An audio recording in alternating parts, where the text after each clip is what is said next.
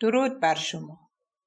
کتاب چرا باور، نویسنده علیرضا غلامی، نشر آوای بوف، تعداد صفحات 87، گویش سیما، تولید فایل صوتی از کتابخانه اینترنتی آوای بوف. فایل 1. avayaboof.com.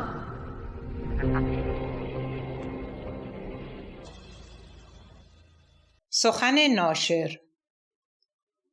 کتاب چرا باور نوشته علیرضا غلامی از جمله آثار انتقادی است که به بررسی عمیق و همه جانبه مفهوم باور به ویژه باورهای دینی و آسمانی پرداخته است. غلامی در این اثر به نقد ساختارهای فکری و اجتماعی می‌پردازد که بر اساس این باورها شکل گرفته‌اند و تلاش می‌کند تا از حقایق و پیچیدگی‌های نهفته در پس آنها پرده بردارد. چرا باور پرسشی است که در طول تاریخ ذهن بسیاری از انسان‌ها را به خود مشغول کرده است. چرا انسان‌ها باور دارند؟ چرا باورهای دینی و مذهبی این چنین قدرت و نفوذی بر ذهن و قلب بشر یافتند؟ چگونه این باورها شکل گرفته و در طول زمان تکامل یافتند؟ و مهمتر از همه، چگونه این باورها به ابزاری در دست قدرتمندان و خرافه فروشان تبدیل شده‌اند تا به وسیله آنها قدرت و تسلط خود را بر جامعه و افراد تحکیم کنند. اینها پرسش‌هایی هستند که غلامی در کتاب خود به دنبال پاسخ دادن به آنهاست. این کتاب خواننده را به سفری فکری دعوت می‌کند که از تاریخ باستان آغاز شده و تا روزگار معاصر امتداد می‌یابد. نویسنده با بهره‌گیری از منابع معتبر تاریخی، فلسفی و دینی به بررسی چگونگی شکلگیری و تحول باورها در طول زمان پرداخته و نشان می‌دهد که چگونه باورهای دینی که در آغاز به منظور هدایت معنوی و اخلاقی انسانها شکل گرفته بودند، به تدریج به ابزاری برای کنترل و سرکوب تبدیل شده اند. در این کتاب باورهای آسمانی را به چالش می کشد و آنها را به عنوان یکی از عوامل اصلی ایجاد ترس، خرافه و محدودیت در جوامع انسانی معرفی می کند. چگونه این باورها که قرار بود راهی برای دستیابی به آرامش و هدایت معنوی باشند، به دست قدرتمندان و سیاستمداران افتاده و به ابزاری برای تسلط بر جامعه و کنترل رفتارهای فردی و جمعی تبدیل شده‌اند. باورهای دینی و آسمانی به ویژه در جوامعی که از نظر فرهنگی و اجتماعی در وضعیت ناپایدار قرار دارند، به آسانی به دست خرافه فروشان و سودجویان افتاده و به ابزاری برای استثمار مردم تبدیل می شوند. او با ارائه نمونه‌های تاریخی نشان می‌دهد که چگونه رهبران دینی و سیاسی با سوء استفاده از ناآگاهی و ترس مردم از باورهای دینی برای توجیه جنگ‌ها، سرکوب‌ها و اقدامات غیر انسانی خود بهره برده‌اند. کتاب چرا باور نشان می‌دهد که چگونه باورها از زمانهای بسیار دور به عنوان پاسخی به پرسش‌های بنیادین بشر درباره زندگی، مرگ و معنای هستی شکل گرفتند.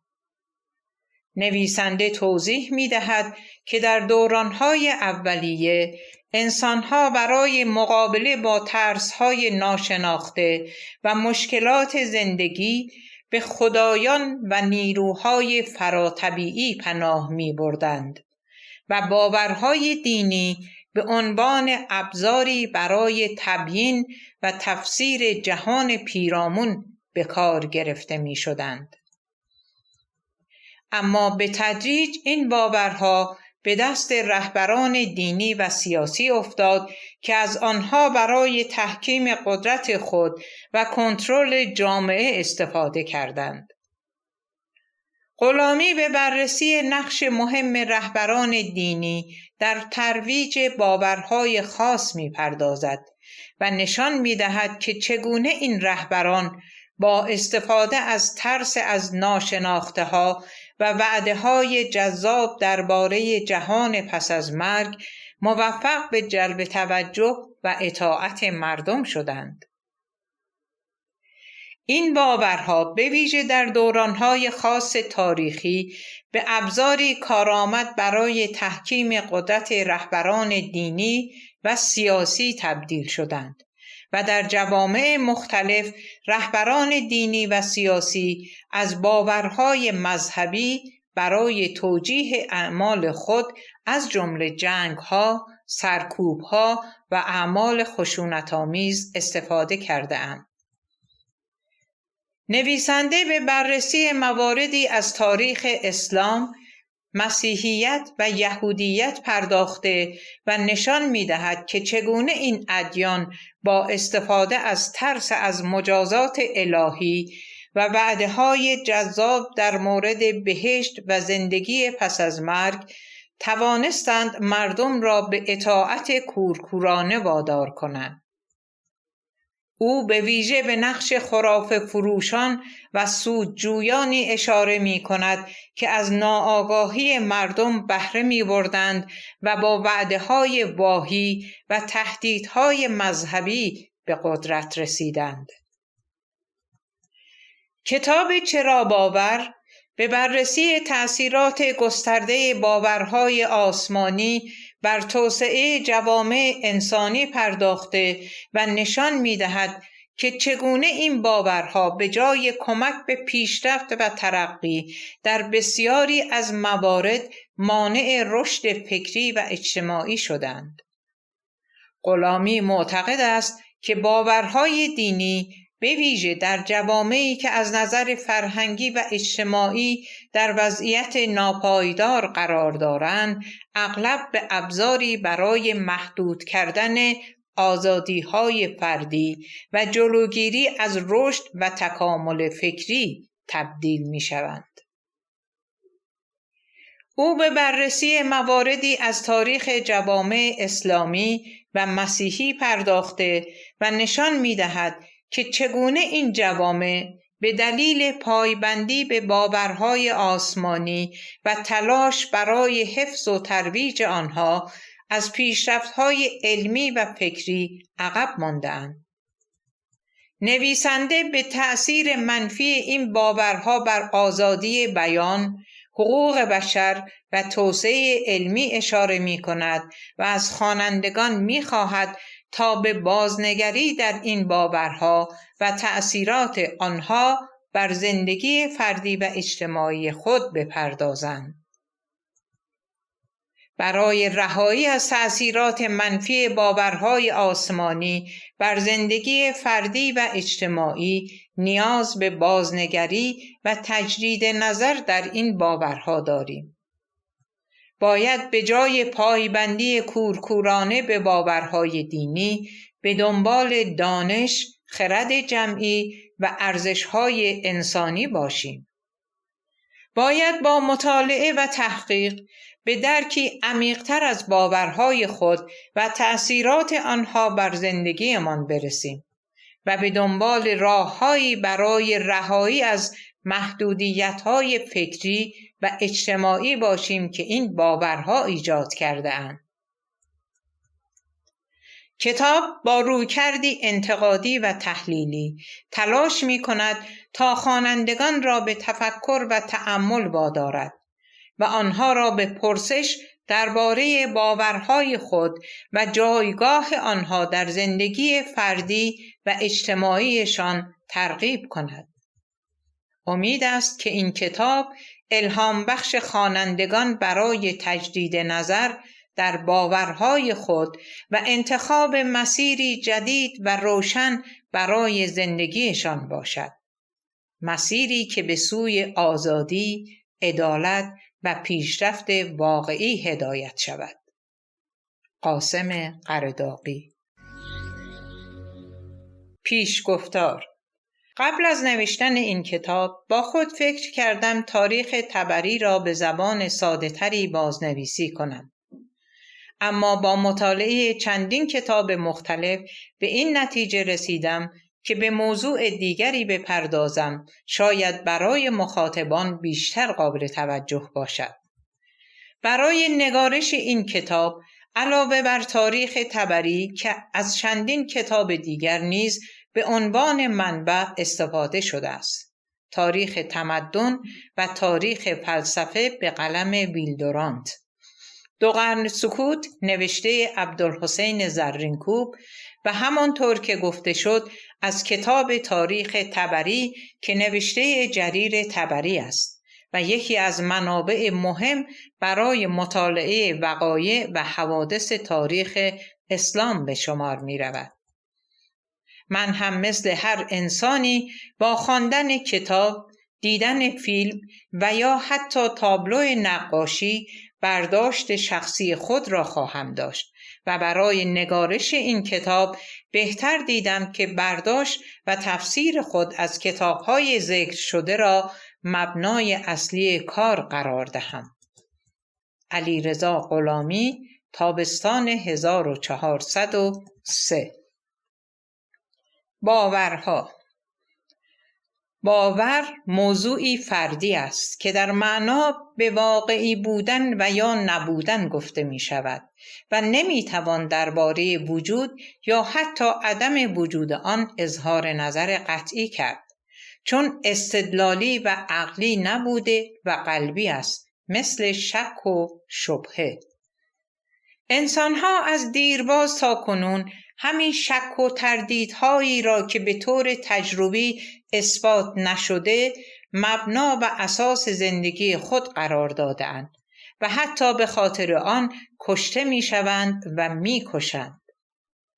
هزاران سال است که مردم روی کره زمین با همین موضوع که شاید درست باشد و یا نباشد در ستیزند و برای گسترش باوری که فقط میتواند یک خیال باشد جنگ‌ها و خونریزی‌های بسیار انجام داده‌اند. همواره گروه‌هایی با رواج گونه‌ای باور به خدایی خاص تلاش کردند کنترل کشوری را به دست گیرند و به خاطر همان باور چقدر به مردم ظلم و جفا کردند. در طول بحثمان چرایی تمام مواردی که این باورها را با اصرار و زور در بین مردم نگه داشته بررسی خواهیم کرد. همچنین به بررسی باورهای فلسفی نیز می‌پردازیم که برای محافظت از انسانها بارها و بارها هشدار داده‌اند که ای مردم مراقب و هوشیار باشید، اسیر نیرنگ و فریب باورهای آسمانی نشوید تا اینکه آنها نتوانند برای رسیدن به قدرت و مقاصد خود از شما سوء استفاده کنند. انسان‌ها وقتی توانستند به درک قوانین اجتماعی برسند و ضرورت زندگی در جامعه چند فامیلی و دور همی را فهمیدند، آن وقت بود که وجود قوانین اجتماعی را ضروری دانستند. از آنجا که در دوران‌های اولیه زندگی جمعی انسان‌ها متوجه شدند که داشتن قانونی برای زندگی در جمع الزامی است، به همین منظور از طرف افرادی که راهبری جمع را به عهده گرفته بودند برای کمتر شدن اختلاف بین جامعه کوچک اولیه انسانی قوانینی را مطرح می کردند. در بعضی از موارد همه افراد آن جوامع از قوانین پیروی نمی کردند، آن هم به خاطر اختلافات انسانی که به طور معمول تقاضای زیاده خواهی برای غذا بود. گاهی همه افراد خانواده خود را مجبور به پذیرش آن قوانین که از طرف یک نفر وضع شده بود نمی دانستند. همین موضوع باعث اختلاف در جوامع اولیه بشری می شد. چون بعضی از افراد در آن گروه‌های انسانی فقط با قوانین خانوادگی خود ارتباط برقرار می‌کردند و قوانین قبیله را قبول نداشتند. همین امر باعث جنگ و هیاهو بین اجتماعات انسانی می‌شد و گاهی چنان شدت می‌گرفت که کشتار و مرگ به بار می‌آورد. چیزی که انسان با دیدنش به وحشت و فکر فرو می‌رفت، نابودی و نیستی، و از خود می‌پرسید بعد از مرگ چه خواهد شد؟ این موضوع علامت سؤال بزرگی در ذهن آدمی به وجود آورد. در طول زمان با تمام جاه و جلالی که انسان در روی کره زمین به دست آورده بود، دیگر نمی‌توانست قبول کند که شانس زندگی کردن همین یک بار است و می‌خواست دنیای دیگری بعد از مرگ داشته باشد. مدتها قبل از شروع تمدن بشری، دو مسئله اساسی در بین انسانها وجود داشت که باعث می‌شد انسانها برای قرنها نتوانند تمدن اجتماعی خود را آغاز کنند. تا اینکه انسان متوجه کشت و کشاورزی و در کنار آن انباشت سرمایه شد که همان برداشت و انبار کردن محصولات بیشتر کشاورزی بود و در نتیجه توانمندتر از قبل شد.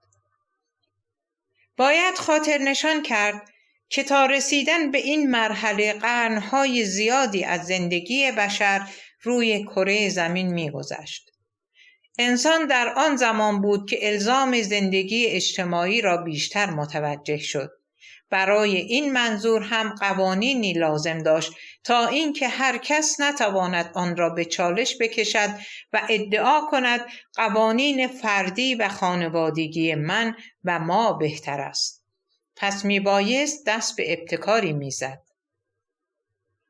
آدمی از آن زمان که توانست به صورت کلام با دیگری ارتباط برقرار کند، برای ایجاد آرامش و نظم دست به داستان سرایی زد و از هر موضوع مورد مناقشه داستان و قهرمانی ساخت تا اینکه بتواند از جنگ بین اجتماعات که باعث کشتن افراد و کم شدن نیروی انسانی مورد نیاز برای کار روی زمین میشد جلوگیری کند. به خاطر زیاده خواهی، بشر اولیه به طور کامل موفق نمیشد آن دعواها را آرام کند و هر جا آدمها برای غذای بیشتر با هم درگیر میشدند، این جنگ سدی برای آغاز زندگی اجتماعی میشد. و هر بار علاوه بر این که تعدادی در این درگیری ها کشته می شدند، تعداد دیگری هم از خانواده کشته شدگان منطقه اجتماعی را رها می کردند و در فکر انتقام بودند و این برای انسان اولیه مشکل بزرگی شده بود. تا اینکه نفراتی برای دستیابی به قدرت و حل مسائل انسانی پا به میدان گذاشتند. با برنامه ریزی در طول زمان و برای اینکه کسی نتواند از قوانین آنها ایرادی بگیرد و یا اینکه نتواند قوانین او را به چالش بکشد یا حتی نتواند بگوید من یا ما آنها را قبول نداریم، دست به ابتکاری خاص زدند. آنهایی که در فکر دست یافتن به قدرت بودند، موفق شدند با اقتباس از ایده ها و داستان هایی که از قبل در بین مردم وجود داشت، برنامه خود را به جوامع انسانی معرفی و این باور را ایجاد کنند. این باور را که انسان همیشه حتی در خلوت نیز کنترل می شود. برای رسیدن به این هدف دست به ابتکاری زدند و خدای اولیه خود را در آسمانها جای دادند و از قصه های پذیرفته شده در میان مردم جامعه استفاده بهینه کردند و باور آسمانی را به وجود آورده و خود را فرستاده و برگزیده آن خدا معرفی کردند، تا اینکه توانستند اتحادی بین مردمی که به آنها باور آوردند به وجود بیاورند. ولی اشکال کار چیز دیگری بود: زیاده خواهی انسان. آنها با اینکه توانسته بودند قدرت منطقه خود را به دست گیرند، بعد از آن به فکر گسترش بیشتر قدرت خود افتادند. همین امر باعث به وجود آمدن جنگ‌های بسیار وحشتناکی بین انسان‌ها شد و جنایت در جوامع بشری از حد و مرز عبور کرد. زنده سوزی آدم‌ها تا سنگسار کردن انسان تا حد مرگ و تازه بابت آن وحشیگری‌ها افتخار هم می‌کردند.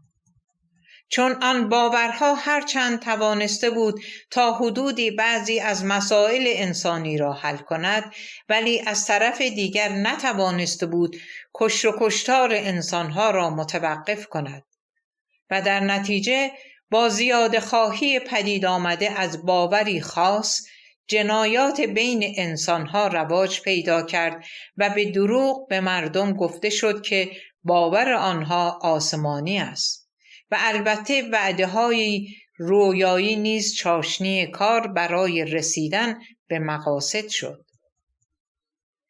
با وجود ترویج و حمایت‌های مردم از آن باور خاص منطقه‌ای که فردی آن را ارائه کرده بود، کسی به خاطر کشتن دیگری لحظه‌ای درنگ نمی‌کرد و تازه بعد از کشتن دیگرانی که باور آنها را قبول نمی‌کردند تشویق هم می‌شد و تاراج و اموال مردمان به صورت گروهی در دستور کار قرار می‌گرفت و همان اموال به غارت رفته مردم به عنوان خوشخدمتی قاتلان بین آنها تقسیم می‌شد و آنها سرمست از کار خود بیشتر ترغیب می‌شدند که به این کارها و جنایات در حق مردم بیگناه دست بزنند. برای اینکه آن نزاع‌ها نه به صورت جنگ که در دو طرف برابر هم صف آرایی کنند، بلکه به صورت یورش به ساکنین آبادی یا قریه‌ای بود که آمادگی هیچ درگیری نظامی را نداشتند. حمله ناعادلانه‌ای انجام می‌دادند که به نفرات خودی آن باور آسمانی تقریباً هیچ خدشه‌ای وارد نمی‌شد، ولی ساکنین قریه‌ها کشته و اسیر می‌شدند. داخل پرانتز این حرکات را می‌توان در اسلام بسیار دید که اسم آن را جنگ بین دو لشکر گذاشتند. پرانتز بسته.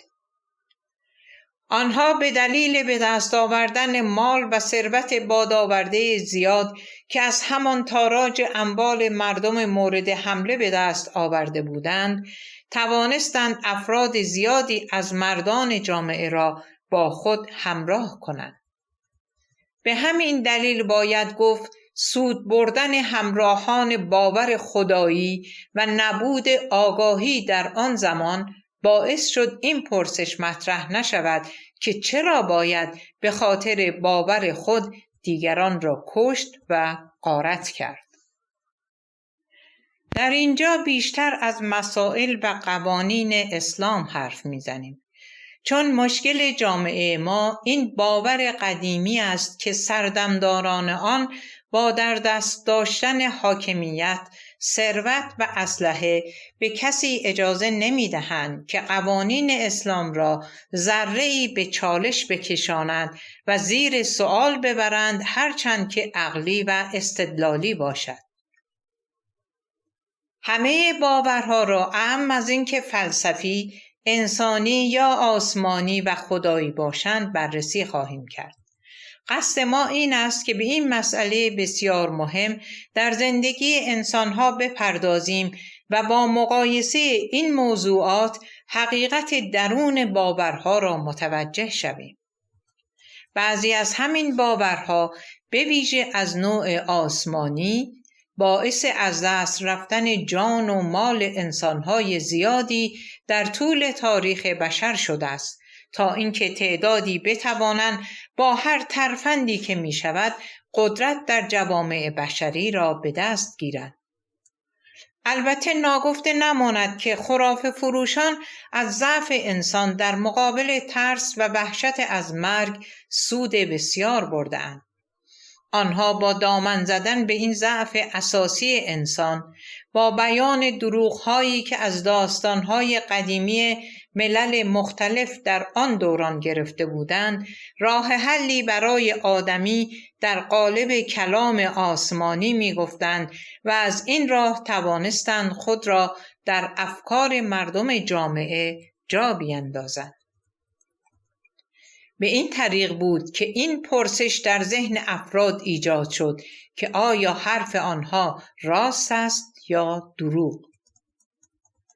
در زمانی که وحشت سراسر وجود آدمی را فرا گرفته بود و به دنبال پیدا کردن راه حلی برای خلاصی از آن مشکل دست و پا می‌زد، وقتی کسی حرفی به میان می‌آورد که مردم توان رد کردن آن را نداشتند، چرا که فرد ادعا کننده خود را به شبحی به نام خدای آسمانی وصل کرده بود، در نتیجه برای ارضای نوعی نیاز روانی حرف او را میپذیرفتند.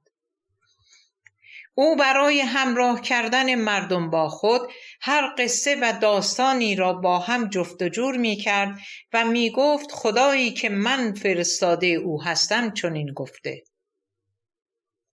اگر شما به من ایمان بیاورید، در فردای قیامت به شما ثابت خواهد شد که حرفهای من درست است. خلاصه وی وعده سرخرمن میداد و مردم در جواب حرفی برای گفتن نداشتند. به همین دلیل مردم آن زمان تمایل داشتند حرفهای پیامبر و خدای آسمانی او درست باشد، چرا که راه رهایی از آن همه دلهره و اضطراب را در قبول کردن آن باورها می دیدن. بعد از پذیرش مردم، او که توانسته بود به مقصد خود نزدیک شود، شروع به درست کردن قوانین الهی می کند که بعدها پیروان او آن گفتارها را در کتابی جمع کردند و عنوان کتاب آسمانی به آن دادند. و برای ثابت کردن این که چرا و چطور کتاب آسمانی شده، هیچ دلیل و استدلال منطقی نمی آوردند و فقط به این بسنده می کنند که بگویند پیامبر گفته. شما نیز می دانید همین کتب به اصطلاح آسمانی یکی از مقدسترین اشیاء و خط قرمزی برای مردم جوامع مختلف جهان شده است و در دنیای کنونی از آن برای سنجش راست و دروغ حرف و ادعاهای مطرح شده استفاده می کنند.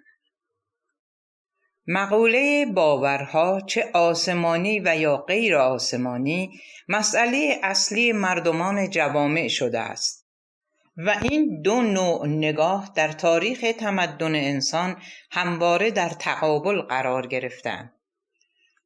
باورهای آسمانی با دروغ و نیرنگ قصد گرفتن قدرت جوامع بشری را داشتند و دارند، در صورتی که باورهای غیر آسمانی یا فلسفی با بیان واقعیت از زندگی انسان قصد هوشیار کردن مردم در مقابل نیرنگ و فریب باورهای آسمانی را دارند که برای سوء استفاده از جوامع انسانی به کار می روند.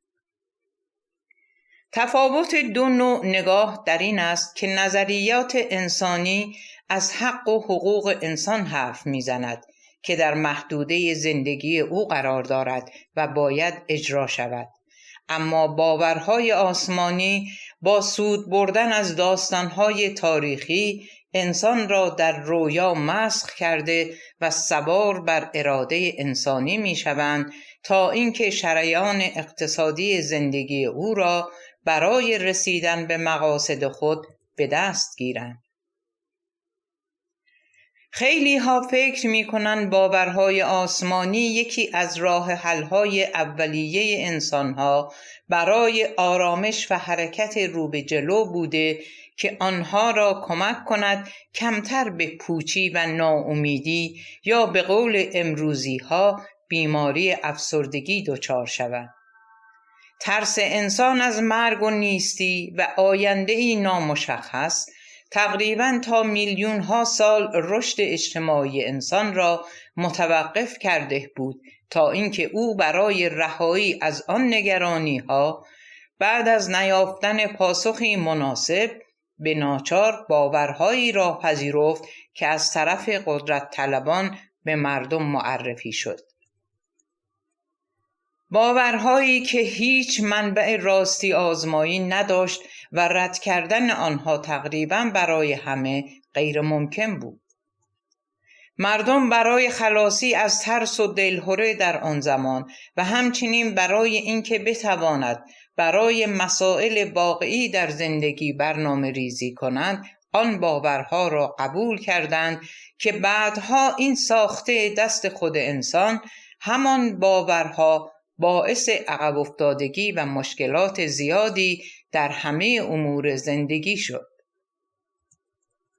باید خاطر نشان کنیم که همین حرکت اولیه باورهای آسمانی به مرور در روند زندگی بشر تبدیل به مشکلی بزرگ شد و جلوی پیشرفت مردم جامعه را برای هر گونه حرکت بنیادی و نوآوری گرفت.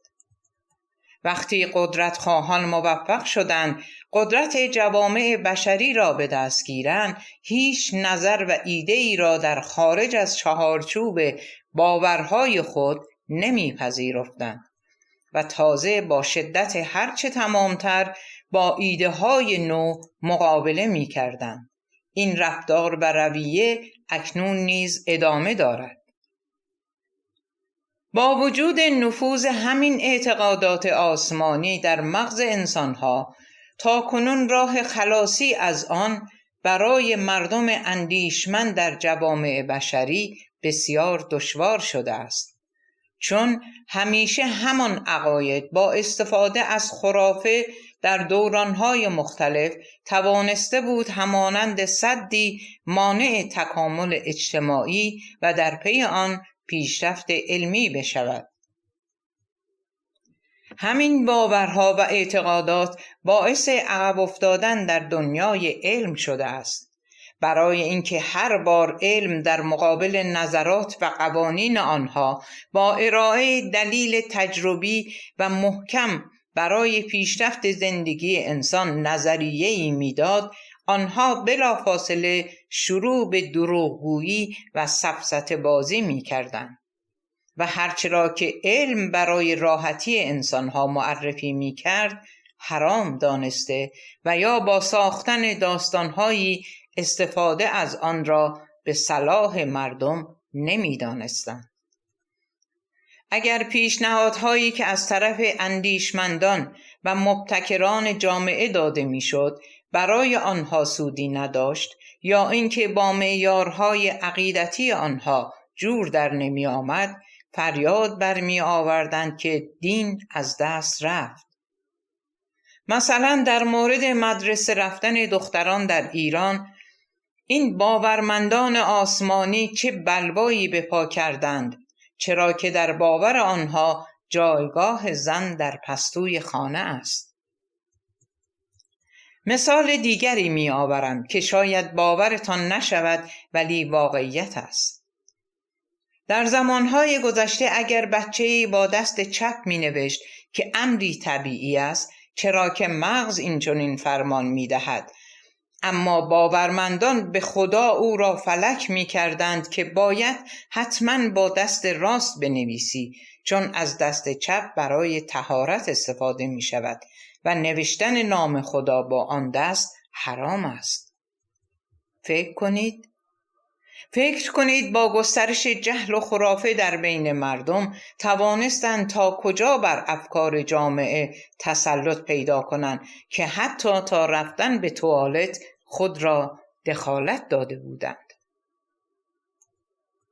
رهبران باورمندان آسمانی هر چیزی که باعث شادی و شعف مردم جامعه میشد و امید در دل مردم به وجود می آورد، فوری با دادن فتوا و آوردن احادیث جعلی و آیات حرام یا مکروه و مباح می شمردند.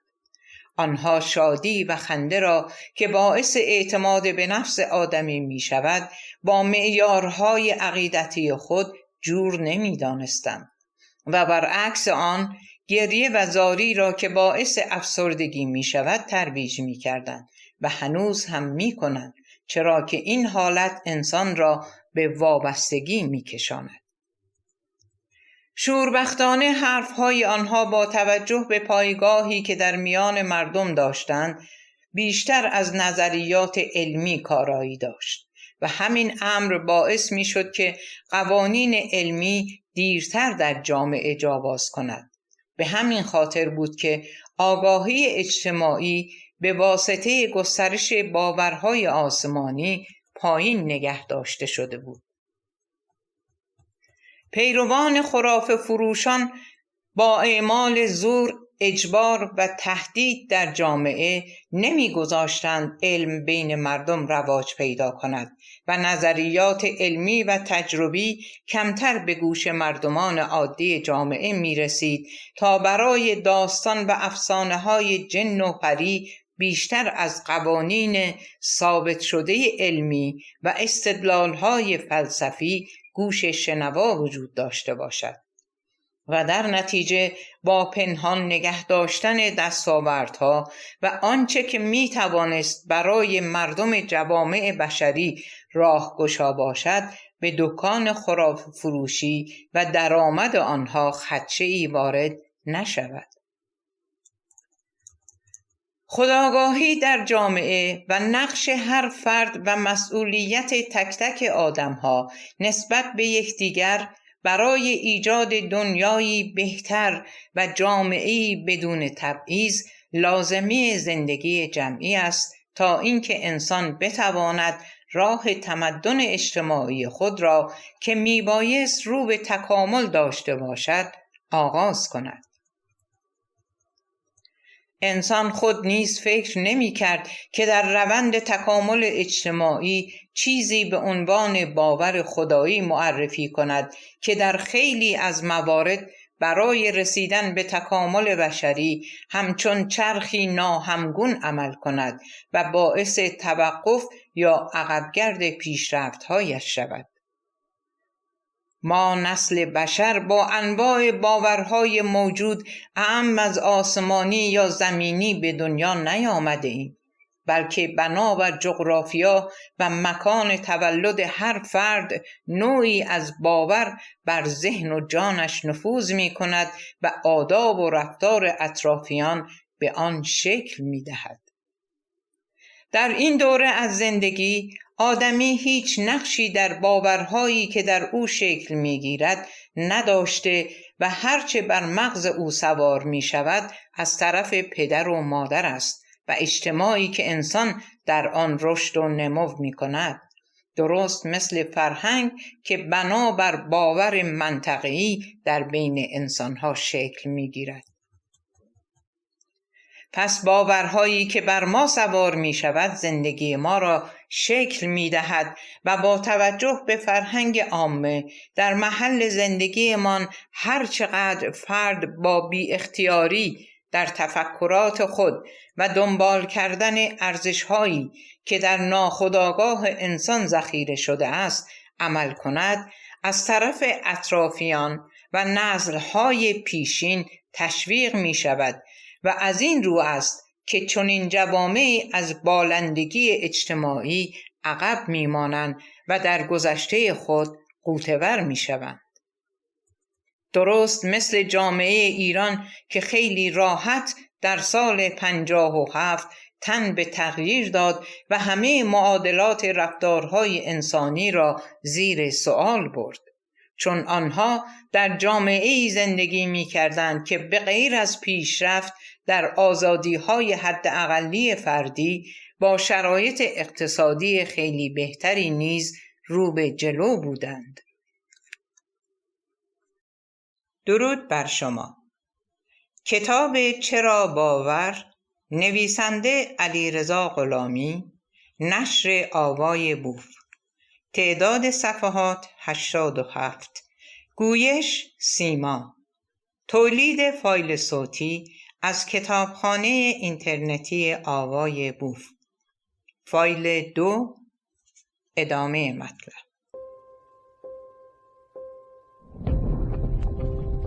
avayaboof.com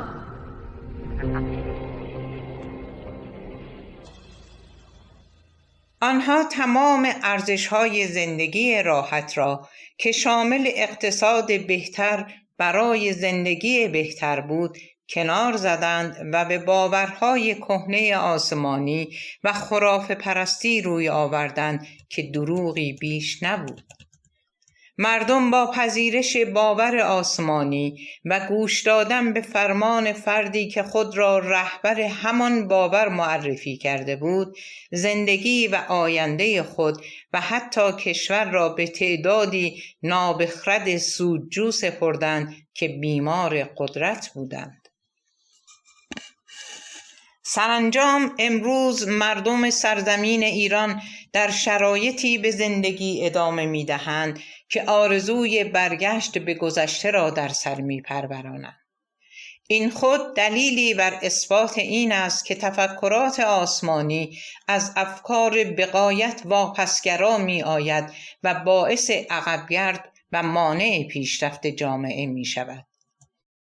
به جامعه ایران و روابط درون آن نگاه کنید. هیچ چیز سر جای خود نیست.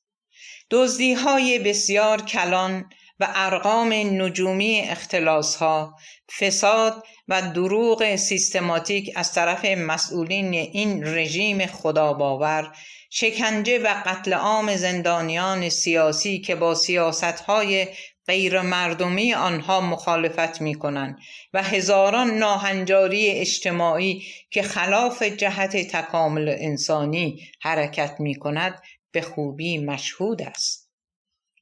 قصد ما این است که چرایی این مسائل را بررسی کنیم تا اینکه در آینده این مرز و بوم با چشمهای باز و تلاش بیشتر و با هوشیاری مواظب ارزش‌های جامعه انسانی باشیم، یا بهتر است بگوییم ارزش‌های انسانی را باید در بین انسان‌های زنده و متفکر جامعه پیدا کرد، نه اینکه در میان مردگان و یا در آسمان‌ها به دنبال قوانین انسانی باشیم و برای زندگی بهتر همواره چشممان را در کتاب‌های به اصطلاح آسمانی و صفحات آنها بچرخانیم.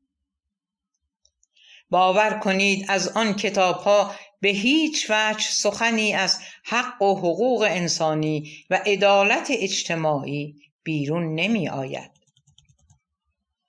همه می دانند که مردگان مسیر خود را رفتند و بعد از خود ادامه مسیر را به نسل‌های بعدی سپردند و این چرخه تکاملی باید ادامه پیدا کند تا اینکه انسان‌ها با پیشرفت اجتماعی روبرو شوند.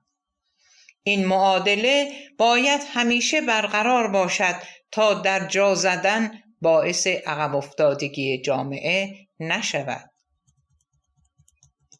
از دیدگاه فلسفی آدمی نباید از تصمیم و تفکر در مورد سرنوشت و آینده خود محروم شود، چرا که در این صورت انسان خویشتن خویش را گم کرده و دست به کارهایی میزند که در گستره اختیارات فکری او نیست و تعدادی منفعت طلب از او تقاضای غیر انسانی می کنند و بدین گونه جامعه در هر مورد دچار ناهنجاری و تناقض می شود.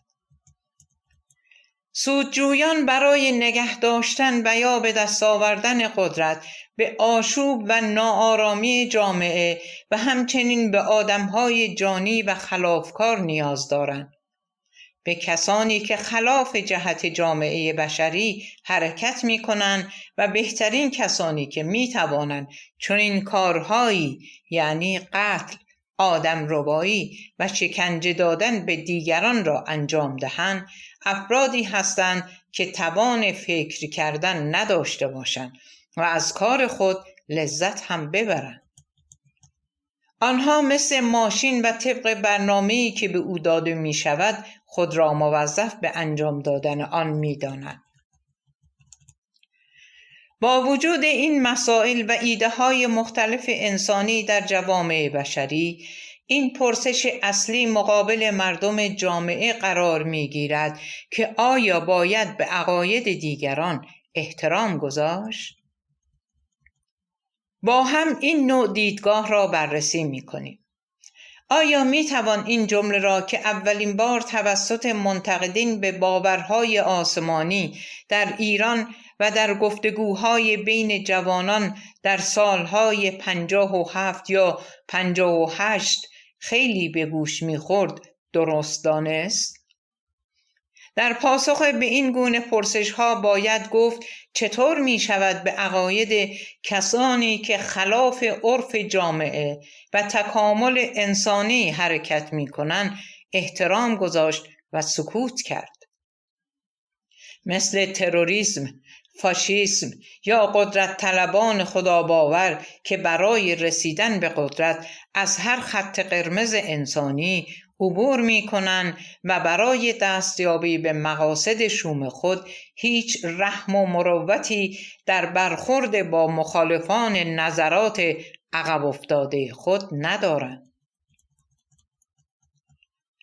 بررسی تاریخ وجود انسان روی کره زمین نشان می دهد آدمی برای ادامه حیاتش به دو موضوع نیازمند می شود که اگر به آنها نمی رسید شاید انسان هم تمدن پیدا نمی کرد و همین دو موضوع سرآغاز خونریزی های بسیار وحشتناک بین انسان ها شده و می شود.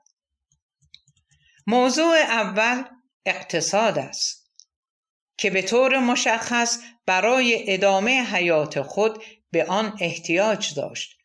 اقتصاد نه به معنای امروزی بلکه منظور نیاز به مواد غذایی برای زنده ماندن و یافتن راه حل برای نگهداری آن است.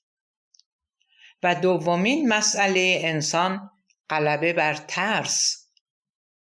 غلبه بر ترس بود که مانند ترمز در پیشرفت تمدن او نقش بازی می‌کرد. عوامل دیگری نیز برای پیشرفت در زندگی انسان لازم است، ولی باید گفت که این دو عامل مثل موتور اولیه عمل می‌کنند. آدمی برای حرکت رو به جلو باید از این دو موضوع عبور می‌کرد. خودباوری. موضوع دیگری که در آن زمان برای ادامه حیات انسان و رسیدن به تمدن اهمیت داشت اعتماد به خود بود. انسان باید یاد می گرفت که توانایی خود را باور کند. باور به خود به او کمک می کرد و با شکلگیری اعتماد به نفس یاد می گرفت که چگونه از حق و حقوق خود دفاع کند و خود را از گرفتار شدن در بیهودگی و نداشتن انگیزه برای ادامه راه زندگی نجات دهد و برای رسیدن به مراحل تکامل انسان آماده شود. باید در نظر بگیرید که در نقاط مختلف این کره خاکی از گذشته‌های خیلی دور تا کنون گروه‌های مختلف انسانی در مناطق زندگی خود برای ادامه راه به نوعی باور درونی می‌رسیدند که باعث پیشرفتشان می‌شد. انسان باید به توانمندی و قدرت خود برای حرکت و تغییر باور پیدا می کرد. به اینکه اگر با تمام وجود بخواهد کاری را انجام دهد میتواند، حتی اگر جابجایی کوه باشد. فقط داشتن قوانین هماهنگ کننده که لازمه هر کاری است ضروری بود. همانطور که در بحث قبل هم یادآور شدیم، با توجه به اینکه انسان در طول تاریخ یاد گرفته بود از راه کشاورزی و همچنین شیوه انبار کردن محصولات غذای بیشتری به دست آورد، در نتیجه گروه‌های انسانی بیشتری دور هم جمع شدند و اجتماع بزرگتری را تشکیل دادند. در همین بخش از تاریخ بود که افرادی قدرت طلب برای گرفتن قدرت حاکمیت با ادعای ارتباط با خدایی آسمانی و طرح ایده‌هایی برای گرفتن قدرت سیاسی و اقتصادی پا به میدان گذاشتند. آنها می‌دانستند با این شگرد خیلی زودتر و مطمئن‌تر به منظور خود خواهند رسید. از وقتی قدرت طلبان توانستند حاکمیت جامعه را به دست گیرند، برای گسترش منطقه جغرافیایی باوری که خود آورده بودند، بسیار با انسانهای دیگر جنگیدند و خون و خونریزی‌های بیشماری راه انداختند تا اینکه قدرت اقتصادی و سیاسی خود را وسیع‌تر کنند. باید خاطر نشان کنم که این سری از جنگ‌ها یا به اصطلاح جنگ‌های دینی مذهبی که به خاطر گسترش محدوده جغرافیایی باورهای آسمانی بود، در واقعیت برای به دست آوردن زمین و اقتصادی بهتر رخ می‌داد. کشت و کشتارهای انسانی در ابعاد بسیار وحشتناک و خیلی بیشتر از پیش و آن زمانی اتفاق می افتاد که در اول کار و زندگی اجتماعی فقط به خاطر غذا و منطقه زندگی پیش می آمد. اگر با دقت بیشتری تاریخ بشر را مطالعه کنیم، همیشه نفراتی بودند که نظریاتی برای به وجود آوردن نوعی باور پیشنهاد کردند و همچنین تعدادی که در بین جوامع بشری برای گسترش باور خود با کمک گرفتن از داشته‌های فرهنگی موجود در جامعه سعی بر این داشته‌اند قدرت را به دست بیاورند، از باوری که معرفی کرده بودند برای تثبیت و اطمینان در قدرت ماندن سود می بردند. پس اساس اولیه تشکیل و ترویج باور در بین مردم چند دلیل دارد. اول، به دست گرفتن قدرت در جامعه. دوم، گرفتن نیروی انسانی برای پیشبرد مقاصد خود. سوم، به دست آوردن مال و غذای بیشتر برای داشتن نفرات بیشتر جهت رسیدن به هدف نهایی. چهارم، به وجود آوردن اطمینان در بین افراد خود برای نگهداری قدرت به دست آمده. پنجم، گسترش محدوده جغرافیایی برای به دست آوردن زمین‌های مطلوبتر برای کشت. ششم، گرفتن نیروی انسانی به عنوان برده برای کاشت و برداشت. در طول بحث این موارد را توضیح خواهم داد. جامعه و باور آسمانی. پرسش این است که آیا این باورهای آسمانی بودند که جامعه بشری را رو به جلو حرکت دادند؟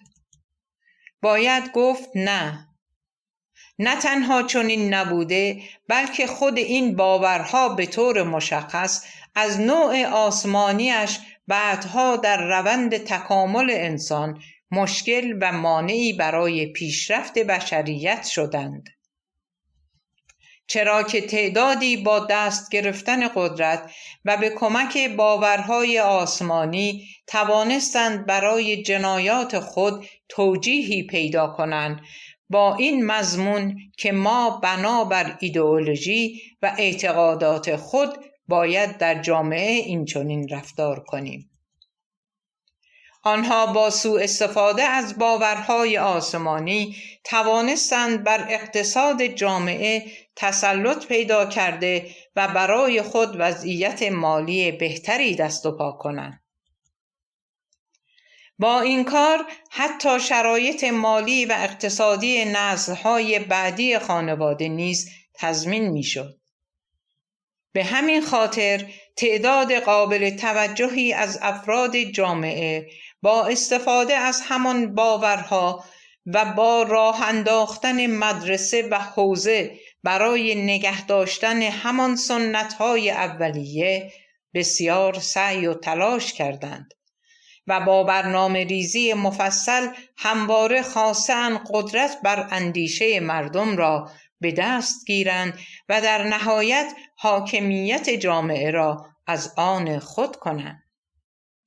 بعضی از همان باورهای اولیه با کمی تغییر در پس و پیش و ظاهر خود توانستند تاکنون با آدمی همراهی کنند، ولی بعضی دیگر نتوانستند اقبال زیادی داشته باشند و به دست فراموشی سپرده شدند.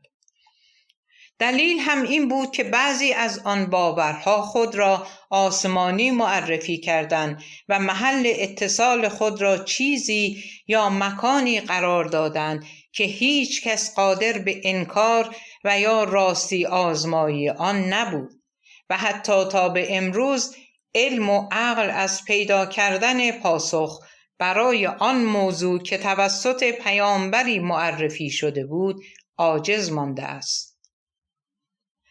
در روند حیات انسان هر کدام از باورهای آسمانی که می توانست تسلط بیشتری بر اقتصاد جامعه پیدا کند تضمین بیشتری برای ماندگاری به دست می آورد.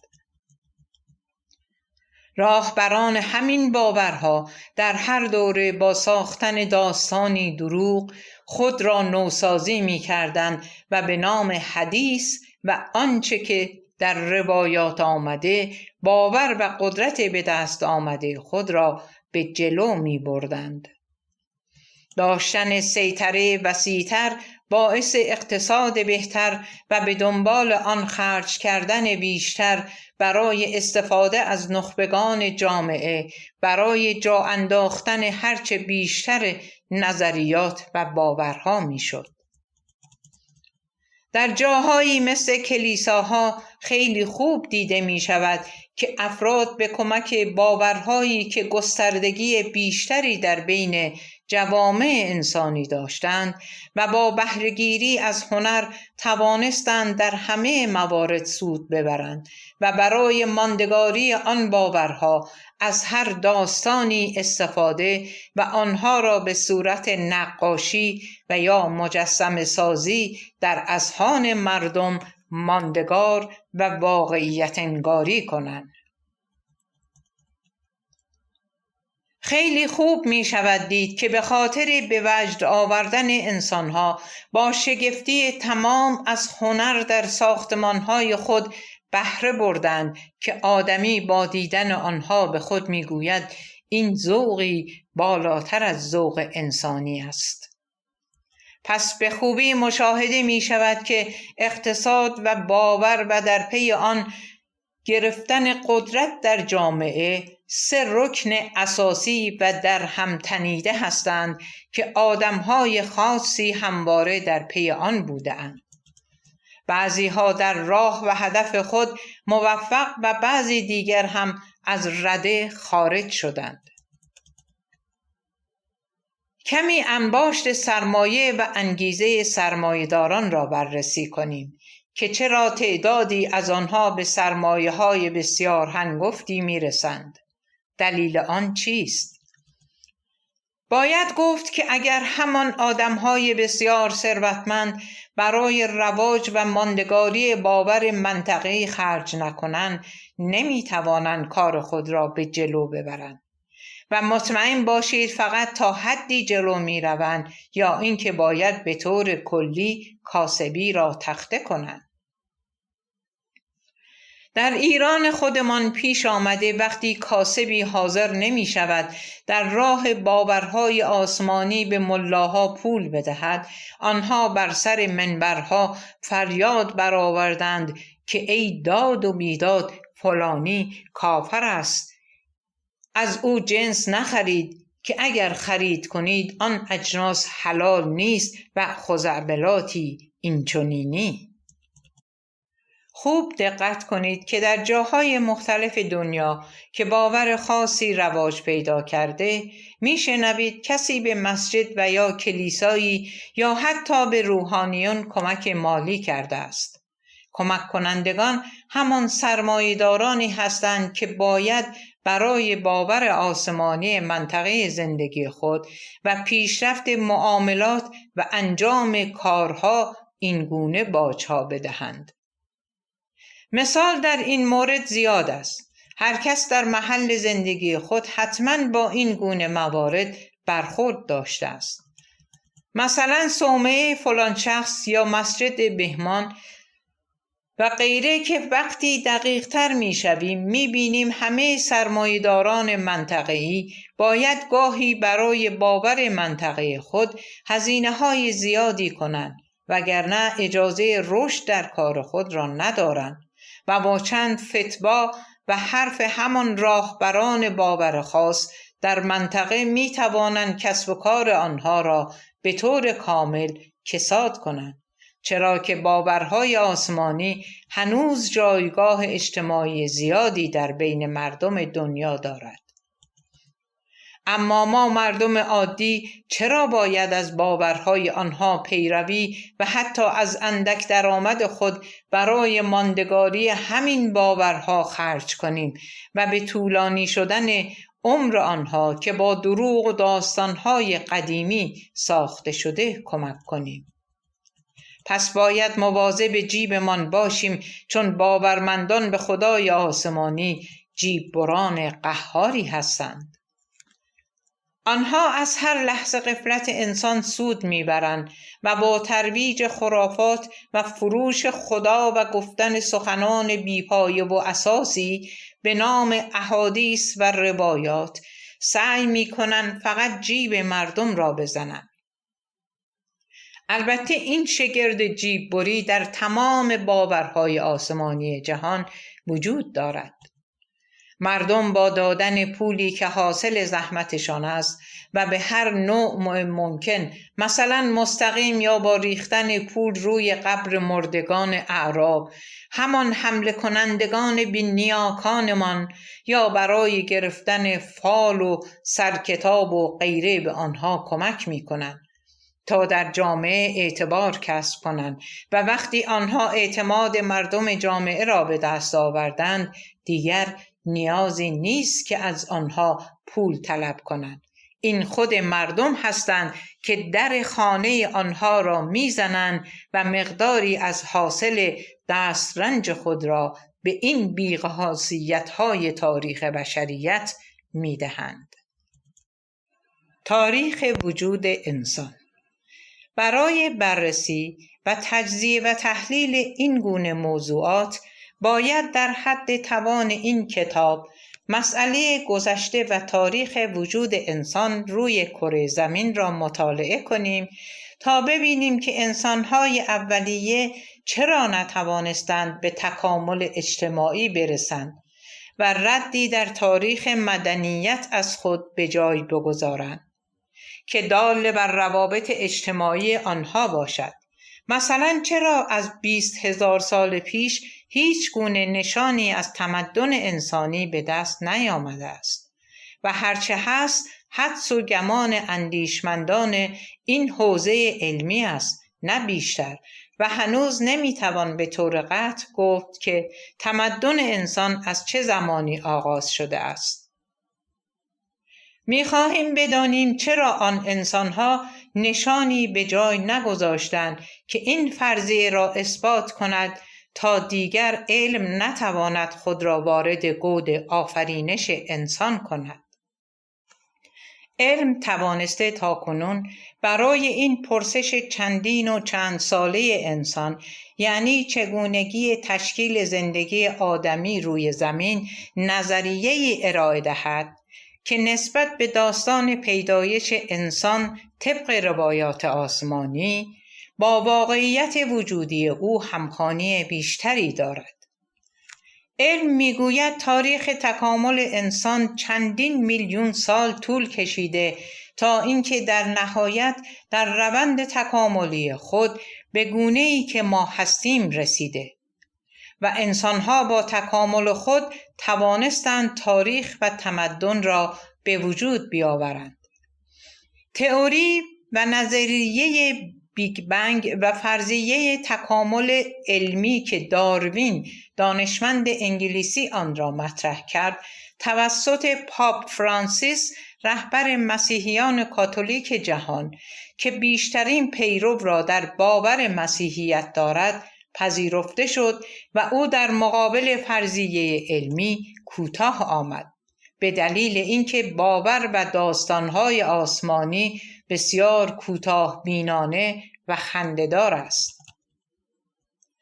تا قبل از اینکه مسیحیت این فرضیه علمی را بپذیرد، وجود انسان روی کره زمین را چیزی حدود 6000 سال و یا کمی بیشتر مطرح کرده بود و اعتقاد داشت در این 6000 سال همواره قوانین زمین از طرف خدا در هر دوره توسط پیامبرانش به انسانها داده میشد. معتقدان به باورهای آسمانی برای اثبات حرفهای خود از قصه های بسیار قدیمی که هیچ اساس تجربی ندارند استفاده می کردند. همان قصه هایی که انسانها برای گذراندن اوقات فراغت درست کرده بودند و در روند تاریخ و از طریق انتقال سینه به سینه جزئی از باورهای انسانی شده است که انگار آن قصه ها در واقعیت رخ داده اند. حتی باورهای آسمانی برای قهرمان نشان دادن رهبران دینی خود از همان داستانها که در ملل مختلف مرسوم بود بهره برده‌اند، چرا که این گونه قصه ها در گوش انسانهای مناطق مختلف آشنا بود. آنها فرد دلخواه از باور خود را در جایگاه قهرمان داستانهای خیالی می‌گذاشتند و برای قهرمان نشان دادن وی به آن قصه ها جان می‌دادند و آن داستانها را واقعیت انگاری کرده و مقدس می‌شمردند. مثل داستانهای غیر قابل باوری که خدا باوران شیعی برای تبلیغ رهبران اولیه خود می کنند. در مورد علی و حسین و همه مردگان عرب که فقط حرص قدرت را می خوردند چنان سخن می گویند و در مورد آنها طوری بزرگ نمایی می کنند که آدمی با شنیدن آن داستانها فکر می کند که شاید آنها نه قدرت طلب بلکه از قهرمانان بشریت بودند که جان خود را در راه انسانیت فدا کردند. هیچ کدام از آن داستانها و سخنان منبع درستی ندارند، تحریف شده و کاملا خیالی هستند. مبلغان باورهای آسمانی حتی در حال حاضر نیز سعی دارند به آن داستانهای خیالی که زمانی مردمان در شب نشینی‌ها برای یکدیگر تعریف می‌کردند جان داده و قهرمانان آن قصه ها را به رهبران اولیه دینی خود در آن زمان ربط دهند. اما بحث ما این نیست که بخواهیم حرف مذهب و باورهای دینی را بدون دلیل قانع کننده بپذیریم. پرسش این است که چند میلیون سال از وجود انسان روی کره زمین می‌گذرد. چرا فقط چند هزار سال است که انسان از تمدن خود روی کره زمین اثر و نشانی گذاشته و مدارکی دال بر اثبات آغاز تمدن انسانی فقط از آن دوران باقی مانده است. فاصله زمانی از وجود انسان روی زمین تا اولین نشانه ها از آغاز تمدن انسانی خیلی زیاد است. این فاصله به میلیون ها سال می رسد. پرسش دیگری نیز در اینجا پیش می آید که چرا خدا این ساخته و پرداخته خود را برای مدت بسیار طولانی رها کرده بود تا اینکه فقط در چند هزار سال اخیر توانسته از خود ردی یا نشانی در تمدن بر جای بگذارد و تا قبل از آن ظاهراً همانند بقیه موجودات زنده روی زمین مشکلات فراوانی داشته است. مثلا مشکلاتی برای تهیه آب و غذا و حتی ارتباط کلامی، چون انسانها تا میلیونها سال نمی توانستند با هم حرف بزنند و مثل بقیه حیوانات برای ارتباط با یکدیگر از صدا استفاده می کردند. و مشکل اساسی تر این بود که آنها طعمه حیوانات درنده می شدند و یا به علت حوادث طبیعی که اتفاق می افتاد جان خود را از دست می دادند و یا به علل مختلف دیگر ممکن بود که بمیرند و نابود شوند. پس چرا آن زندگی دهنده انسان او را قرنهای زیادی به حال خود رها کرده بود که مثل حیوانات زندگی کند؟ مگر خدا نمی توانست از روز اول که انسان را آفرید او را به سوی ایجاد تمدن و زندگی اجتماعی هدایت کند؟ وقتی انسان بعد از میلیونها سال بالاخره با سخت کوشی و درایت موفق می شود بنای اولیه تمدن خود را بگذارد، مدتی بعد از متمدن شدن انسان و ساختن جامعه و اقتصادی محکم برای ادامه حیات خود، در آن زمان خدای باورها پا به دنیای متمدنانه او می گذارد و خود را آفریننده بشر می نامد و از انسان می خواهد که همواره سپاسگزار خالق خود باشد و در طی شبانه روز چندین بار او را یاد کند و خود را به خاک بیندازد تا قدر نعماتی را که به او داده است بداند. در غیر این صورت کسانی که سپاسگزار من نباشند و دستورات روزانه‌ای که من تعیین کرده ام و به واسطه پیامبران به انسان انتقال دادم انجام ندهند، آنها را در آتش ابدی یعنی جایی به نام جهنم خواهم سوزاند. این داستان خیلی خنده‌دار و مسخره به نظر می رسد. خلاصه مطلب این که چرا خدا چند میلیون سال اصلاً به انسان توجه نداشته؟ برای آفریدگاری که میگوید به همه چیز دانا و تواناست، چند میلیون سال طول میکشد تا اینکه بین تمام چیزهایی که خلق کرده و زندگی داده فقط به انسان توجه کند و برای او قانون چگونه زیستن و همچنین عبادت پروردگار تدوین کند. خدای از خود راضی باورهای آسمانی فقط توسط کسانی که خودش آنها را انتخاب می کرد پیام می داد که آنها باید قدرت جامعه را به دست گیرند. به آنها عنوان پیامبری داده و بقیه می بایست برده و غلام حلقه به گوش فرمان او باشند تا اینکه هر وقت پیامبر لازم می دید آماده جنگ با کفار بشوند. جنگ برای گسترش سیطره جغرافیایی پیامبر آن زمان با کشتن کفار و به دست آوردن منابع اقتصادی از قبیله هایی که به پیامبر باور نیاوردند و در یک کلام برای ترویج دین خدا. خدا باوران برای جنگیدن نیروی انسانی می‌خواستند، چون جنگ و سربازگیری خرج داشت و اگر مالی در کار نبود کسی برای ایده پیامبر کاری نمی کرد، آن هم کاری به بزرگی جنگیدن. به این موضوع باید توجه کرد که در 12 سال اولیه در مکه محمد به مردم میگوید خدا مرا به عنوان پیامبر انتخاب کرده و شما مردم باید به حرفهای من که از طرف خدا می آورم گوش کنید و ایمان بیاورید. ولی محمد نتوانست در طول آن مدت بیش از چند 10 تن را با خود و خدای خود همراه کند. اما سرانجام محمد پیامبر اسلام با مهاجرت به مدینه همراه همان چند 10 تن که به او باور آورده بودند برای ادامه مسیر خود راهی یافت تا اینکه به واسطه به دست آوردن مال نفراتی دور خود جمع کند و آن افراد را آماده جنگ‌های بیشتر برای به دست آوردن قدرت، مال و وضعیت اقتصادی بهتر به خدمت گیرد. در آن جنگ‌ها افرادی که خود و مرامشان را حق می‌دانستند جان آنان را که از نظرشان باطل بودند می‌گرفتند و اموال آنها را به غارت می‌بردند و زنده‌های آن قبایل را به عنوان برده اسیر کرده و در بازارهای برده فروشی می‌فروختند یا در خدمت امیال کثیف خود قرار می‌دادند.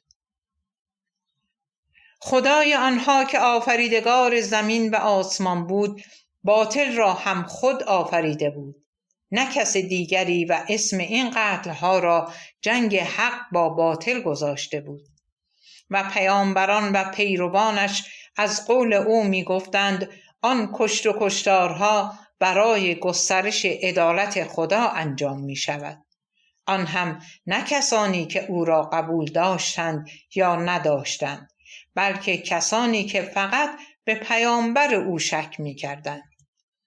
باید خاطر نشان کرد که همین معتقدان به باورهای آسمانی می گویند خدا را می توانی از روی شک پیدا کنی، ولی اگر به پیامبر او شک کنی و ایمان نیاوری تو کافر هستی و سزای کافران مرگ است. باورها و انسان. برای اینکه جایگاه باورها را در زندگی انسانها بیشتر بررسی کنیم، باید سری به تاریخ تکاملی انسان بزنیم. برای این کار لازم نیست تاریخ‌دان باشی. از همین قصه ها و داستان هایی که در باورها از آنها استفاده شده است، می توان این موضوع را به خوبی دریافت که جایگاه باورها و کاربرد آنها در زندگی بشریت چه بوده است. یکی از مهمترین مسائل ذهنی انسان که از دیرباز وجود داشته این است که چرا ما انسانها زندگی می کنیم و در پایان چه خواهد شد؟ آیا با مرگ هر انسان همه چیز تمام می شود؟ این گونه پرسش ها برای آدم انگیزه ای شد تا اینکه بتواند برای پاسخ دادن به این پرسش ها داستان ها و قصه های خیالی زیادی سرهم کند. همان قصه های اولیه به صورت نقل سینه به سینه تا کنون در بین بعضی از جوامع بشری کارایی داشته است. برای مثال فقط به مبلغان دین اسلام در ایران توجه کنید. روی منبرها چه قصه های خیالی و تحریف شده‌ای برای شنوندگان خود تعریف می کنند. همانطور که قبلا گفتیم در این میان کسانی بودند که برای رسیدن به مقاصد خود از همان قصه ها و روایات قدیمی بین مردم بسیار سود می بردند. می خواهیم بگوییم همان پیامبران فرصت طلبانی در بین جوامع بشری بودند که با آگاهی از ضعف‌های انسانی و با استفاده از داستان‌های قدیمی برای هدف خود برنامه ریزی کردند. آنها برای به دست آوردن قدرت در جامعه که یکی از لذت‌های بشری است، آن هم نه در حد و اندازه لذت‌های معمولی، بلکه بسیار بیشتر، به داستان سرایی خیالی و تحریف وقایع روی آوردند، چرا که به کمک قدرت می توانستند به جاه طلبی های خود برسند و یا به زبان ساده تر هر چیز که آرزویش را داشتند به راحتی به دست آوردند. آن فرصت طلبان خود را به عنوان رابط بین انسانهای جامعه و خدایی که خود انسان در قالب‌های مختلف برای آرامش روحیش ساخته بود معرفی کردند، ولی با این تفاوت که جایگاه خدای خیالی آنها در آسمانها بود. آنها در پاسخ به پرسش مردم در مورد چگونگی انتخاب پیامبران می گفتند اوست که رابط انسانی را انتخاب می کند و کسی از معیارهای او برای انتخاب پیامبر آگاهی ندارد. پیامبران جایگاه خدایی را که روی زمین بود به آسمانها بردند تا اینکه هر سخنی را که از طرف وی بیان می کردند به صورت مجهول بین مردم بماند و باعث به وجود آمدن پرسشی نشود. مثلا خیلی از سوالات مردم را اینچنین جواب می دادند: اوست که همه چیز را می داند. فقط خود را به او بسپارید. هر چیز که او صلاح بداند انجام می شود. ما بندگان نادان و گناهکار او هستیم و اوست که آگاه است و با بیان این جملات انسان را به سکوت وادار می کردند. درود بر شما. کتاب چرا باور، نویسنده علیرضا غلامی، نشر آوای بوف، تعداد صفحات 87، گویش سیما، تولید فایل صوتی از کتابخانه اینترنتی آوای بوف. فایل 3. ادامه مطلب. avayaboof.com.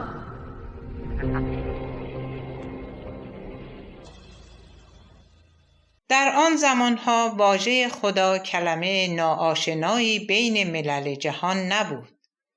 فقط در هر محدوده‌ای به زبان خاص آن منطقه بیان می‌شد. وقتی پیامبر از زبان خدا سخنان خود را بین مردم مطرح می‌کرد، آنها می‌توانستند بفهمند که پیامبر از چه چیزی سخن می‌گوید، چرا که به عنوان یک باور کلی در بین مردم جوامع بشری خدایان مختلفی وجود داشت. هر گروهی در داستانهای خود جایگاه خاصی به بت یا همان خدای خود داده بود. وقتی پیامبر می گفت من با خدایی که در آسمانها است صحبت کردم، مردم آن را به خدای خودشان ربط می دادند که همان چوب یا سنگ و غیره بود و کارهای خارق‌العاده از او برمی آمد. وقتی کسی می گفت خدا با من صحبت کرده، هر گروهی به راحتی آن حرف را از جانب بت خود می پنداشت و فکر می کرد که دارای قدرت زیادی است و هر کاری از دستش برمی آید و آن داستانی را که پیامبر برای آنها تعریف می کرد جان می داد و حقیقت انگاری می کرد.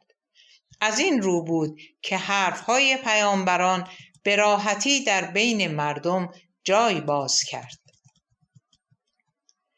افراد فرصت طلب و یا همان پیامبران خوب می دانستند که در جوامع بشری از هزاران سال قبل در دوره‌های مختلف انسان برای پاسخ به همان سؤال اولیه که بعد از مرگ چه خواهد شد و تکمیل داستانهایش برای خود خدایی از گونه‌های مختلف ساخته است که یک زمان از اشیاء و زمانی دیگر از موجودات زنده بوده.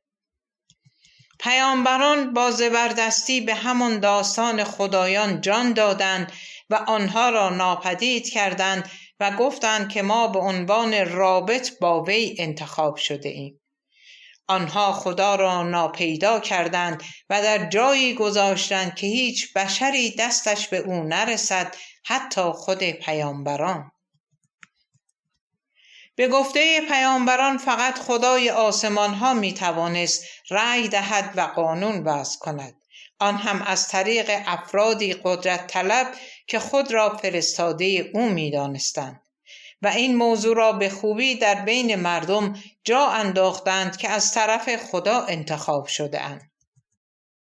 فکر کنید این همه آیه و سوره که در کتاب‌های به اصطلاح آسمانی آمده، بیشترین نفع به چه کسی داده شده؟ چرا خدا بیشتر هوای تعدادی از کسانی را دارد که حرفهای پیامبر را بدون چون و چرا قبول می کنند؟ ولی انسانهای معمولی را که درآمد ناچیزی برای گذران زندگی خود دارند مجبور به ستایش خود می کند و خط و نشان برای خمس و زکات آنها می کشد.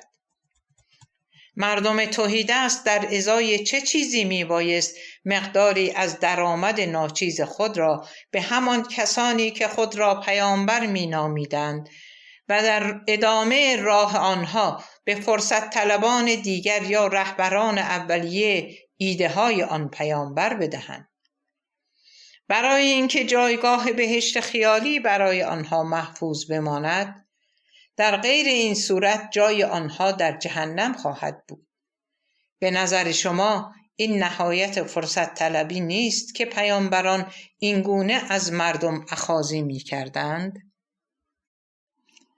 یا اینکه پیروان همان پیامبران در خیلی از موارد مردم را تشویق می کنند که اگر تقاضای برآورده شدن نیازتان را دارید و می خواهید خدا کمکتان کند، می توانید پول بر قبرهای راهبران قدیم بریزید که قرنها قبل زندگی می کردند تا زودتر حاجتتان برآورده شود. چرا که خدا آنها را دوست دارد و در قبال اینها فقط به مردم وعده و وعید می فروختند. برای همان مردم از بهشتی حرف می زدند که هیچ شاهد عینی و زنده ای تا کنون نداشته و فقط در قصه ها و داستان های قدیم به عنوان رویای مردم منطقه خاصی از کره زمین آمده و تعجب من در این است که چطور همان داستان‌های بسیار قدیمی کماکان اساس باور انسان امروزی شده است. در حال حاضر ادعی برای رسیدن به آن رویای بهشتی، یعنی بیشتر همان لذت جنسی، حاضرن هر کاری که راهبران دینی از آنها می‌خواهند انجام دهند، حتی عملیات انتحاری. به قول باورهای آسمانی در زندگی روی زمین لذت بردن و شور و شعف برای آدمی روا نیست، ولی در بهشتی که خدا و پیامبرش نوید داده‌اند لذات ممنوعه زمینی مجاز و حلال است و در همان بهشت زنبارگی کار پسندیده‌ای می شود. خصلت‌های انسانی. چند خصلت آدمی را نام میبریم که جزئی از احساسات بشر است که او آنها را در طول زندگی خود، یعنی از روز اول تا آخرین روز زندگی با خود همراه دارد، مثل ترس و وحشت، امید و آرزو، شادی و خوشحالی، ناامیدی و یأس، شجاعت و دلاوری، فداکاری، عشق و محبت، نیاز و طلب و موارد دیگر. قصدمان بحث در مورد این خصایص انسانی نیست، فقط به طور کلی میگوییم بیشتر این حالات از بدو تولد همراه ما انسانها و جزئی از موجودات زنده هستند و برای فهمیدن آنها هم احتیاج نیست که مطالعه زیادی داشته و یا اینکه محقق بود، بلکه هر کس درون خودش این خصلت‌ها را دارد. اما منظورمان از این بحث چیست؟ صد البته که قدرتخواهان فرصت طلب که پیامبر و رابط خدا با مردم شدند، برای همراهی انسانها با خود از بعضی از این خصلت‌های آدمی برای رسیدن به اهداف خود سود بردند. مثلا با بیان رحم و عصبانیت خدا، باران شدید و باد و طوفان را خشم و غضب خدا می دانستند و چنان ترس و وحشت را برای بشر آن زمان بارز ساختند که انسانها در پی پیدا کردن راهی بودند که باعث غضب و عصبانیت خدا نشوند و او را آرام نگه دارند. پیامبران بعد از این که موفق به جاری کردن ترس در جامعه می شدند، خود نیز به مردم راه حل می دادند و می گفتند اگر انسان مطیع و بنده خدا و رسولش باشی، خدا پاداش بزرگی که آرزوی هر انسانی بوده در روز قیامت به تو خواهد داد. بدین گونه آنها نه تنها سرباز و جنگجو دور بر خود جمع می کردند، بلکه بقیه آدمهایی را که توان جنگ و کشت و کشتار نداشتند وادار می کردند به حرفهای آنها باور بیاورند و برای رهایی از آن ترس و وحشت از مال خود بگذرند و قسمتی از دارایی خود را به عنوان فدیه، داخل پرانتز مالی که برای رهایی از هر مشکلی داده می شود، پرانتز بسته، به پیامبر اهدا کنند تا اینکه شاید در آن دنیا به رویای بعد داده شده توسط پیامبر یعنی بهشت برسند. برای اینکه مردم با کمال میل و از روی رغبت این کار را بکنند، فقط باید از طریق واعظان بر روی منبرها تبلیغات دروغین کرد. در حال حاضر هم باورهای مختلف به همین رویه از مردم اخاذی می کنند و در صورت لزوم سربازگیری انجام می دهند. درست مثل همان روش قدرت طلب اولیه که برای دستیابی به قدرت خود را پیامبر خدا خواند.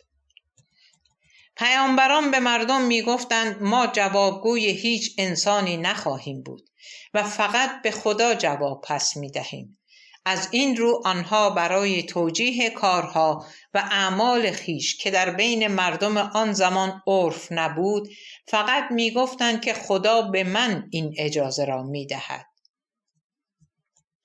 آنها هم به همین واسطه هر عمل غیر اخلاقی و غیر انسانی را که میل به انجامش داشتند انجام می دادند و می گفتند که این خواست خدا و با اجازه اوست، مثل همخوابگی با زنان اسیر و یا حتی خدمتکاران زن در خانه که به آنها کنیز می گفتند و یا حتی اجازه ازدواج با زن پسرخوانده خود که محمد پیامبر اسلام در آن دوره انجام داد و در بین اعراب آن زمان کار بسیار ناشایستی محسوب می شد.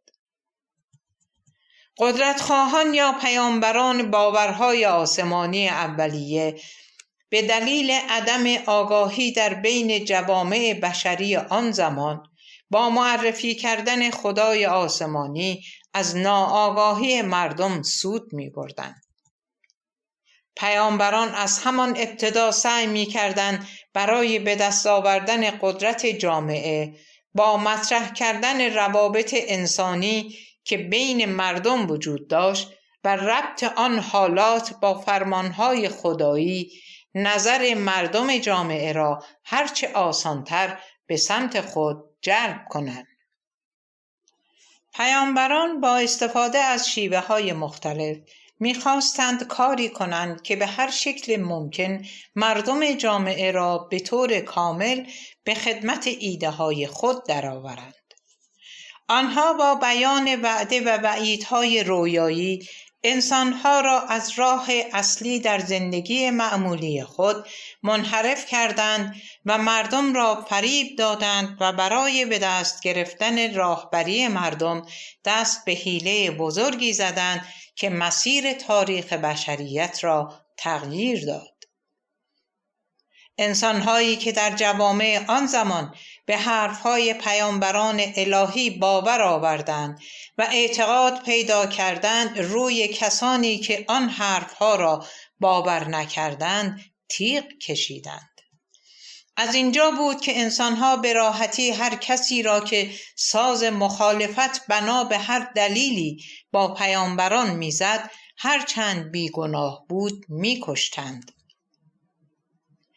از این رو استفاده از خشونت و زور باعث شد مردم در جوامع مختلف به ایده هایی که از طرف پیامبری معرفی میشد باور بیاورند و به جای اینکه با همدلی و همیاری برای حل مسائل مشترک انسانها همکاری کنند، دشمن خونی یکدیگر میشدند. با اینکه در آن زمان تعداد انسانهایی که روی کره زمین زندگی می‌کردند زیاد نبود، اما این جنگ و دشمنی به خاطر اعتقادات مختلف بین مردم که به توصیه پیامبران انجام می‌شد جان افراد زیادی را گرفت. به همین دلیل گفتیم مذاهب خود مشکلی در جامعه انسانی هستند و همان باورهای آسمانی عامل خونریزی بین انسانها شدند. کسانی که به خاطر سود شخصی و منافع خود نظرات و ایده پیامبر یا همان قدرتخواه را پذیرفتند، خود را سرباز و جنگجوی پیامبر می دانستند.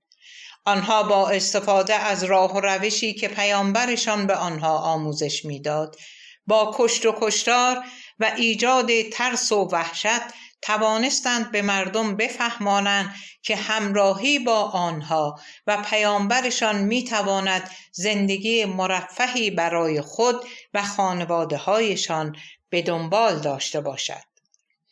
با این روش بود که پیامبران باور آسمانی توانستند هرچه بیشتر دور خود نفر جمع کنند. معتقدان اولیه که خود را سربازان پیامبر می دانستند، از هیچ جنایتی در مقابل انسانهای دیگر فروگذار نمی کردند. تازه به آنها القا کرده بودند هرچه بیشتر بکشند، خدا بعد از مرگ در بهشت ساختگی پیامبر جایگاه بهتری نصیبشان می کند. درست مثل جوامع کنونی که نوعی باور در رأس حاکمیت دارد و همان کارهای پیامبرانشان را می کنند.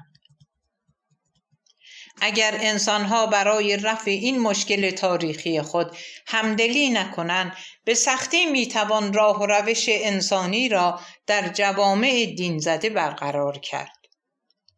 با وجود باورهای آسمانی خبری از آزادی‌های انسانی نخواهد بود، چرا که در باور معتقدان خدا برای زندگی مردم چهارچوب مشخص کرده است تا آنها در محدوده خاصی که پیامبران و سردمداران حاکمیت دینی میل دارند فکر و عمل کنند و کسی نتواند آن باور آسمانی منطقه‌ای را به چالش بکشاند. میخواهم ادعا کنم که اگر پیامبران اولیه نبودند، انسان میتوانست روند تکامل اجتماعی خود را پیدا کند و به بهترین روش انسانی زندگی اجتماعی خود را پیش ببرد. همچنین این همه جنگ و خونریزی بین انسانها در نمی گرفت و صلح به مفهوم واقعی بین انسانهای جوامع برقرار می شد. چون آدمها از قانونی پیروی می کردند که از خرد جمعی انسانی به وجود آمده بود و بشر از قوانین زمینی خود پیروی می کرد، نه اینکه با وعده‌های رویایی یک انسان قدرت طلب در رأس که با ایجاد نوعی باور می‌خواست تمام صداهای مخالف با ایده‌های خود را از سر راه بردارد. هر کسی که ادعا می کرد از طریق ارتباط آسمانی باوری آورده است، تعدادی از مردم به خاطر سود شخصی و یا گروهی با او همراهی می کردند. ولی مشکل از آنجا شروع شد که وقتی تعدادی از مردم جامعه قبول نکردند که با ایده های اولیه پیامبر همگام شوند، پیروان آن باور خواستند با کشتن آن افراد مخالفان را به طور فیزیکی حذف کنند و از سر راه به هدف خود بردارند. ولی چون آنها علت مخالفت خود را در بین مردم پخش کرده بودند، باورمندان آسمانی نمی توانستند آنها را نابود کنند و این کشمکش تا کنون هم ادامه دارد. برای کشتن انسانهایی که مقابل ایده های پیامبر قرار می گرفتند، تعدادی مزدور استخدام می کردند و یا از جانیان جامعه بهره می بردند. برای آنان از رویای بهشتی حرف می زدند تا اینکه با بیرحمی بیشتر برای رسیدن به آن رویای عرب انسان بکشند. با این کار ترس و وحشت در جامعه ایجاد می کردند تا کسی جرأت مخالفت با آنها را نداشته باشد. مزدوران باورمند برای کشتن انسانها هیچ رحم و مروتی نشان نمی دادند. برای رسیدن به آن محل زنبارگی به نام بهشت فقط گوش به فرمان بودند و هیچ نظر و اراده ای از خود نداشتند. به آنها می گفتند بکش و آنها فقط انجام می دادند. برای اینکه این موضوعات برایمان ملموس باشد لازم نیست که به تاریخ مراجعه کنیم. کافی است جلادان حکومت‌های مذهبی را در این زمانه ببینیم. متوجه می شویم که آنها همیشه برای اینکه قدرت را در دست داشته باشند چطور از تعدادی جانی برای کشتن و شکنجه کردن آدمها سود برده اند و برای این کار حتی لازم نیست که آن جلادان نظریات و یا تفکرات باورمندان دینی را بپذیرند. فقط میبایست آدمکش خوب و بدون رحم و مروتی باشند. همانطوری که اسلام وقتی دستش به قدرت اقتصادی رسید برای جنگهایش و گسترش حکمرانی جغرافیایی خود از میان اویغورها مزدور استخدام می‌کرد. در زمان پیامبر اسلام تعدادی زیادی از اعراب به این خاطر با محمد همراهی کردند که در بین اعراب مرسوم شده بود که اگر با محمد باشی هم در زندگی فعلی دستت به مال و زن میرسد و اگر در راه او جان خود را از دست بدهی باز هم در آن دنیا به قول محمد به زن و مال خواهی رسید. پس مردم عرب که در آن زمان مشکل اساسی اقتصادی داشتند با این فرضیه خیلی از مردان با محمد همراه شدند که فقط به خاطر وضعیت اقتصادی مردم بود، نه اینکه با ادراک و فهم دین و باوری که محمد خود را پیام‌آور آن معرفی کرده بود با او همراهی کرده باشند. اگر به تاریخ عربستان نگاه کنیم متوجه می‌شویم اعراب قبل از ظهور اسلام در آن منطقه به صورت قبیلگی زندگی می‌کردند. آنها به دلیل وضعیت اقتصادی بسیار بدی که داشتند برای بقای خود دست به دزدی و راهزنی می‌زدند. این کار هم همیشه با خطرات جانی برای آنها همراه بود و مرگ در راه دزدی هیچ مزیتی نداشت و با آن گونه مرگ هیچ وعده‌ای به آنها داده نمی‌شد و آنطور مردن باعث خجالت مردم قبیله او هم می‌شد. توجه داشته باشید که وقتی محمد پیامبر اسلام از دنیا می رود تعدادی از آن مردان جنگی عرب که مطمئن نبودند بعد از محمد خبری از تقسیم غنایم و یا گرفتن بردگان و کنیز باشد از همراهی با مسلمانان منصرف شدند و با توجه به اندوخته مالی خوبی که در مدت همراهی با محمد به دست آورده بودند اسلام و مسلمانی را رها کرده و به زندگی عادی و گذشته خود برگشتند و دیگر کاری به باور اسلام نداشتند. در اسلام به این افراد مرتدین میگویند که همه شما در تاریخ اسلام در مورد مرتدین اولیه شنیده اید. البته باید گفت که این مسئله ارتداد در همه باورها وجود دارد. در دین و مذهب میگویند از دین خارج شده و در باورهای دیگر میگویند طرف بریده است. این مسئله را میتوان در ادیان سگانه مشاهده کرد. مثلا در اسلام بعد از فوت محمد تعداد زیادی از افراد اسلام را رها کردند و به زندگی قبلی خود برگشتند. در کتاب‌های شیعه نوشته شده که خارج شدگان از دین بیشتر از اهل تسنن بودند و سنی‌ها میگویند که شیعیان به طور کلی از مسیر محمد خارج شدند. باید خاطر نشان کرد که بعد از مرگ محمد اصلاً بحث شیعه و سنی به وجود نیامده بود.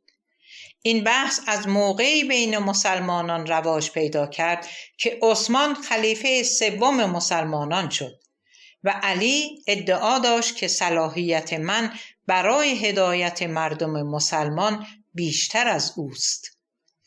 بعد از گذشت چندین سال از وفات محمد و همچنین بعد از گذشت دوران خلافت ابوبکر و عمر، معتمدین به باور اسلام برای به دست گرفتن قدرت شروع به یارگیری کردند و هر کس که در زمان حیات محمد خود را به او نزدیک می‌دید و قدرت مالی هم داشت، سردمداری گروهی را به دست گرفت. با توجه به تصرفات آنها در مناطق مختلف جهان، هر گروهی از آنها برای به دست گرفتن قدرت در آن محدوده که بسیار وسیع شده بود، حق خود را بیشتر از دیگری میدید و میخواست که حاکمیت دست گروه خود باشد.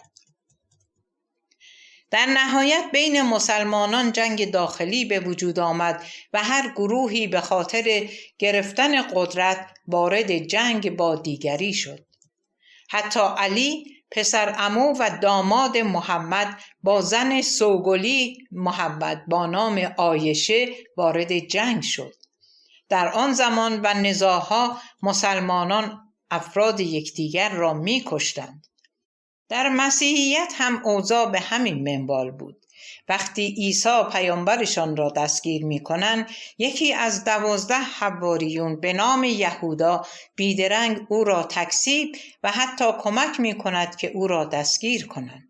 آن هم با وجود آن همه معجزاتی که در کتاب آسمانیشان برای عیسی آورده اند.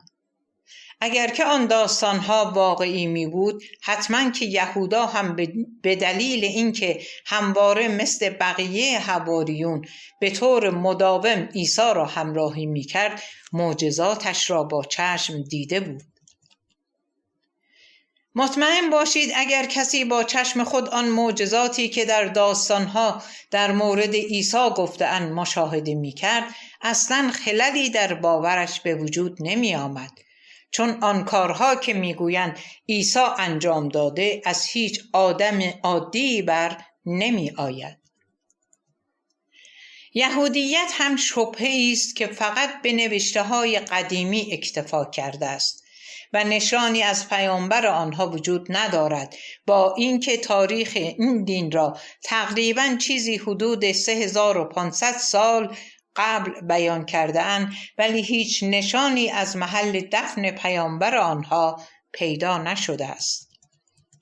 در صورتی که باستانشناسان از گشت و گذار در جهان و با یافتن اشیاء خیلی قدیمی تر و قبر آدم‌هایی که در تاریخ انسان جایگاه مهمی داشته‌اند، توانستند محل حکمرانی و حتی محل دفن آنها را پیدا کنند.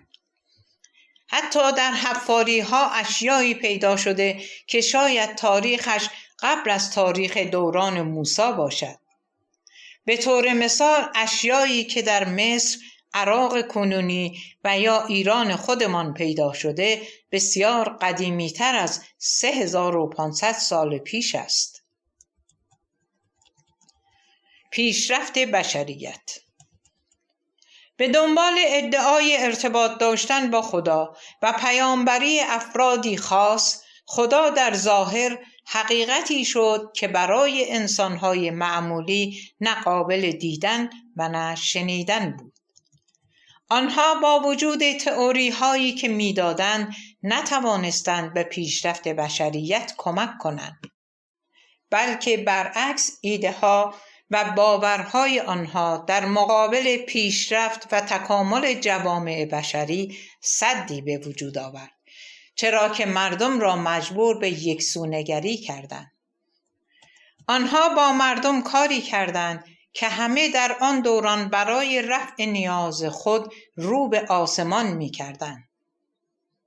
کمتر کسی به اراده انسانی خود برای رفع مشکلات زندگی رو می کرد. تقریباً در جوامع مذهبی مرسوم شده بود که برای طلب هر خواسته‌ای و انجام هر کاری باید رو به ماورا کرد، چرا که ادیان در ذهن انسانها این باور را نفوذ و رسوخ داده بودند که کسی یا چیزی در آسمان هاست که توان حل هر کار غیر ممکن را دارد. مثلا زمانی که سیل می آمد، به جای اینکه سیل بند درست کنند، از خدای آسمان ها با دست به دعا برداشتن می خواستند سیل را آرام کند. یا همچنین در هنگام طوفان یا صاعقه با دعا کردن رو به آسمان ها می خواستند به اصطلاح خشم خدا را آرام کنند. در این گونه مواقع بود که همان پیامبران خود را وسط می انداختند که خدا از شما به خاطر حمایت نکردن از من عصبانی است. آنها برای گرفتن قدرت از چنان مسائلی همراه با قصه های قدیمی تر که در جوامع انسانی وجود داشت استفاده می کردند. اگر کسانی به اسم پیامبر در جوامع انسانی نمی بودند، انسانها به خاطر روند طبیعی و پیشرفت تکامل راه خود را پیدا می کردند و به قوانینی که با استفاده از وحشت و تشویق از طرف فردی به نام پیامبر وضع شده بود و تصمیمات او تن نمی دادند. انسانها به یقین در روند تکامل اجتماعی در مدت کوتاهی به این ضرورت می رسیدند که با تشکیل مجلس یا شورا و با تفکرات جمعی قوانینی برای زندگی اجتماعی انسانی تدوین کنند. در این صورت روابط انسانی بدون تعصبات آرمانی باورها می بود. این امر خود باعث پیشرفت سریعتر و وسیعتر جوامع بشری می شد و همچنان در کنار آن به خاطر نبود شخص قدرت طلبی که خود را پیامبر خوانده بود، بدون دشمنی با یکدیگر قوانینی برای آزادی و برابری انسانها و تساوی زن و مرد تشکیل می شد و کسی وجود نداشت که قوانین تبعیض‌آمیز بین زن و مرد را از طرف خدای آسمانها بیاورد. همچنین دیگر کسی نبود که بگوید دشمنی با من یعنی دشمنی با خدا و باعث جنگ و کشتار بین انسانها شود، آن هم در زمانی که تعداد انسانها برای پیشرفت روی کره زمین زیاد نبود و برای حرکت رو به جلو نیاز به نیروی انسانی بود. ولی شوربختانه جنگ‌های پیامبران برای گرفتن قدرت باعث از دست رفتن جان افراد خیلی زیادی در آن زمان شد. چرا پیامبران به مردم می‌گفتند که فقط خدا می‌تواند برای انسان قانون وضع کند؟ برای اینکه خرد برتر از آن خداست. و در ادامه بیان می کردند خرد انسانی اصلا نمی تواند با خرد خدایی آنها برابری کند، به دلیل اینکه او انسان را آفریده است. آنها به مردم میگفتند که نگران کشته شدن در جنگ ها نباشید. هرچه که خدا بخواهد همان می شود و انسان باید فقط خود را به او بسپارد و اوست که به همه چیز در دنیا نظم داده است. خود جان می دهد و اوست که جان می گیرد. البته ناگفته نماند که تمام این حرفها به دروغ گفته می شد، چرا که پیامبران فقط قصد داشتند با استفاده از آن سخنان هم مردان را برای داشتن نیروی نظامی دور خود جمع کنند و هم نگذارند که کسی برایش سؤال پیش بیاید که در روند راه پیامبر مشکل ساز شود. همان پیامبران برای این منظور به مردان در آیینشان توجه خیلی زیادی کرده اند و تقریبا تمام امتیازات در زندگی و مرگ را به مردها داده اند. خود نیز بهتر می دانید در ادیان الهی این مرد است که در زندگی حرف آخر را می زند و پس از مرگ هم وعده حوری بهشتی به او داده شده است. با این وجود دیگر کسی یا کسانی با ارائه قوانین جمعی نمی توانستند به خود اجازه دهند و بگویند قوانینی که با تفکرات جمعی انسانها به آن دست پیدا کرده اند برای جامعه انسانی بهتر و مفیدتر است. خدای آسمان ها که فقط با افراد خاصی صحبت کرده و قوانین را به صورت آیه و سوره برایشان فرستاده بود، بابت آن قوانین تقاضای عبادت و تشکر از انسان، آن هم در چند نوبت شبانه روز کرده بود. در صورت نبود پیامبر و در پی آن عدم وجود خدا، انسان اصلا لازم نداشت وقت خود را صرف شکرگزاری خدا و رسولش کند و برای برقراری نظم و قانون اجتماعی از به وجود آورنده قوانین آسمانی در چندین نوبت از شبانه روز تشکر کند و سر بر زمین بگذارد و بگوید تو بزرگی و به خاطر همه چیز از تو سپاسگزاریم. به یقین کسی یا کسانی که برای نفع شخصی و یا گروهی خود در پشت پرده تهیه آن قوانین الهی بودند، برای اینکه قدرت جامعه بشری در منطقه مورد نظر را به دست گیرند، حتما از قبل برنامه ریزی کرده بودند و از داستانها و افسانه‌های موجود در جوامع بشری سود بردند.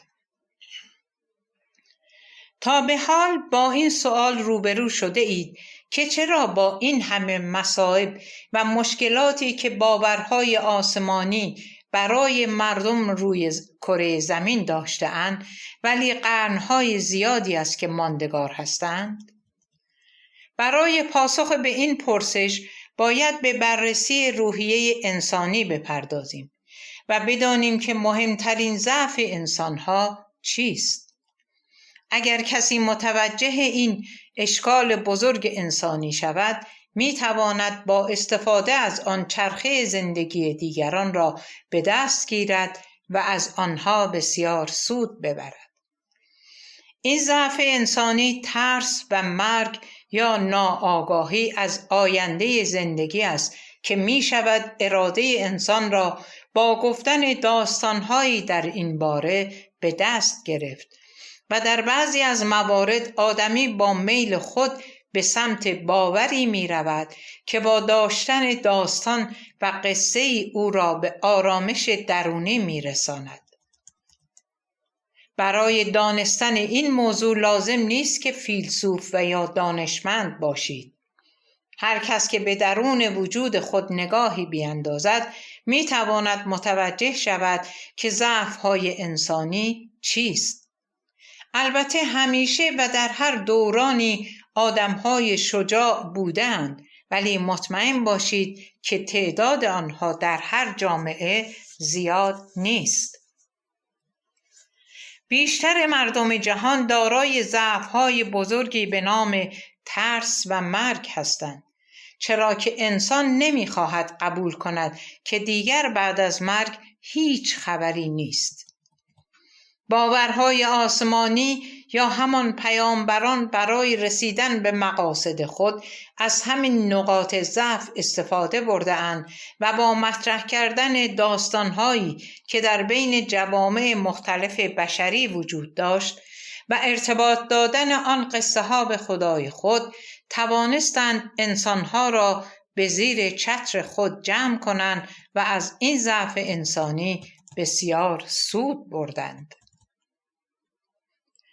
پیامبران برای پاسخ به پرسش‌های مردم در مورد مرگ از همان قصه‌های بسیار قدیمی موجود در جوامع بشری استفاده کرده و تازه با رنگ و لعاب دادن به آن داستان‌ها و با در نظر گرفتن رویاهای مردم به ویژه مردان منطقه لذت‌های رویایی مکانی به نام بهشت را برای آنها توصیف کردند. علاوه بر این که توانستند ترس از مرگ را در بین افراد خود از بین ببرند، کاری با پیروان خود کردند که هر کدام از آنها برای رفتن به بهشت خیالی و ترسیم شده توسط پیامبرشان برای جان دادن در راه باورها از یکدیگر سبقت می گرفتند. همچنین باید به رویای انسانی توجه شود که در بهشت وعده آزادی همراه با جاه طلبی مردانه برای خوشگذرانی داده شده است که به ویژه مردان عرب در آن زمان این موارد را همانند رویایی دست نیافتنی می دیدند. ولی محمد برای آنها این رویا را واقعی جلوه داد. او توانست آن رویا را جزئی از باورهای معرفی خود کند و مردانی را که برای جنگ و تسلط بر مردم مناطق دیگر لازم داشت اسیر ایده‌های خود کند. محمد توانست با بکارگیری آن رویا در قالب محلی به نام بهشت برین مردان عرب را در آن زمان شیفته آنجا کند که حتی برای مردن از یکدیگر پیشی می گرفتند. به وجود آوردن این چنین روحیه‌ای در جنگجویان خود باعث دلیری و بیباکی مردان جنگی می شد و در نهایت پیروزی در جنگ ها را در پی داشت و به همین خاطر اعراب توانستند در رویارویی مقابل قدرت‌های زمانه خود پیروز شوند و امپراتوری خود را گسترش دهند. درود بر شما. کتاب چرا باور، نویسنده علیرضا غلامی، نشر آوای بوف، تعداد صفحات 87، گویش سیما، تولید فایل صوتی از کتابخانه اینترنتی آوای بوف، فایل 4. ادامه مطلب. avayaboof.com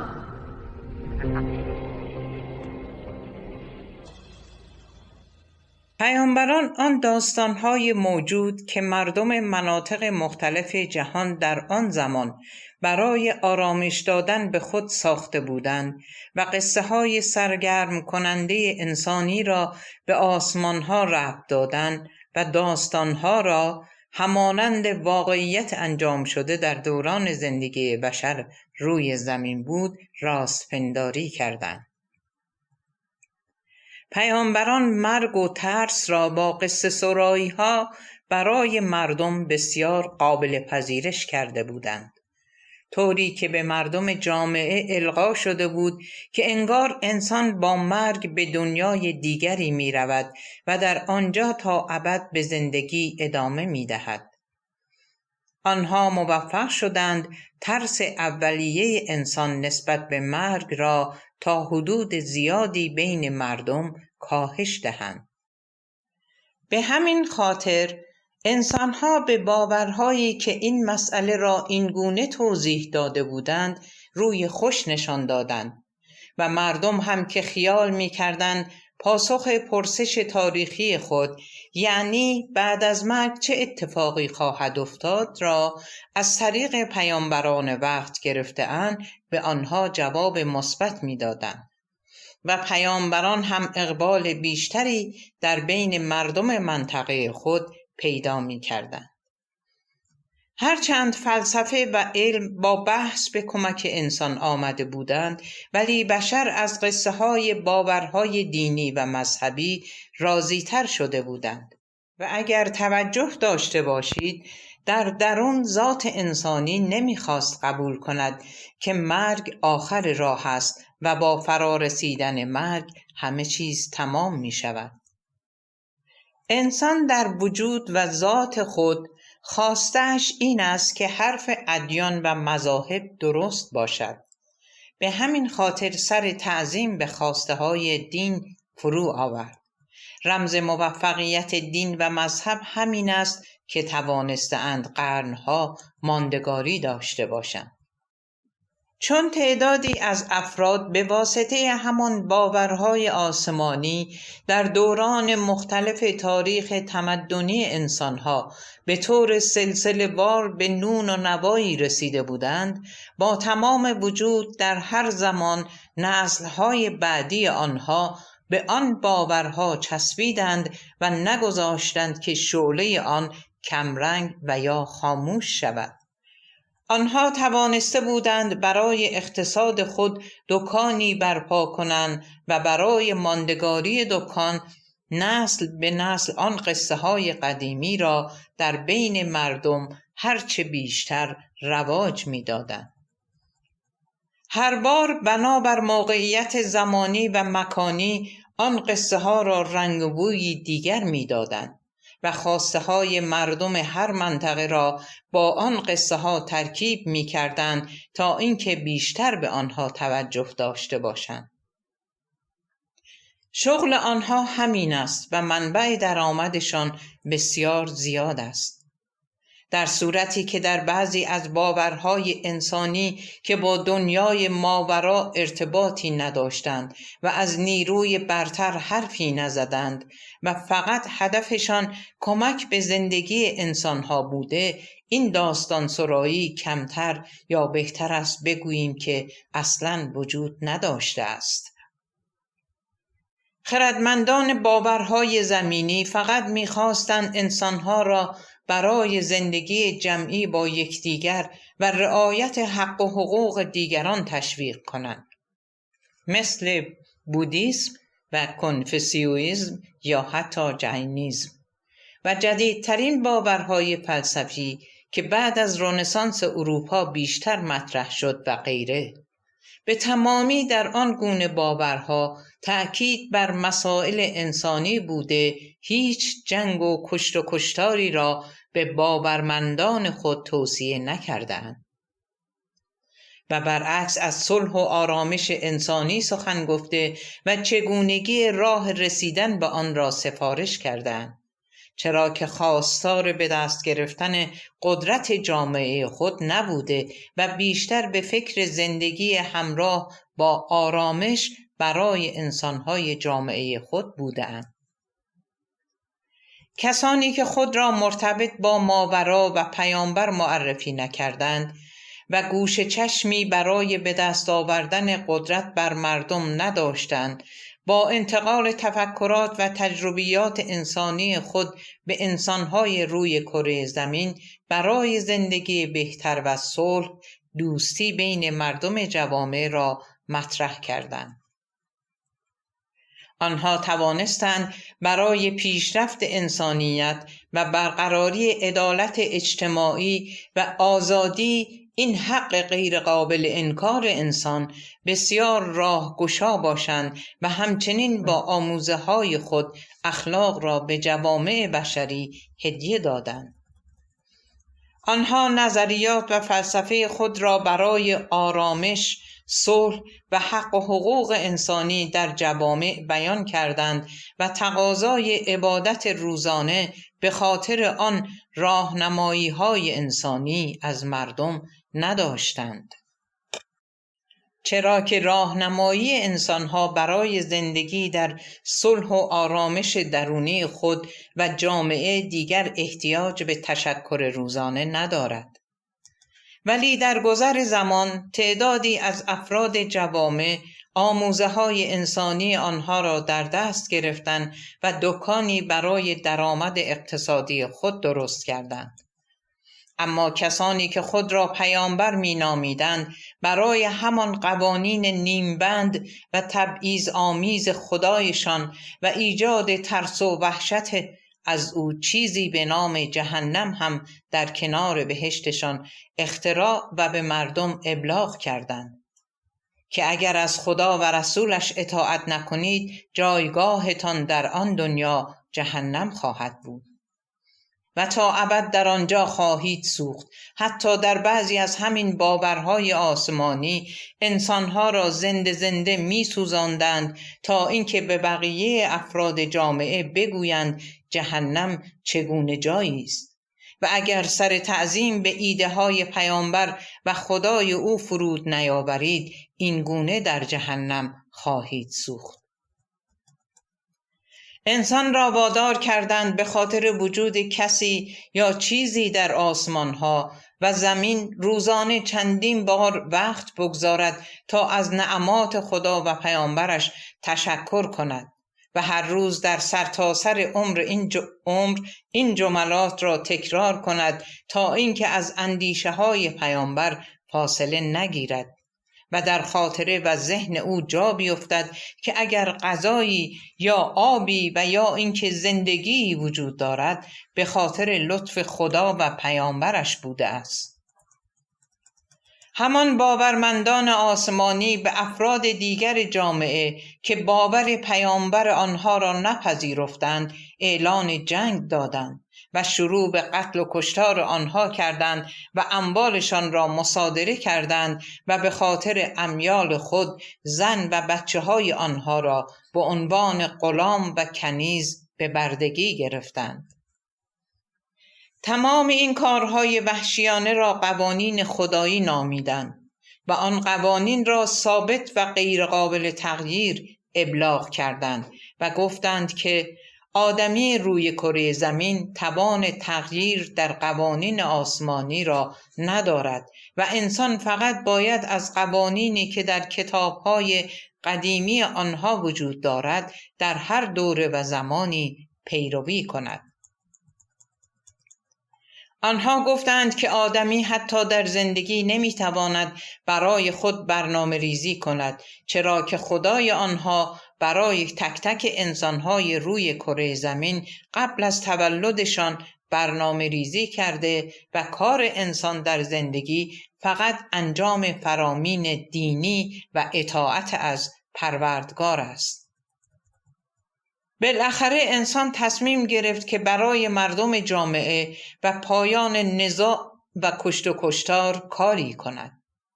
آدمی متوجه شد که در صورت رواج باورهای نادرستی که از آسمان آمده اند و از روزگاران قدیم وجود داشته اند نمیتوان انتظار پذیرفتن حق آزادی فردی و اجتماعی را در جامعه داشت. چرا که تاریخ وجود باورهای آسمانی نشان می‌دهد صلح بین ملل مختلف و برقراری عدالت اجتماعی که لازمه پیشرفت انسانها در همه موارد اعم از علمی و اجتماعی بوده، با وجود قدرت در دست باورمندان آسمانی امکان پذیر نیست. حتی از باورمندان آسمانی نمیتوان انتظار توزیع ثروت به طور عادلانه در جامعه را داشت، چرا که دینداران ثروت موجود در جامعه را فقط به نفع خود و همپالگی‌هایشان و برای باور خود خرج می‌کنند. از این رو انسانها در نقاط مختلف جهان دست به کار شدند تا اینکه به نوعی آن باورهای آسمانی را در جوامع بشری کم رنگتر کنند. آنها اسمهای مانند سوسیالیسم، کمونیسم و غیره را برای به چالش کشیدن ادیان آسمانی به وجود آوردند. خردمندان جوامع ایدئولوژی ها را با توجه به نظرات مختلف در جامعه و احتیاجات انسانی به وجود آوردند تا برای بهبود زندگی انسان ها به کار گرفته شود. ولی نمیتوان گفت که همه آنها بی‌نقص بودند. به همین دلیل وقتی متوجه میشوند بعضی از قوانین در جامعه کار نمی کند، آن را به راحتی تغییر میدادند و کسی جلوی آنها را نمی گرفت که بگوید این قانون خدایی است و انسان نمیتواند آن را تغییر دهد. هرچند که بعضی از آن ایسمها مورد اقبال جمعی قرار نگرفتند و از رده خارج شدند.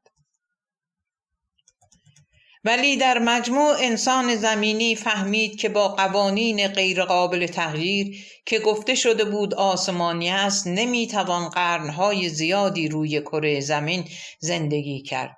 به همین دلیل انسانها بر آن شدند که بدون هیاهو و کشتار قوانینی را برای زندگی اجتماعی بنا بر وضعیت جغرافیایی و فرهنگی هر محدوده‌ای تعیین کنند. کمونیسم از جمله باورهای زمینی بود که در مسیر خود موفق نشد.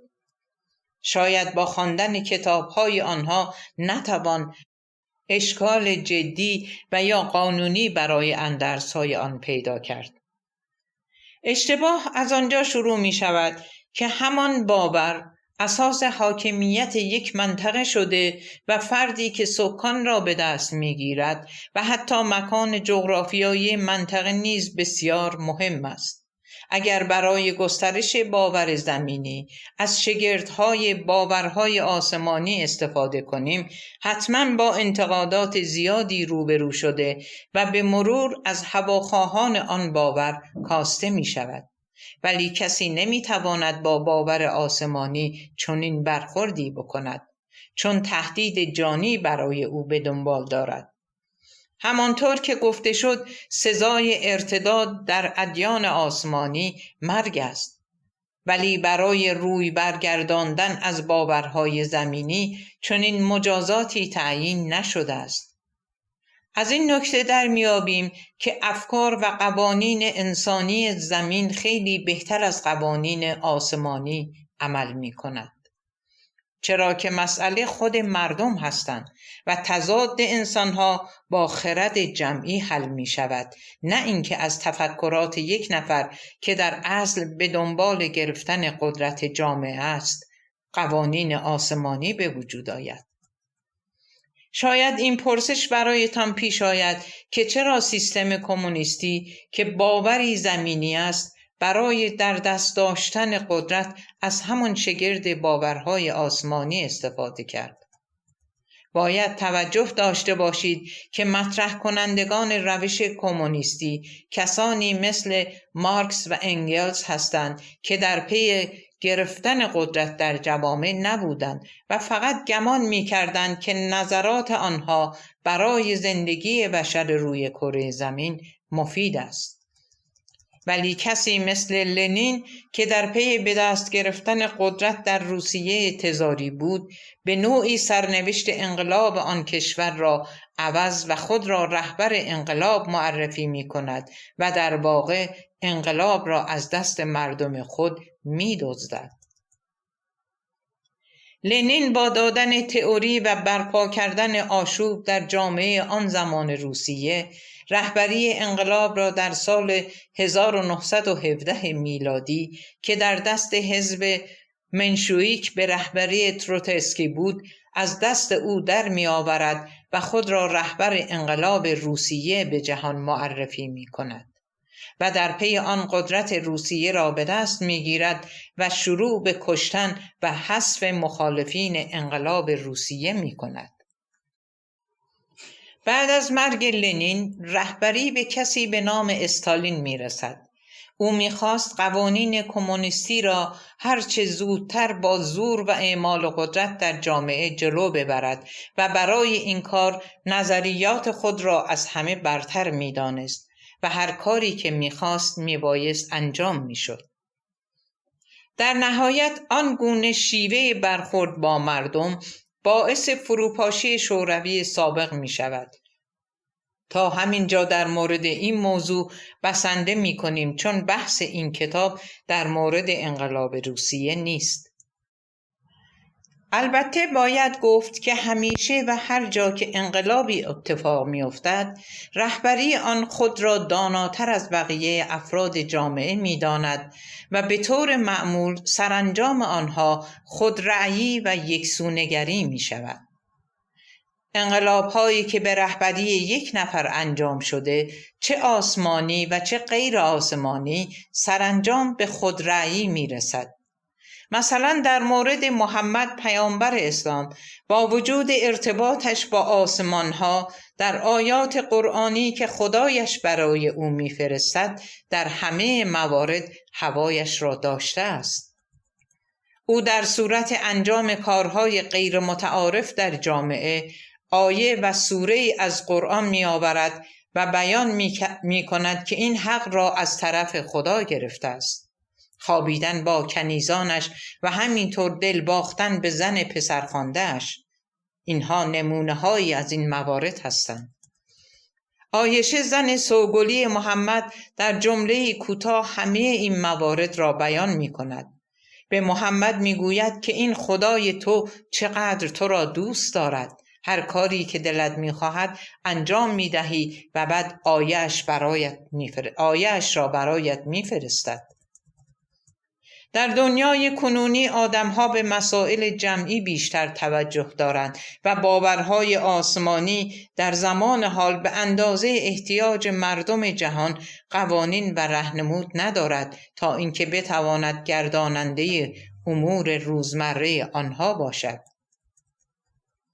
حتی باورمندان به خدایی که در آسمان‌ها جای دارد سعی کردند در کشورهایی که قدرت را با دروغ و ریاکاری به دست گرفته‌اند، مجلسی را برای تفسیر قوانین دینی به وجود آورند تا اینکه قافله را نبازند و چیزی در هم به نام قانون به مردم جامعه تحویل دهند و بگویند ما مجلس قانونگذاری داریم. کشورهایی که نوعی از مذهب را سرلوحه خود برای حکومت بر مردم قرار داده‌اند، نمی‌توانند مجلس قانونگذاری واقعی داشته باشند، چرا که محدوده قانونگذاری و اعتقاد این نوع نگاه به حاکمیت، به ویژه دیدگاه شیعی، این است که همه مسائل کشور باید به صلاح دید امام و یا ولی فقیه باشد، چرا که مردم صغیر هستند و باید ولی داشته باشند. آنها تمام قدرت جامعه را به دست یک نفر می سپارند و بقیه فقط شنونده اوامر او هستند. چطور می توان گفت این گونه کشورها می توانند مجلس قانونگذاری مردمی داشته باشند؟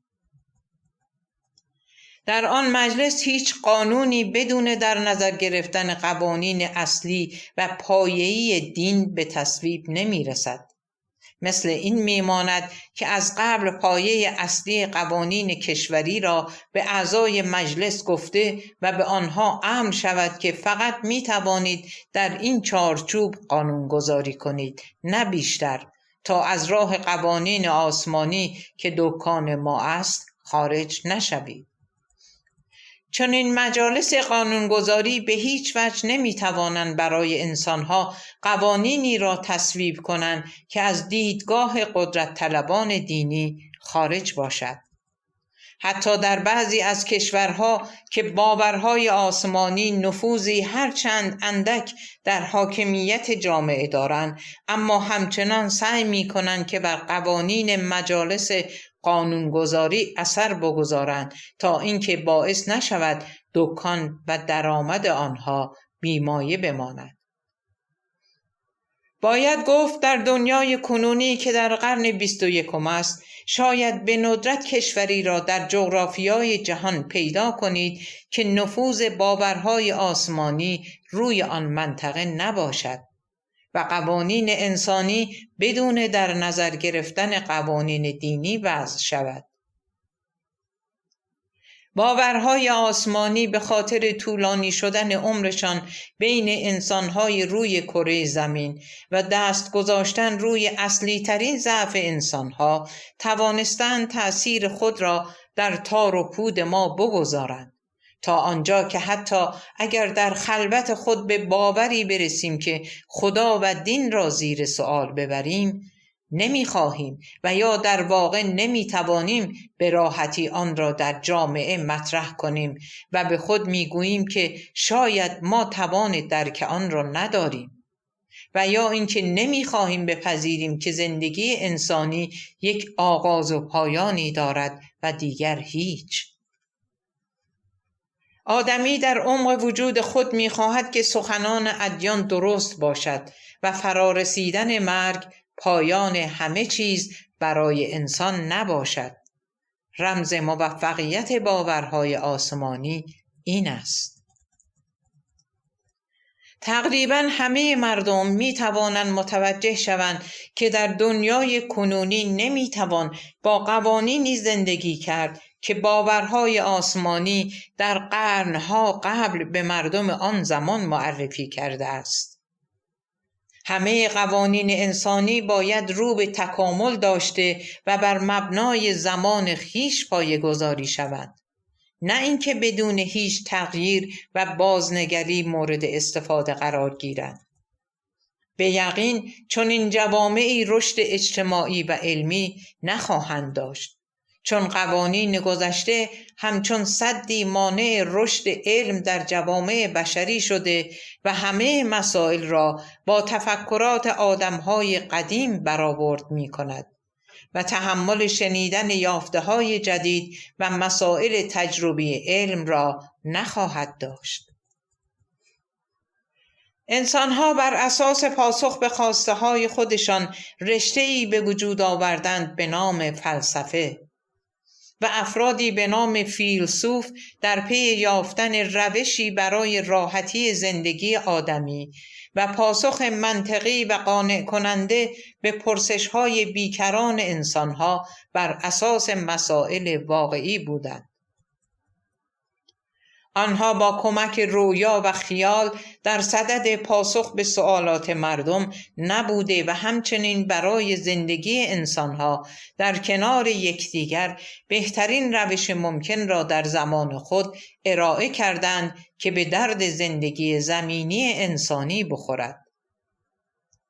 فرق اندیشه و راهنمودهای زمینی به نام فلسفه که اندیشمندانی برای کمک به رشد و پیشرفت در تمدن انسانی به مردم پیشنهاد کرده اند و باورهای آسمانی این است که انسان به راحتی و بدون ترس از فیلسوفان میتواند از نظرات آنها انتقاد کند و یا اینکه نظرات آنها را بدون ترس از عواقبش قبول نکند.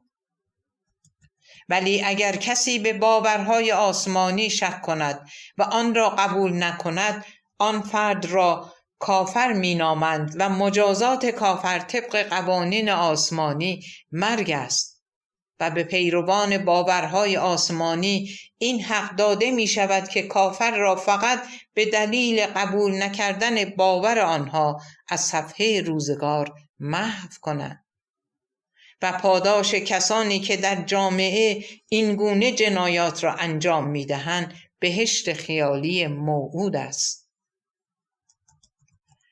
در کشورهایی که دموکراسی وجود دارد، پیروان تمام باورها چه آسمانی و چه زمینی می توانند برای سهیم بودن در قدرت حزب تشکیل دهند و هر فرد در جامعه بنابر سلیقه شخصی می تواند به این احزاب گرایش داشته باشد و به آنها رأی دهد. در این کشورها برای مشارکت در قدرت لازم نیست اکثراً آرا را به دست آورد و یک تنه تمام قدرت را قبضه کرد. مبنا بر این است که هر حزبی می تواند با داشتن چند درصد از آرای مردم در سیستم حاکمیت آن کشور نماینده داشته باشد. این کار و روش تضمینی است تا حزبی که بیشترین آرا را به دست آورده فقط از طریق باور و اعتقاد خود در جامعه اعمال قدرت نکند و احزاب دیگر فقط نظاره‌گر باشند. ولی در کشورهایی که باوری آسمانی قدرت حاکمیت را به دست گرفته باشد، اصلاً اجازه نمی‌دهند احزابی با تفکرات فلسفی تشکیل شوند تا از حق و حقوق مردم حرفی بزنند و بدون در نظر گرفتن فرامین آسمانی خاص کشور موضوعی را مطرح کنند که حتی ذره‌ای با اعتقادات و باور حاکمان زاویه داشته باشد. مطمئن باشید به هیچ وجه اجازه نخواهند داد و اگر حزب یا گروهی اجازه فعالیت بگیرد، حتما باید آن باور آسمانی حاکمیت را یدک بکشد، وگرنه اجازه فعالیت به آنها داده نمی شود و افراد وابسته به آن حزب کارشان به زندان و شکنجه و اعدام کشیده می شود. در حال حاضر در کشورهایی که حاکمیت آن به طور مطلق در دست نوعی باور آسمانی است، مثل کشورهای خاورمیانه، آشکارا می توان این مسائل را مشاهده کرد.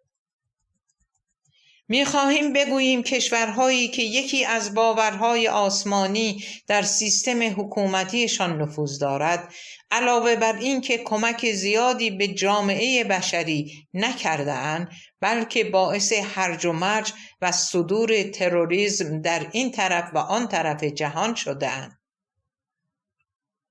این گونه باورها تاکنون مشکل و سد راه آدمها برای به دست آوردن حق طبیعی خود، یعنی آزادی بودند و تا امروز مبارزه برای تغییر این وضعیت ادامه داشته است.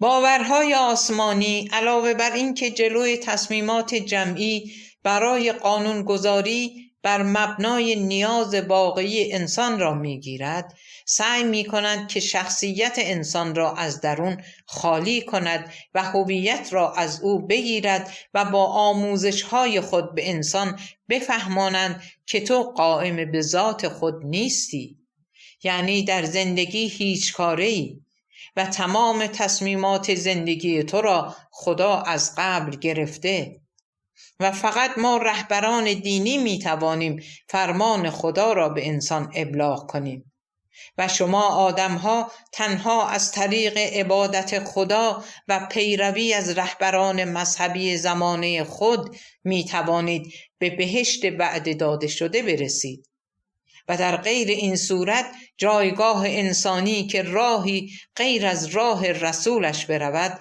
در قعر جهنم است. مثالی می آورم. در نظر بگیرید فردی به یکی از باورهای آسمانی مثل اسلام اعتقاد می آورد. به او می گویند اگر می خواهی مسلمان درستی باشی و جایگاهت در بهشت باشد، نباید دروغ بگویی. ولی در مواردی مجاز هستی و می توانی و آن موارد را چنین توضیح می دهند: دروغ به دشمن، دروغ مصلحتی، دروغ به زن. همه راستی و درستی زندگی آدمی را این سه نوع دروغ تحت شعاع خود قرار می دهد. باید بگوییم که در قوانین دین اسلام اینطور آمده که هر فرد غیر مسلمان کافر محسوب و هر کافری دشمن مسلمانان تلقی می شود. پس می توان به تعداد خیلی زیادی از مردم دروغ گفت، چون آنها همه کافر و دشمن اسلام هستند. به کارهای داعش در چند سالی که قدرت را در گرفته بود توجه کنید که در اروپا به قصد کشتن مردم بیگناه چه بمبگذاری هایی میکرد تا اینکه بتواند به قول اسلام وحشت بین کافران به وجود آورد، و یا اینکه تجارت اشیاء عتیقه را به دست گرفته بود، چون اعتقاد داشت طبق قوانین اسلام نشانه ای از کافران است و وجود آن اشیاء یادآور شرک است. و باید نابود یا اینکه به کافران فروخته شود و پولی را که از فروش آنها به دست می آید برای اجرای قوانین اسلام علیه کافران هزینه کرد. دوم، دروغ مصلحتی. اگر کاری کرده باشی که خلاف عرف اجتماع باشد و رو شود، می توانی آن را با حاشا کردن از سر خود باز کنی، چرا که آبروی مؤمن واجب تر است و اگر مؤمن خطایی کند می تواند در خفا از خدایش طلب بخشش کند و لازم نیست آبرویش را با انتشار خبر فساد اخلاقی و یا دزدی در بین مردم خدشه‌دار کرد. سوم، دروغ به زن. دروغ به زن چه در مسائل مالی و چه غیر اخلاقی. خودتان فکر کنید این چنین جامعه‌ای چطور میتواند مسائل جهانی را حل و خود را پرچمدار جهان آزاد و صلح اعلام کند.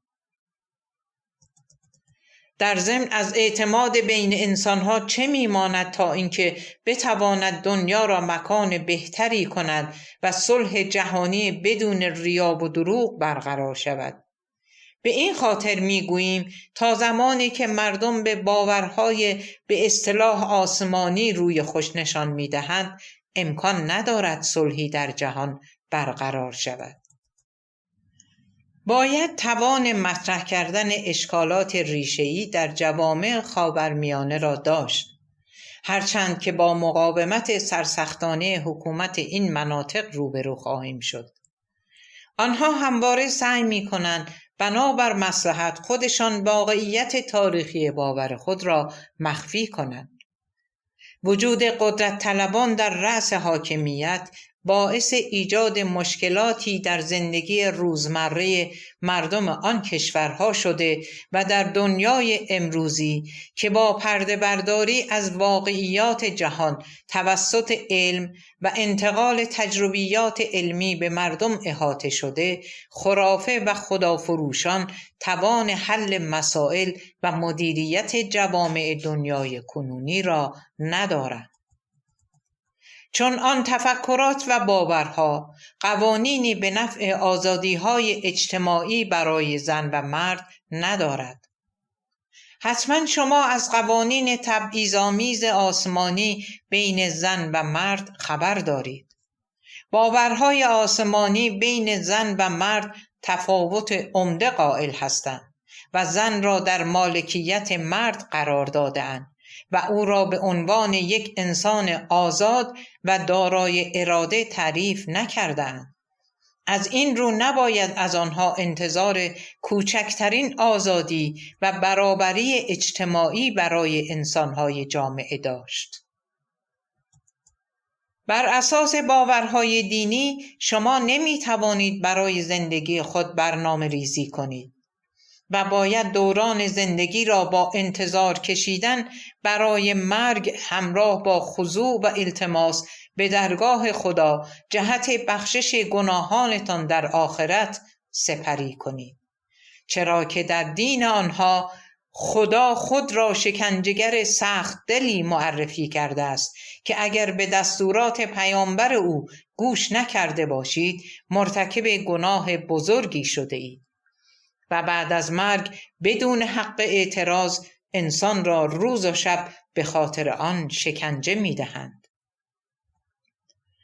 آخر این چه باوری است که مردم دنیای کنونی کماکان به دور آن جمع شده اند؟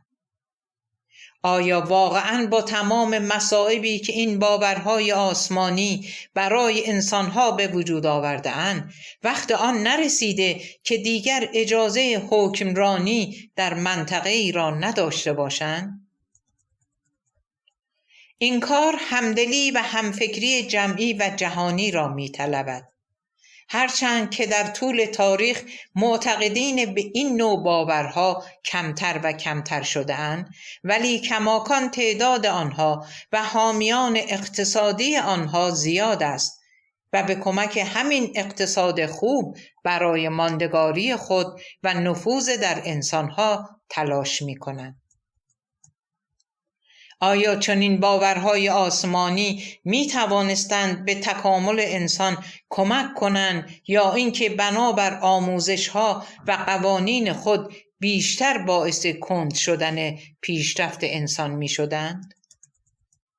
پیروان این باورها با ترویج خرافات و داستانهای قدیمی که برای گذراندن شبهای دراز زمستان ساخته شده بود و تحریف کتابهای بیپایه و اساس فقط بر مبنای روایات که هیچ منبع درستی هم ندارد و با اغراق و نقل سینه به سینه مکتوب شده بود، همیشه سعی می کردند به نوعی جلوی علم تجربی انسان را بگیرند.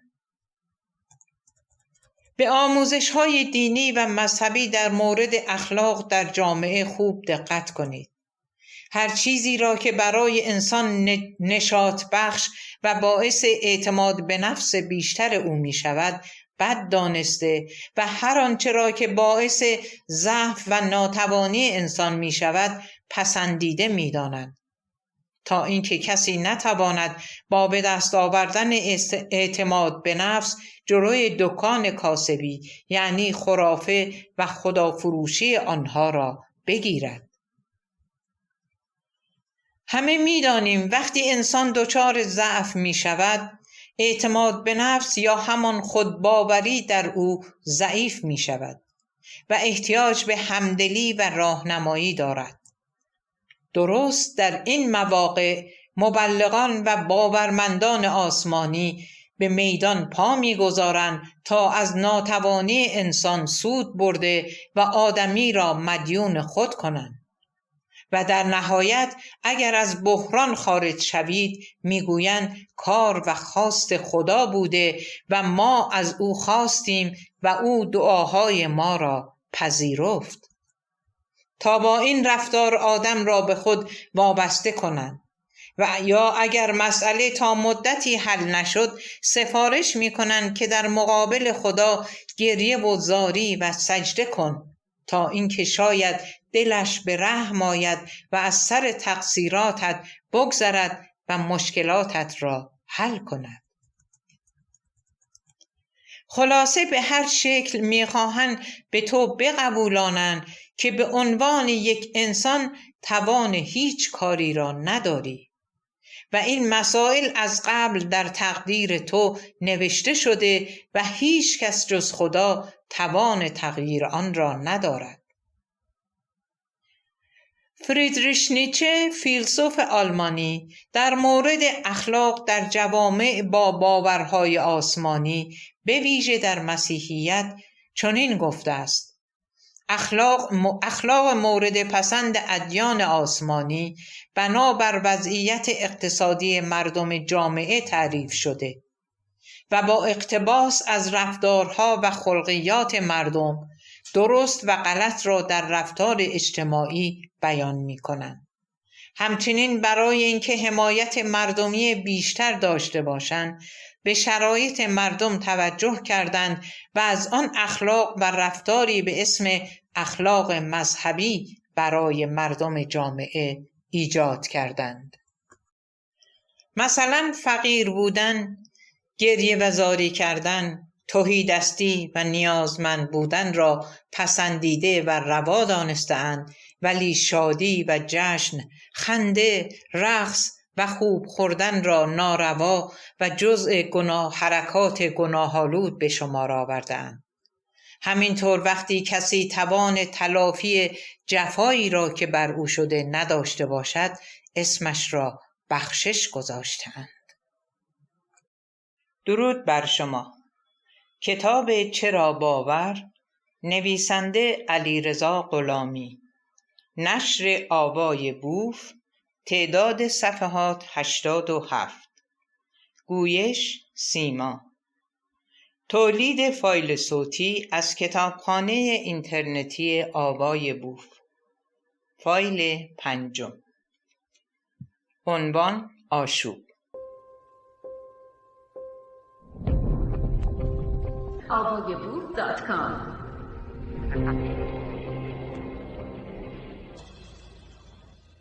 یکی از مسائلی که باورهای آسمانی سود بسیاری از آن میبرند، ایجاد آشوب و ناآرامی در مناطق زیر سلطه و همچنین مناطقی است که در آنجا حاکمیت دارند.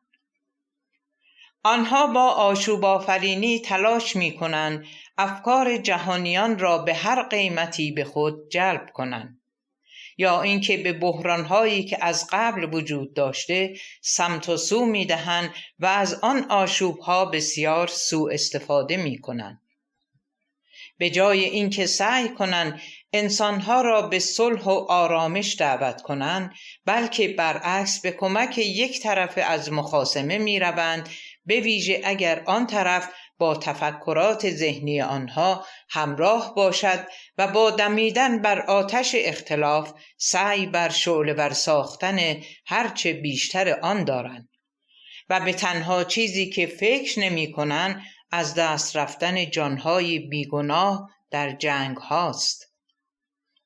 چرا که این رفتار یکی از بهترین روش‌ها برای تبلیغ و انعکاس باورهای خود در سطح بین المللی است.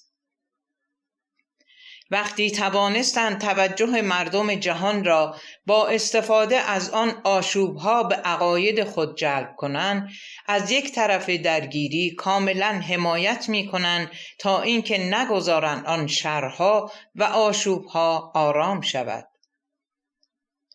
اگر کسی یا کسانی بخواهند آن ناآرامی ها و آشوب ها را آرام کنند، به میدان آمده و کاری می کنند که آتش بحران به وجود آمده شعله ورتر شود. درست در شروع کار باورهای آسمانی بود که برای معرفی خود از آشوب در جامعه استفاده کردند.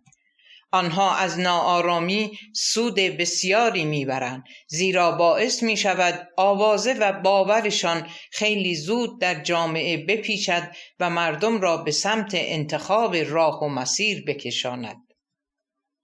مثل چندی پیش که برخورد بین فلسطینیان و اسرائیلی ها انجام شد و تا الان هم که این کتاب در حال نگارش است، آن درگیری ها ادامه دارد. باورمندان اسلامی با مظلوم قرار دادن فلسطینی ها از بابت کشته های زیاد اعم از زن و بچه و پیر و جوان توسط اسرائیل که به تجهیزات پیشرفته نظامی مجهز است، احساسات مردم دنیا را تحریک کردند. رهبران باورمند اسلامی کوچکترین توجهی به آمار کشته ها نداشتند. بهترین کمک آنها به مردم بی‌دفاع غزه خاموش کردن آتش جنگ بود که برای آنها کاری نداشت، ولی نه تنها جنگ را آرام نکردند، بلکه برای مقاصد خود بر شعله‌های آن دمیدند. کار تبلیغاتی آنها باعث شکلگیری راهپیمایی‌هایی در این طرف و آن طرف دنیا در حمایت از مردم غزه یا فلسطین شد و رهبران مسلمان گفتند که این اسلام و مسلمین هستند که مظلوم واقع شده اند.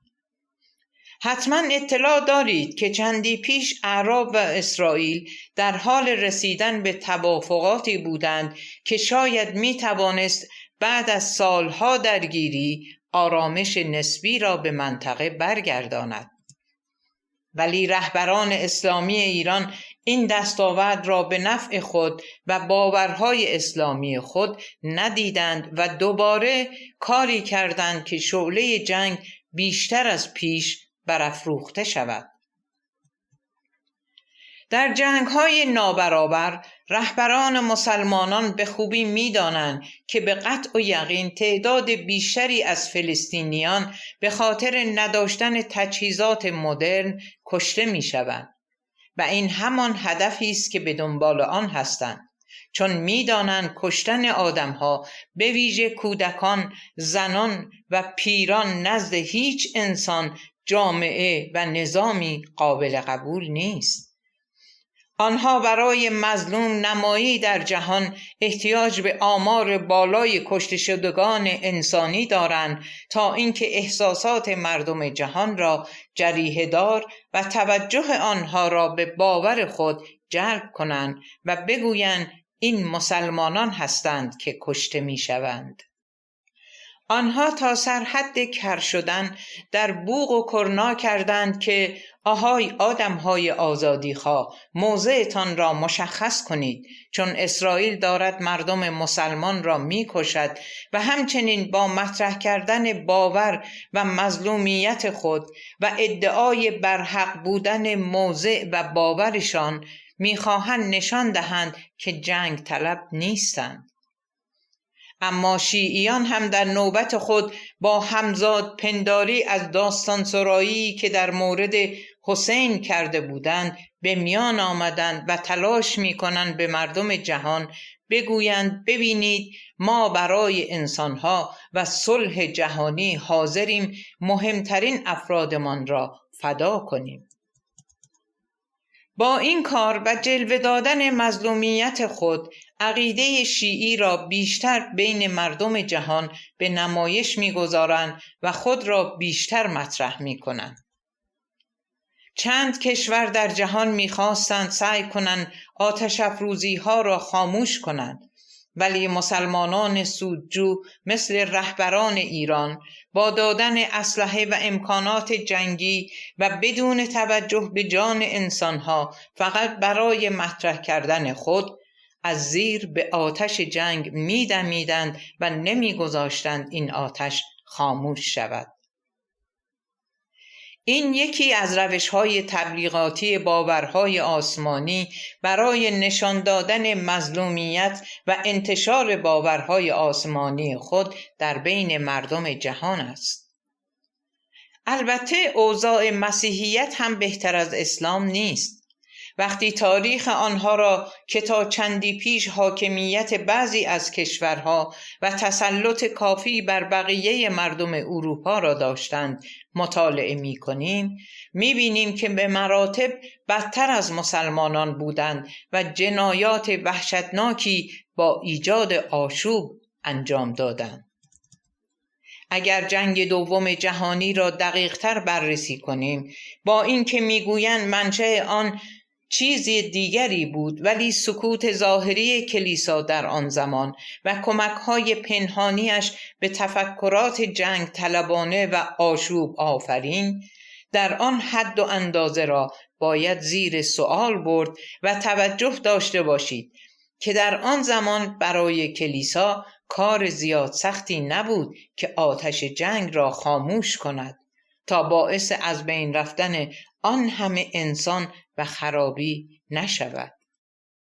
ولی کلیسا علاوه بر این که سکوت کرد، تازه در این فکر بود که شاید مسیحیت با این کار، یعنی جنگ و خونریزی، بتواند محدوده تسلط خود بر انسانها در جهان را توسعه دهد. به همین دلیل به آشوب ایجاد شده به نوعی دامن میزد. با این مثال می توانید حدس بزنید کارهایی که از این باور آسمانی سر می زند می تواند چقدر جنایتکارانه و آشوب برانگیز باشد. اوضاع یهودیان جهان را از بابت ایجاد آشوب و توجه دیگران به باور خود و مظلوم نمایی در برابر مردم جهان و همچنین خودبرتری بنابر آموزه های دینشان را همه مردم دنیا تقریباً با کمی بالا و پایین می دانند که آن باورمندان آسمانی در طی دورانهای مختلف تاریخ چگونه عمل کردند.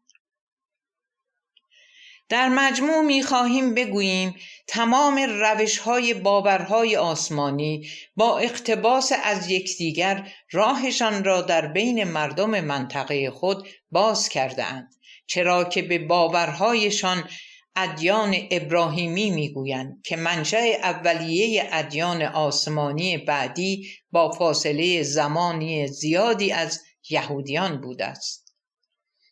در گذر زمان افرادی در مناطق دیگر با استفاده از فکر اولیه یهودیان و با اضافه و یا کم کردن سلایق و خواست مردم منطقه برای به دست گرفتن راهبری مردم به خود عنوان پیامبری دادند، درست همانند روش‌های باور یهودیان. عنوان: جن و شیطان در باور آسمانی. جن و پری و موجودی به نام شیطان در باورهای آسمانی جایگاه بسیار مهمی دارند. پایه‌گذاران ادیان آسمانی و الهی برای ترساندن پیروان خود از این کلمات زیاد استفاده می-کنند. البته آن خیالات انسانی که در زمان ترس و احساس ضعف و گاهی به دلیل اختلالات هورمونی می‌بینید و یا می‌شنوید توضیح علمی دارد. آنها از این موضوعات استفاده کردند و در کنار آن داستان‌هایی برای واقعی بودن آنها ساختند و به انسان میگویند آنها به سمت تو میآیند تا اینکه تو را به گناه وادار کنند و یا بترسانند و حتی در بعضی از موارد حرف خنده‌دارتری میزنند. مثلا میگویند روح فلان کس سراغت آمده. دقت کنید در ادیان ابراهیمی چقدر در مورد آنها صحبت شده که خیلی از افراد کاملا به جن و شیطان ایمان آوردند و برای رفع و دفع چیزی که وجود ندارد دست به هر کاری میزنند. در دنیای کنونی ثابت شده هر گونه حرف و رفتاری که در سن کم به کودکان انتقال داده شود، آنها با تخیلات خود آن را واقعی سازی می کنند و تا مدتهای زیادی این تفکرات همراه آنان خواهد بود. اگر افراد در سن بالاتر بنابر اعتقادات خود به وجود جن و پری و شیطان باور دارند، به یقین افکار کودکی خود را در سنین بالاتر به آن تخیلات ربط داده و راحت‌تر خرافات مذهب را می‌پذیرند. چیزی که باورمندان آسمانی برای دکان خود نیاز دارند، پذیرش وجود جن و شیطان در بین آدم‌های زنده است. چرا به چنین خرافاتی دامن می‌زنند؟ بعضی از آدم‌های ساده اندیش و معتقد به باورهای آسمانی آن توهمات خرافی را کاملا می‌پذیرند و اسباب درآمد اقتصادی روزانه گردانندگان دکان باورهای آسمانی می‌شوند. آنها از این بابت هم پول خوبی به جیب می‌زنند. درآمدزایی از این راحت‌تر مگر می‌شود؟ مثل سرکتابگیری، احضار روح، فالگیری و غیره که خود از آن بهتر از من خبر دارید. پس وقتی میگوییم که باورمندان آسمانی اگر سوار بر گرده مردم شوند دیگر به راحتی پیاده نخواهند شد، به همین دلایل است. درآمد مالی بسیار بالا و جایگاه اجتماعی خیلی خوب بدون نیاز به کار مفید در جامعه و به دست آوردن پول خوب از خرافه فروشی دستاورد بزرگی است. عنوان: قهرمانسازی. در مورد کشته شدگان پیروان مذاهب و اینکه چگونه قهرمانسازی می‌کنند، چون رویاپروری و قهرمانسازی در نظر انسان زمینی به خاطر وجود ظلم از طرف حاکمان، نابرابری‌های اجتماعی و بی‌عدالتی‌ها بین جوامع بسیار قابل توجه است، قهرمان پروری در بین جوامع جهان جایگاه خاصی داشت. مثلا در مسیحیت عیسی را قهرمان بشریت معرفی کردند. در اسلام خیلی از رهبران دینی خود را قهرمان نامیدند و تقریباً در تمام موارد بسیار غلو شده است. آنها به دروغ برای دکان خود چنان قصه هایی با اقتباس از داستانهای خیالی قدیمی درست کردند که آدمی را به حیرت وامی دارد. با این شگرد توانستند مردم را دور آن قصه ها جمع کنند و با تأثیر روی احساسات مردم کاری کردند که مردم به خاطر همان قهرمانان به سر و سینه خود بزنند. آنقدر آن قصه ها را در اجتماع مطرح کردند که به سختی می شود آن داستانهای خیالی را از ذهن مردم پاک کرد و آنچنان جایگاهی دارد که باعث می شود حتی افراد در خلوت خود سؤالی در مورد آن جریان به ذهنشان خطور نکند. عنوان: دین و تمدن. ما تاکنون از طرف مبلغان باورهای آسمانی این جمله را بسیار شنیده ایم که دین با خود برای انسان تمدن آورده است. واقعیت امر این است که این دین بود که توانست از تمدن مردم سود ببرد و به خود شکل دهد و میتوان گفت که دین با باور خدایی سوار بر تمدن انسانی شده است. اگر دین خود را بر تمدن بشری سوار نمی کرد و از موارد لازم تمدن بهره نمی برد، اقبال آن را پیدا نمی کرد که خود را گسترش دهد. مطمئن باشید اگر ادیان موجود در جهان خود را به سیطره مناطق متمدن شده نمی کشاندند، اصلاً ماندگاری پیدا نمی کردند. مثل خیلی از موارد که خود باورمندان آسمانی اعتراف می کنند که با تسلط بر امپراتوری های بزرگ مثل ایران و روم توانستند وجود خود را اثبات کنند و اگر این چنین نمی شد حتماً به فراموشی سپرده می شدند. مثلا خدافروشان در تبلیغاتشان میگویند که خدا 124,000 پیامبر برای انسان فرستاده و یک سری اسم هم برای آن افراد داستانهای خود دارند.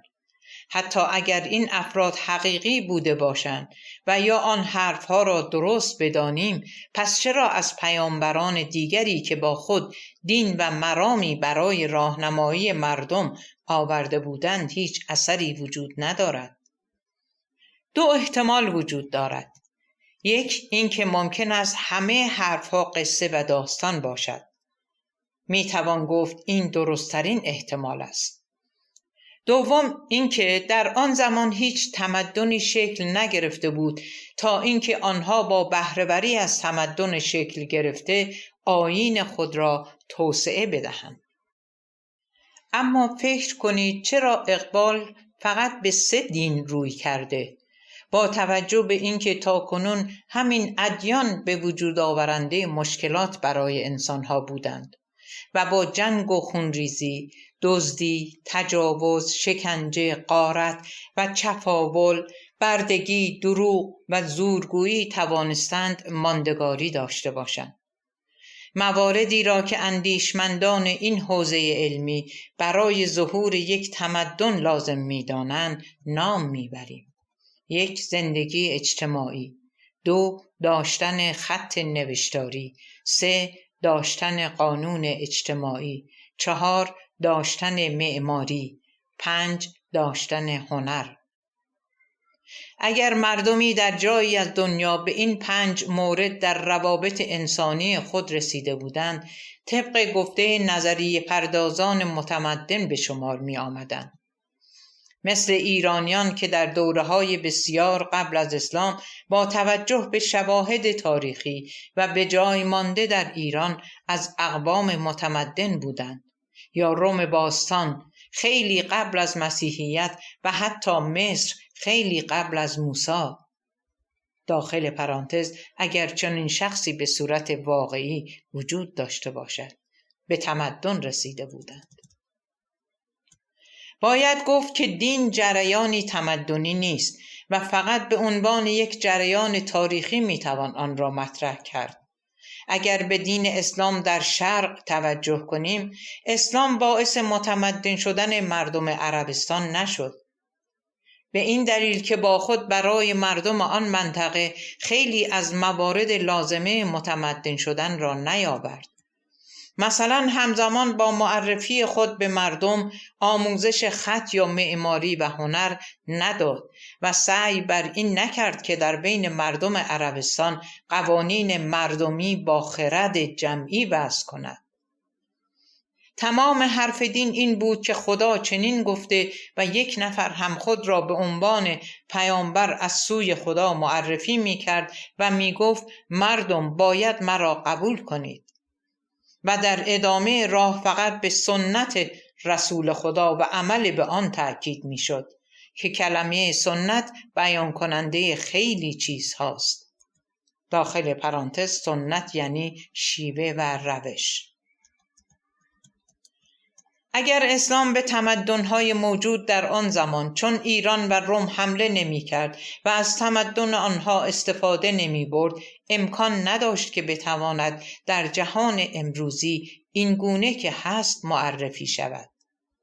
در حقیقت اسلام از وجود تمدن در ایران بیشترین سود را برای اشاعه خود برد. مطمئن باشید که اگر تمدن ایران برای این دین موارد لازم جهت رونق و گسترش را تهیه نمی کرد، محمد و دینش امکان نداشت که در جهان به این شکل مطرح شود. می توان گفت که اسلام و حرکت محمد فقط به صورت یک رویداد تاریخی در منطقه عربستان مطرح می شد و بس، چون با خود هیچ گونه موارد تمدنی همراه نیاورده بود. در ضمن باید خاطر نشان کرد که تمدن در گذر سالها کار و تلاش و آزمون و خطا به دست می آید. نمی شود یک شب از خواب بلند شوی و بگویی من با خود تمدن جدیدی آوردم. در مورد مسیحیت هم تقریباً اوضاع همین گونه بود. این دین بعد از اینکه امپراتوری‌های روم شرق و غرب با وجود داشتن تمدن آن را می‌پذیرند توانست در جهان مطرح شود. تا قبل از اینکه روم دین عیسوی را بپذیرد، تعداد بسیار اندکی از مردم منطقه روم مسیحی بودند و جرأت نداشتند و می‌ترسیدند خود را به عنوان مسیحی معرفی کنند. ما ایرانیان به آنها ترسایان می گفتیم. مسیحیت هم وقتی سوار بر تمدن روم شد توانست ابراز وجود کند، وگرنه آنها هم اقبالی نصیبشان نمی شد که خود را توسعه دهند.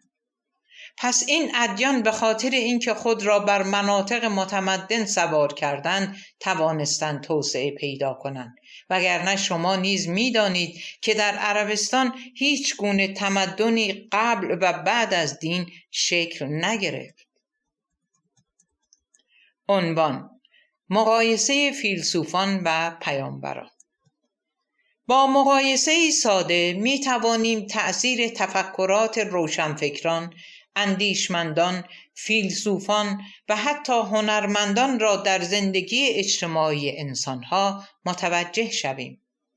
انسانها با گذشت زمان کم کم در میابند آن ایده های معرفی شده از طرف پیامبران که خود آنها را در چارچوبی خاص قرار داده بودند برای به دست گرفتن قدرت بود و برای این کار مدتها قبل از اعلام پیامبری برنامه ریزی کرده بودند.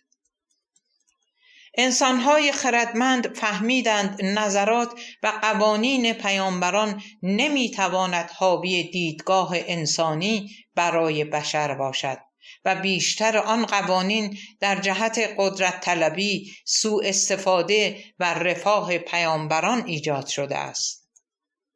به همین دلیل آنها فکر کردند که در مقابل آن قوانین و باورهای آسمانی تنها با دادن راهنمود و ایده‌هایی بر مبنای نیازهای انسانی می‌توانند قوانین جدیدی همچون حق آزادی، حقوق انسانی، حق زندگی برابر برای زن و مرد و همچنین سیستم حکومتی بر پایه دموکراسی را به مردم جهان معرفی کنند. تا اینکه مردم را با جایگاه انسانی خود در جامعه و نوع روابطشان با حکومتداران آشنا سازند و هشدار دهند که هر انسانی در هر جای دنیا که باشد حق و حقوقی دارد و کسی به نام خدا و یا حاکم نمیتواند این حق غیرقابل انکار انسان را به هر دلیلی نقض کند. هر انسانی باید احساس کند که در جامعه نقش و جایگاهی دارد و کسی برتر از دیگری نیست. ولی در عوض جوامع دینزده که از اندیشه‌های دروغین آسمانی یک نفر برای گرفتن قدرت به وجود آمده بودند، آدمها را بدون داشتن حق و حقوق انسانی مجبور به تحمل مشکلاتی همچون جنگ و غارت می کردند که دین به وجود آورده بود و مردم نیز حق هیچ گونه اعتراضی نداشتند، چرا که اعتراض نسبت به باورهای آسمانی مخالفت با خواسته خدا و پیامبرش محسوب می شد و مجازاتش مرگ بود. چرا هنوز آدمی به این باور نرسیده که بعد از مرگ دیگر از زندگی دوباره خبری نیست؟ به نظر می رسد که علم باید هرچه بیشتر پادرمیانی کند و مرگ و نیستی را برای آدمها توضیح دهد تا اینکه انسانها به خاطر وعده دروغین بهشت خیالی با یکدیگر دشمنی نورزند و باورمندان دینی نتوانند از انسانها سوء استفاده کنند. بسیاری از انسانها هنوز باور ندارند که شانس زندگی فقط همین یک بار است. انگار که نمیخواهند این واقعیت را بپذیرند. آنها همیشه از خود میپرسند نکند که واقعا خبری باشد و من آن را از دست بدهم. از این رو تا به این باور نرسند که هیچ خبری نیست، نمیتوانند با اراده کامل از این وسوسه و ضعف اساسی دست بکشند. بعضی از انسانها با تمام وجود خود باور آسمانی را قبول دارند ولی از لذات زمینی نیز نمیتوانند دست بکشند. وقتی آنها برای اعتراف یا اعلام پشیمانی نزد علما و مبلغان دینی می روند، آنها برای طلب آمرزش و بخشش به اسم کمک و یا فدیه به مراکز مذهبی پول طلب می کنند و می گویند اگر بیشتر کمک کنید خداوند بیشتر از شما خوشنود می شود. این خدای پولی اشتباهات و خطاهای انسان را با پول دادن به محلی دیگر می بخشد. فکر کنید اگر کسی در حق کس دیگری جفایی کرده باشد، با پول دادن به مراکز دینی گناه و اشتباهش بخشیده می شود. به قول ضرب المثل ما ایرانیان که می گوید گناه کرد در بلخ آهنگری، به شوشتر زدند گردن مسگری. داستانهایی از این دست در باورهای آسمانی به واقع اتفاق می افتد. این جمله شوخی و یا از روی تضاد با این گونه باورها نیست. می دانیم که حتما خودتان هم از این سری تجربیات داشته اید. عنوان: فلسفه در باورهای آسمانی. خیلی از توضیحات و تفسیرهای باورهای دینی و مذهبی با عاریه گرفتن مطالبی از نظریات فیلسوفان جهان تعبیر و چهره دیگری پیدا می کند که با واقعیت ذاتی آنها کاملا مغایرت دارد. باورمندان آسمانی نه اینکه برای رعایت حقوق بشر از فلسفه انسانی بهره برده باشند، بلکه چون دین رویدادی تاریخی است که در زمانی رخ داده و با استدلال و منطق برای اثبات نظرات خود دلیلی ارائه نداده اند و درست برعکس برای رواج خود از جنگ و راه انداختن آشوب و دلهره در بین مردم جوامع استفاده و با قوانین غیر قابل تغییر خدایی خود را معرفی کرده اند، پس فلسفه‌ای برای بیان نظریات خود ندارند. روش فلسفه با استدلال، بحث و توضیح منطقی همراه است، ولی باورمندان آسمانی با گفتن جمله هرچه خواست خدا باشد همان می شود راه را برای هر گونه پرسشی بسته‌اند. ادیان آسمانی وقتی احساس کردند که ممکن است در مقابل فلسفه زمینی کم بیاورند و مجبور شوند که کرکری دکان خرافه فروشی را پایین بکشند، نگران از این موضوع و به خاطر نگه داشتن تسلط خود بر روان آدمی که از کنار آن می توانستند به خدا فروشی ادامه دهند، بدون اینکه لازم باشد کاری مفید در جامعه انجام دهند، به همین دلایل به فکر راه حلی افتادند. آنها متوجه شدند اگر در بین مردم فلسفه‌ای از خود برای باورشان درست نکنند، این ضعف بنیاد ادیان باعث نابودیشان می شود. از این رو نفراتی از آنها دست به کار شدند تا اینکه فلسفه وجودی برای باورهای خود تدوین کنند. در مسیحیت فردی کاتولیک معتقد به باور آسمانی به نام آگوستینوس از ترکیب قوانین مسیحیت با فلسفه افلاطونی برای این دین فلسفه‌ای تدوین کرد که در اساس اولیه آن دین به راحتی نمی گنجد. او این کار را کرد تا اینکه کشیشان مسیحی در گفتمان با فیلسوفان مخالف و غیر مسیحی کلیسا کم نیاورند و بگویند این دین هم یک فلسفه وجودی دارد، در صورتی که این دین از هیچ فلسفه‌ای برخوردار نیست و قوانین آن اجباری و غیر قابل تغییر هستند. ادیان جایگاه تاریخی دارند و بس. حتی در اسلام هم معادله به همین شکل بود که در مطالب قبل گفتیم. ابن سینا و فارابی نیز برای اسلام فلسفه‌ای تلفیقی از نظریات فیلسوفان یونانی به وجود آوردند. عنوان: خودشیفتگی در مذاهب. نژاد پرستی ریشه در باورهای آسمانی دارد، چون هر باوری خدا و پیامبر خود را برحق و برتر از خدای باور دیگر می دانند. هر کدام از سه دین الهی که منشأ خود را یکی می دانند به پیروان خود می گویند که ما بهتر از بقیه ادیان هستیم. برای مثال پیروان یهودیت می گویند که ما انسانهای خاص خدا هستیم و خدا خود وعده‌هایی در این مورد به ما داده است. یهودیان خودشان را انسانهای خاص خدا دانسته و خود را بندگان برگزیده خدا می دانند و در نهایت قوم برتر می شمارند. مسیحیان می گویند ما پیروان پسر خدا هستیم و کسی نزدیکتر از پسر به پدر خود نیست و عیسی پسر خدا و در جایگاه خدایی قرار دارد. آنها در کلیساها فریاد برآوردند که ما پیروان عیسی هستیم و رهروان او بندگان برتر خدا هستند و بقیه را وحشی و بربر نامیدند. آنها مسیح را عزیز خدا و پیروان او را برترین انسانها نزد خدا می‌دانند. مسلمانان میگویند که پیامبر ما آخرین فرستاده است و کاملترین قوانین الهی را آورده و همه مردم دنیا باید به پیامبر ما ایمان بیاورند.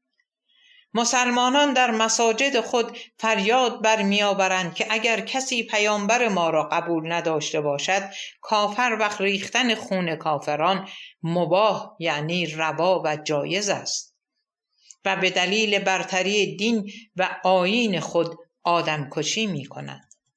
برای اثبات این ادعا فقط کافی است به درگیری و جنگ میان باورهای آسمانی توجه کرد، چرا که هر گروهی خود را برحق و سزای دیگران را نابودی می دانست و حاصل همین تفکر جنگ‌های طولانی، فرسایشی و بیهوده‌ای شد که امروزه بین ادیان ابراهیمی برپاست و دعوا و اثبات برتری به قیمت آوارگی و ریختن خون هزاران انسان بیگناه و گرفتن فرصت زندگی راحت همچنان ادامه دارد. آنها در جنگ‌ها یکدیگر را می‌کشتند و شوربختانه هر گروهی که تعداد بیشتری از طرف مقابل را می‌کشت احساس رضایت بیشتری می‌کرد، چون رهبران هر طرف به جنگجویان خود گفته بودند هر چقدر دشمن بیشتری نابود کنید به بهشت موعود نزدیکتر می‌شوید. آن جنگ‌ها جان‌های زیادی از انسان‌ها گرفت. منظور جنگ‌هایی است که مسیحیان به آن جنگ‌های صلیبی گفته‌اند. در این جنگ‌ها مسیحیان به دلیل اعتقاد به برتری عیسی و باورمندان به او غیر مسیحیان را وحشی می‌دانستند. آنها می‌گفتند سزای کسانی که عیسی را قبول ندارند مرگ و بردگی است. در بعضی از مواقع مسیحیان برای افرادی که نظرات کلیسا را قبول نمی‌کردند قانونی درست کرده بودند به نام حق مسیح و به پیروی از همان قانون بعضی از انسانها را زنده می‌سوزاندند. حملات مسلمانان به مردمان غیر مسلمان به دلیل گسترش سیطره خود بود، اما در صورت پیروزی بدون ذره رحم و مروت مردانی را که توان مقابله داشتند از دم تیغ می‌گذراندند و بقیه انسانها را به بردگی می‌بردند که این رفتار نشانی بسیار قوی از نجات پرستی دارد. آخر چطور می شود که باوری آسمانی با وجود خدایی مهربان که به گفته خودشان همه انسانها را یکسان آفریده چنان دستوراتی برای کشتن انسانها بدهد؟ پس چرا افراد گروه مغلوب را بنده و برده عرب می کردند؟ پس با همین دلایل غیرقابل انکار تاریخی در مورد ادیان برای اولین بار این باورمندان آسمانی بودند که مفهوم انسانهای بهتر و برتر با اعتقادات آسمانی برتر را به وجود آوردند و هر گروه انسانی با اعتقاد خاص خود را بهتر و برتر و بقیه را برده و کافر نامید. این نوع تفکر در جوامع انسانی رشد پیدا کرد و در برخورد با یکدیگر حس خودبرتری نسبت به پیروان ادیان دیگر خود را نشان داد. از این رو حس انسان برتر بنابر اعتقادات دینی و بهتر و پستر شمردن انسانها در بین مردم از راه آموزه‌های دینی به جوامع منتقل می شد. همین تفکر به عنوان نژاد پرستی در جوامع انسانی رشد کرد. برای مثال باید از انگیزه جنگ‌های صلیبی و یا حتی جنگ جهانی دوم نام برد که مسیحیت فکر نابود کردن یهودیت را داشت. درود بر شما. کتاب چرا باور، نویسنده علیرضا غلامی، نشر آوای بوف. تعداد صفحات 87. گویش سیما. تولید فایل صوتی از کتابخانه اینترنتی آوای بوف. فایل 6. عنوان: چگونگی گسترش باورهای آسمانی. avayaboof.com.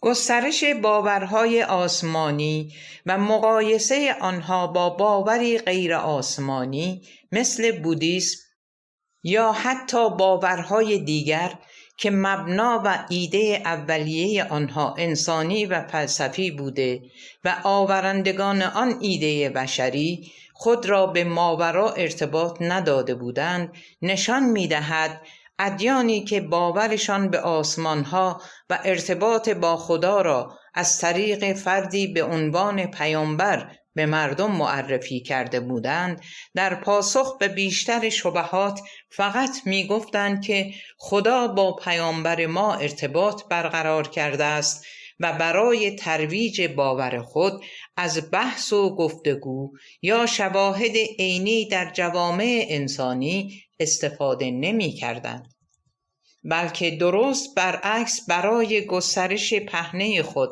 بر جغرافیای انسانی از جنگ، قتل و کشتار، دزدی و راهزنی، تجاوز به حریم خصوصی انسان، دروغگویی، ترس و وحشت و اعمال غیر انسانی بهره می بردند. همانطور که قبلا هم بیان کرده ایم، پیامبران با علم به ضعیفترین خصلت انسانی روی همان نکته دست گذاشتند تا اینکه انسانها را ناچار به پذیرش باورها و نظریات خود کنند. شاید بپرسید چه لزومی داشت این کارها را بکنند؟ پاسخ خیلی ساده است. چون می‌خواستند قدرت حاکمیت بر انسانها و منطقه جغرافیایی بیشتری را به دست آورند و از کنار آن با در دست داشتن امور اقتصادی جامعه که همواره یکی از مسائل اصلی آدمی در زندگی بوده است، بر همه امور مردم تسلط پیدا کنند و آنها را وادار به هر کاری که خود می‌خواهند بکنند.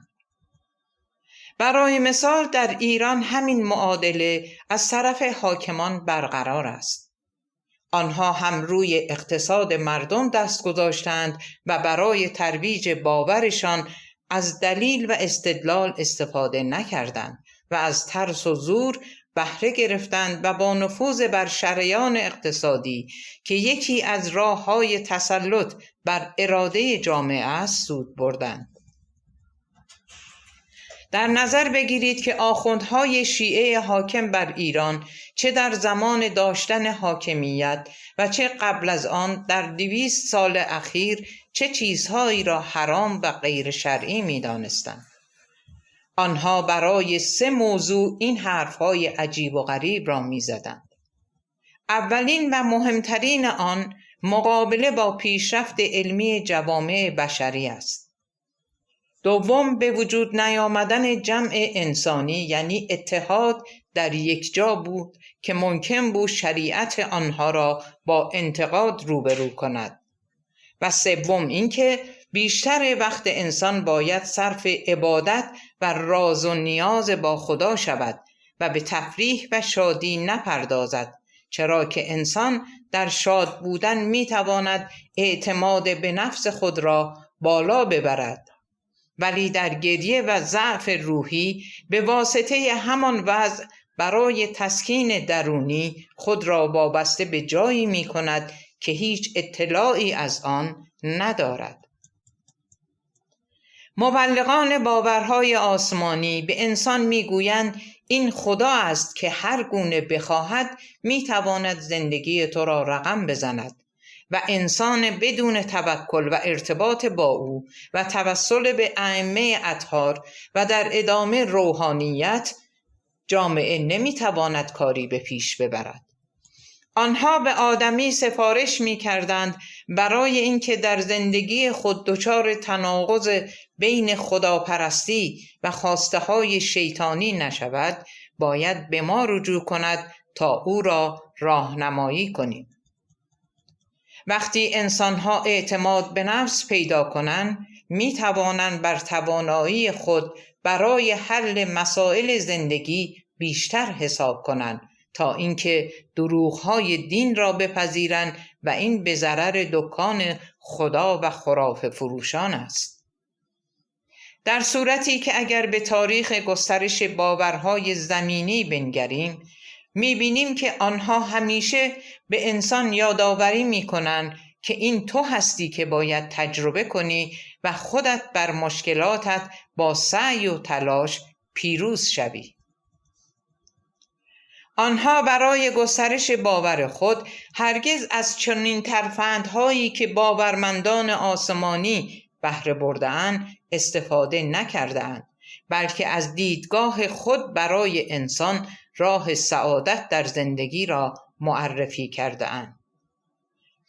بهترین مثال برای این موضوع گسترش و رواج آیین بودا در جهان کنونی است، چرا که بودیسم یا همان باورمندان به راه سیدارتا یعنی بودا در جهان بسیار زیاد هستند و شاید بتوان گفت که اولین آیین در جهان است که بیشترین پیرو را دارد و برای گسترش آن از جنگ، خونریزی و یا ترس و وحشت استفاده نبرده‌اند، بلکه بودا در آموزه‌های خود سعی کرده که مصائب زندگی را با شگردی دیگر معرفی کند تا اینکه انسان برای ادامه زندگی خود بیشتر انگیزه پیدا کند. اگر به باورهای دیگر انسانی بنگریم، همین قاعده حکم فرماست، چرا که هدف همه آنها کمک به زندگی و روابط انسانی بوده است، نه برانگیختن ترس و وحشت برای سود بردن از فضای ترس بر انسان. ولی ناگفته نماند که حتی در بعضی از موارد کسانی که خود رأی و قدرت طلب که باوری انسانی را سرلوحه حاکمیت خود قرار داده‌اند و برای اعمال آن قوانین از زور و ظلم استفاده کرده‌اند، این نوع نگاه برای حاکمیت بر زندگی انسانی کار نخواهد کرد و حتما متوقف می شود. چون باور انسانی برای روابط و زندگی بهتر انسان هاست، نه راه انداختن حکومتی بر مبنای خودرأیی و یکسونگری. در باورهای انسانی همیشه گوشزد شده که آدمها باید تحمل رأی و نظر مخالفان را داشته باشند که از این طریق روابط بهتر در جامعه حکم فرما شود و با انتقاد به قوانین میتوان انتظار تغییر آن به سمت بهتر شدن را داشت. با این روش میتوان جامعه‌ای بالنده و سرافراز ساخت که همه آدم‌ها در آن سهمی داشته باشند، نه اینکه مثل باورهای آسمانی که میگوید قوانین الهی غیر قابل تغییر است و هیچ بشری نمیتواند با افکار زمینی قوانین خدایی را تغییر دهد. رفتار و اخلاق در جوامعی که حاکمیت آن به دست کسانی است که یکی از باورهای آسمانی و قوانین آن را در جامعه به کار برده‌اند، ولی در رأس حاکمیت قوانین دیگری برای نزدیکان به حلقه حکومتی حاکم است، به طور کاملا تبعیض‌آمیز نسبت به مردم عادی و جامعه است. رژیم ها با هر نوع باور آسمانی که آن را سرلوحه حاکمیت بر مردم انتخاب می کنند، برای نگه داشتن قدرت خود از پیروان آن باور که کارشان برای ماندگاری آن حاکمیت مفید است، نهایت استفاده را میبرند. اگر آن نفرات کاری که غیر عرف جامعه باشد، چه در عیان و چه در خفا انجام دهند، برای رفع و رجوع کردن آن با چند تبصره دینی اعمال غیر متعارف آنها را روا می نامند، چون آنها مهرهای ماندگار رژیم هستند. ولی اگر یکی از مردم جامعه 1% آن کارها را انجام دهد، به قول باورمندان آسمانی حسابش با کرام الکاتبین است، چرا که حتما با منافع آنها مغایرت دارد. مثالها زیاد است و ما مردم ایران از تمام آن حرکات جنایتکارانه و غیر عرفی جامعه که دور حلقه قدرت انجام می‌دهند و همچنین چگونگی برخورد قضایی باورمندان دینی با افراد درون حلقه حاکمیت خبر داریم. گاهی مسائل و حرکات غیر اخلاقی آنها به بیرون درز می کند و رژیم هم اعلام می کند که مثلا آنها را دادگاهی کردیم، اما آنها در موقع به اصطلاح تحمل مجازاتشان هم از همه امکانات چه بسا بیشتر از مردم جامعه برخوردار هستند. این مسائل در ادیان آسمانی دیگر نیز به همین منوال است. مثلا از این طرف و آن طرف میشنویم که در کلیساها و صومعه سراها مسیحیان به رفتار غیر اخلاقی حتی با بچه‌های کم سن و سال دست میزنند، و یا اینکه در صومعه زنان رفتارهایی انجام میدهند که آدمی را متعجب میکند. فارغ التحصیلان همین پایگاه ها چه در اسلام، مسیحیت و یا یهودیت خود را به عنوان هدایت کنندگان مردم در جامعه معرفی می کنند و برای سرپوش گذاشتن بر کارهای خود به راحتی دروغ می گویند. پیامبر اسلام برای توجیه بعضی از رفتارها و اعمال خود که دور از عرف و انتظار جامعه بود می گفت از طرف خدایش به او این اجازه داده شده. حتما شما هم جریان ازدواج محمد و زن پسرخوانده او را شنیده اید، یا همخوابگی پیامبر با یکی از کنیزانش در محل خواب یکی دیگر از همسرانش به نام حفصه که خداوندش برای این کار آیه می‌فرستد. کمی هم از وضعیت اقتصاد در جوامع حرف بزنیم که یکی از اعتقادات آسمانی را سرلوحه خود قرار دادند. در کتاب‌های باورهای آسمانی هیچ برنامه اقتصادی مدونی مطرح نشده و هرچه هست درباره خمس و زکات است که آنها را حق رهبر وقت می‌دانند و تمام آن مال در دست رهبری است و او 1/5 آن را طلب می‌کند. امام یا رهبر وقت حق دارد بنابر سلیقه شخصی خود از آن بودجه خرج کند و لازم نیست به کسی در آن مورد جوابگو باشد. این سهمیه او از بودجه سالانه است. در راهزنی‌های اولیه اسلام پیامبر می گفت خمس آن مال از آن خدا است و به من که فرستاده او هستم تعلق می گیرد. یا در مواقعی که عده‌ای از مردم از ترس حمله مسلمانان برای نجات جان خود اموالشان را به پیامبر واگذار می کردند، پیامبر خود را صاحب آن اموال می دانست. مثل باغ فدک که یهودیان آن منطقه با واگذاری و پیشکش آن باغ به پیامبر اسلام توانستند جان خود را نجات دهند و محمد را از حمله به آن گروه منصرف کنند. همین پیشکشی اموال شخصی پیامبر می شود و بعدها دختر و داماد وی آن را از محمد تقاضا می کنند. داخل پرانتز، آیا اگر کسی از روی ترس چیزی را به دیگری رشوه یا هدیه دهد در اسلام غصب محسوب نمی شود؟ پرانتز بسته.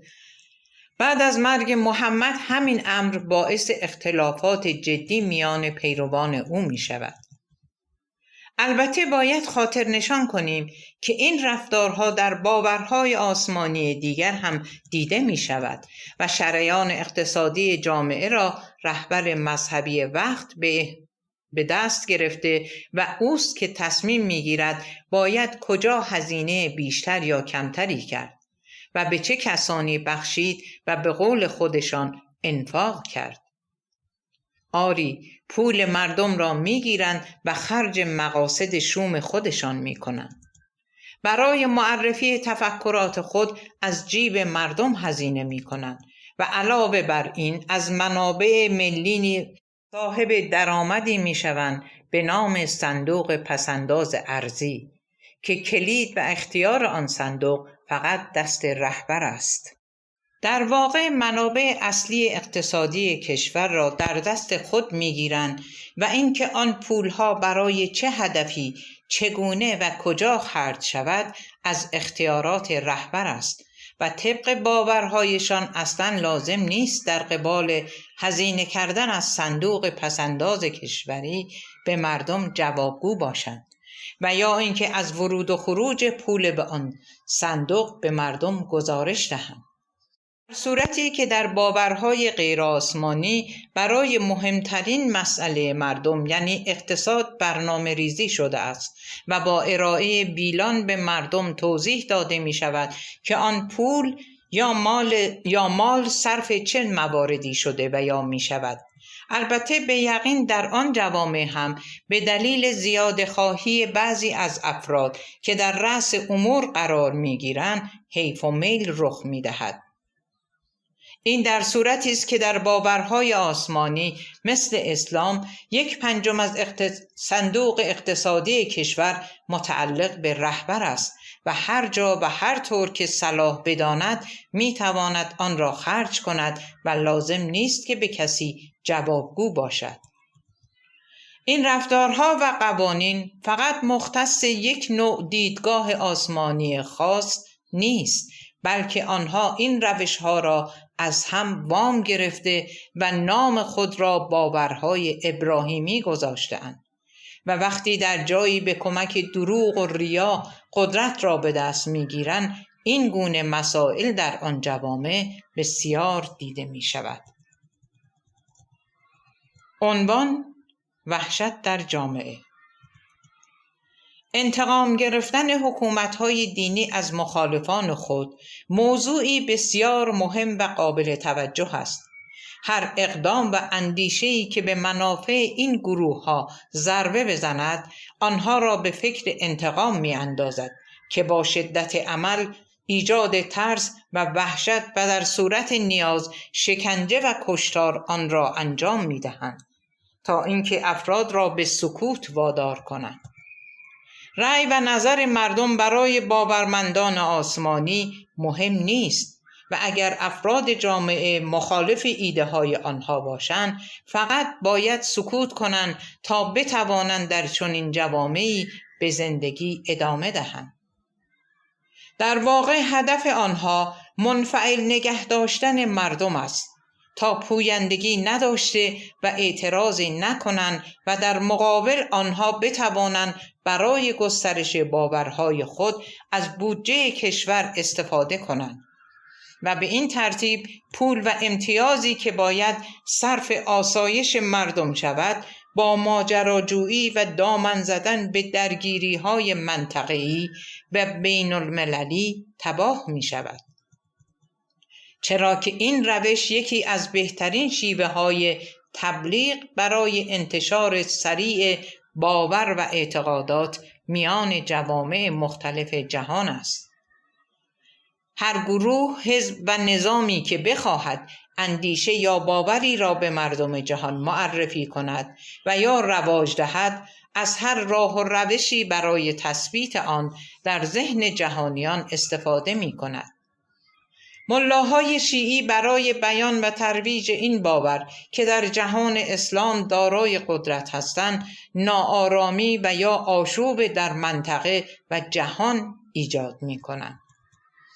پیروان باورهای الهی می‌خواهند افکار و اندیشه عقب افتاده خود را به هر قیمتی در میان جهانیان به عنوان قدرت تثبیت کنند، آن هم به کمک پول‌هایی که از جیب مردم هزینه می‌شود. به همین دلیل سرانجام تمام حاکمیت‌ها با باوری خاص به یکسونگری و دیکتاتوری می‌انجامد. باورمندان آسمانی با ایمان به اینکه در راهی خدایی پا گذاشته‌اند، مخالفین خود را با وحشیگری و بیرحمی سرکوب می‌کنند و هدفشان از این کار ایجاد ترس در دل مردم است. آنها درست مثل روش پیامبرشان و یا حتی در عصر حاضر به روش داعش با ایجاد ترس و وحشت تمام مخالفین با افکار خود را وادار به عقب نشینی و سکوت می کنند و از دلیل و استدلال منطقی برای نشان دادن برتری تفکرات خود استفاده نمی کنند. آنها بدترین شگرد موجود در دنیا را برای شکنجه دارند تا مخالفین خود را به طور کامل از لحاظ شخصیتی تحقیر و خرد کنند.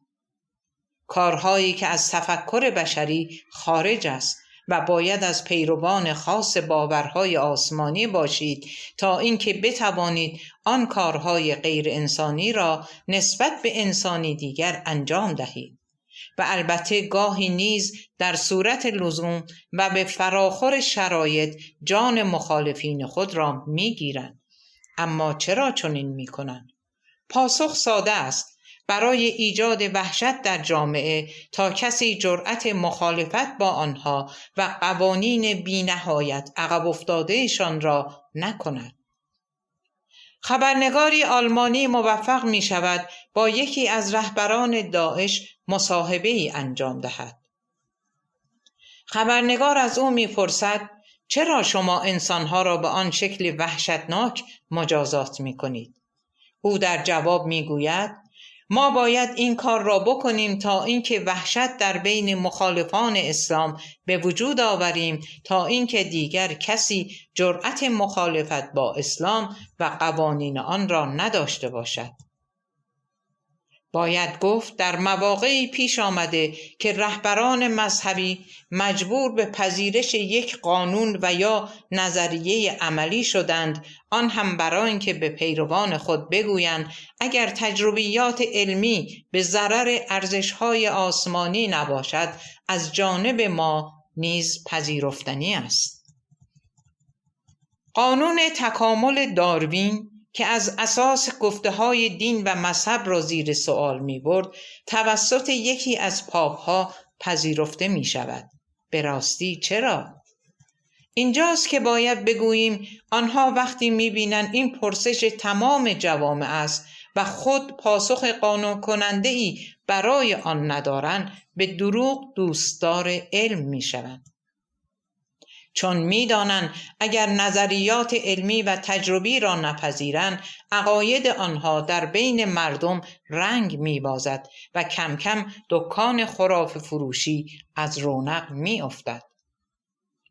درست مثل دست و پا کردن فلسفه‌ای برای باورهای آسمانی خود، برای کم نیاوردن در برابر استدلال‌های منطقی فلسفه، چون مبلغان دینی برای ترویج عقاید خود در بین مردم از دلیل و منطق استفاده نمی‌کنند و قوانین خود را جبری می‌دانند. در باور آنها انسان فقط باید گوش به فرمان باشد و اطاعت کند و راهی جز این ندارد، یا پذیرش یا مرگ.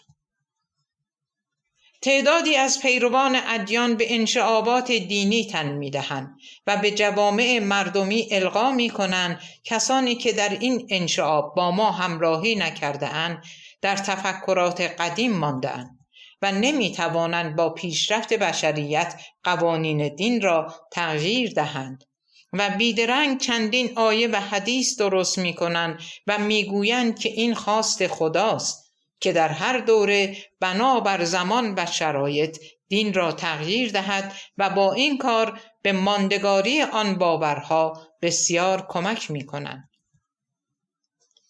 به جریان انشعابات در ادیان دقت کنید. آن جدا شدنها فقط به این دلیل پیش آمد که بگویند ما هم می‌توانیم با پیشرفت اجتماعی خود را تغییر دهیم، که این هم با اساس اولیه دین ناسازگاری دارد و فقط به دلیل بقا و ماندگاری مطرح می شود. وقتی به تاریخچه پروتستان در دین مسیحیت نگاهی می اندازیم، متوجه می شویم اگر مارتین لوتر آلمانی دست به کاری نمی شد، مسیحیت در بعضی از مناطق تقریباً نابود شده بود. حتی میخواهم ادعا کنم اگر ابن سینا و فارابی نبودند که با کمک نظریات فلسفی یونانی مثل افلاطون و سقراط برای اسلام فلسفه وجودی درست کنند، چه بسا اسلام هم در مقابل جریانات فلسفی جهان چیزی در خود برای ابراز وجود نداشت. عنوان: مقایسه باورهای آسمانی. باید توجه داشته باشیم که اگر انسان خود دست به کار نمی‌شد تا پاسخ پرسش‌هایش را از طریق تجربه به دست آورد و در واقع اگر فلسفه و علم به کمک انسان نمی آمد تا چگونگی زندگی انسانها در کنار یکدیگر را تعریف و حق و حقوق انسانی را در مقابل باورهای آسمانی به آنها گوشزد کند، ما در خیلی از نقاط دنیا هنوز به دلیل قدرت ادیان آسمانی و تسلطشان بر جوامع کماکان اندر خم یک کوچه بودیم. داستان از آنجا آغاز شد که کلیسا قدرت جوامع اروپایی را به طور کامل در دست گرفت و در پند و اندرس‌ها فقط از حق مسیح سخن گفته می‌شد و هر وقت احساس می‌کردند باید در جایی از دنیا پهنه خود را برای سود بیشتر گسترش دهند، تعدادی از همین مردم را به عنوان جنگجویان عیسی به صف می‌کردند. آنها به جنگجویان مسیحی می‌گفتند که ما باید حق عیسی را بگیریم و تعداد زیادی از آنها را به دلیل گسترش قدرت کلیسا به کشتن می‌دادند. در آن سالهای فقر و تنگدستی در اروپا، رهبران کلیسا به بهانه حق عیسی مردم را سرکیسه می‌کردند و اگر کسی ناخودآگاه به کشیش یا راهبه‌ای چیزی می‌گفت که به کلیسا برمی‌خورد، باز به عنوان حق مسیح او را شکنجه و زندانی می‌کردند یا در بعضی مواقع زنده می‌سوزاندند. تا اینکه قبل از شروع رنسانس اروپا حدوداً در سال 1350 میلادی یک نفر از فلورانس ایتالیا به نام جووانی پیکو دلا میراندولا، فیلسوف و نویسنده اهل ایتالیا، با بیان یک جمله که پرسیده بود شما همیشه در موعظه هایتان از حق مسیح حرف میزنید، پس حق ما انسانهای زنده چیست؟ مگر ما به دنیا آمدیم که فقط حق مسیح را بپردازیم و زندگی خودمان هیچ؟ باعث جرقه اولیه رنسانس در اروپا شد که به طور تقریبی 350 سال طول کشید. اگر دین مسیحیت برای نجات خود در آن دوران از نیرنگ و فریب استفاده نمی کرد و در سال 1500 میلادی کسی به نام مارتین لوتر پیدا نمی شد که تعبیر دیگری از دین عیسوی ارائه دهد تا به ذائقه مردم خوش بیاید، شاید بتوان گفت که آن باور آسمانی در بعضی از مناطق اروپا به تاریخ پیوسته بود. به این مسئله توجه کنید که 1500 سال قوانین دین عیسی غیر قابل تغییر بود و کسی نمی توانست تفسیری جز تفسیر پاپ از نوشته های کتاب آسمانی آنها بکند و اگر کسی چنین می کرد سزای او زنده سوزی بود. حتی در آن زمان که کلیسای کاتولیک قدرت بلا منازع اروپا بود، کسی نمی توانست از زبان دیگری جز زبان لاتین برای متون مذهبی استفاده کند. اگر کسی برای فهم مردم محدوده خود کتاب آسمانی آنها یعنی انجیل را به زبان دیگری ترجمه می کرد، سزای عملش زنده سوزی بود. در مورد اسلام نیز می توان گفت که ایرانیان بعد از حمله اعراب به ایران و کشتن و غارت آنها در نهایت خود به اسلام باور آوردند و از اسلام تعبیر دیگری هماهنگ با سلیقه و باور مردم از اصول انسانیت ارائه دادند که با اصول اولیه و نانوشته اسلام واقعی بسیار تفاوت داشت. شاید بتوان گفت اگر مردم از اسلام تعبیر دیگری ارائه نمی‌دادند، این دین هم اقبال چندانی برای جذب پیروان بیشتر پیدا نمی‌کرد. این جمله که این اسلام آن اسلام نیست بین مردم ایران آن زمان مرسوم شده بود و حتما آن را زیاد شنیده اید. از همان سالها اندیشمندان ایرانی با سلیقه و فلسفه انسانی رنگ و بوی دیگر به اسلام دادند و ایرانیان از اسلام چیز دیگری ساختند که در اندیشه و تفکرات اعراب مسلمان اولیه اصلاً وجود نداشت. پس در واقعیت آن اسلام بعد از 200 سال اشغال ایران توسط اعراب دیگر آن اسلامی نبود که آنها با خود آورده بودند. ایرانیان رنگ و بوی ایرانی به آن باور آسمانی دادند که توانست با نظریات و باورهای دیگر که در آن زمان در دنیا وجود داشت رقابت کند و ماندگار شود. در ادامه بحث به چند باور فلسفی اشاره می کنیم که اگر متفکران اولیه آنها نبودند شاید تاکنون انسانها در نقاط دیگر دنیا نمی توانستند مفهوم آزادی و حقوق انسانی خود را متوجه شوند، چرا که باورهای آسمانی این ایده ها را مغایر با آموزش های خود و خدا می دانستند و کاملا با آن گونه افکار مقابله می کردند. گروهی از متفکران با کمک از فلسفه وجودی انسان نظراتی مطرح کردند و آن ایده ها را اصالت انسان نام نهادند و در ادامه راه افراد دیگری آن ایده اولیه را بیشتر گسترش دادند.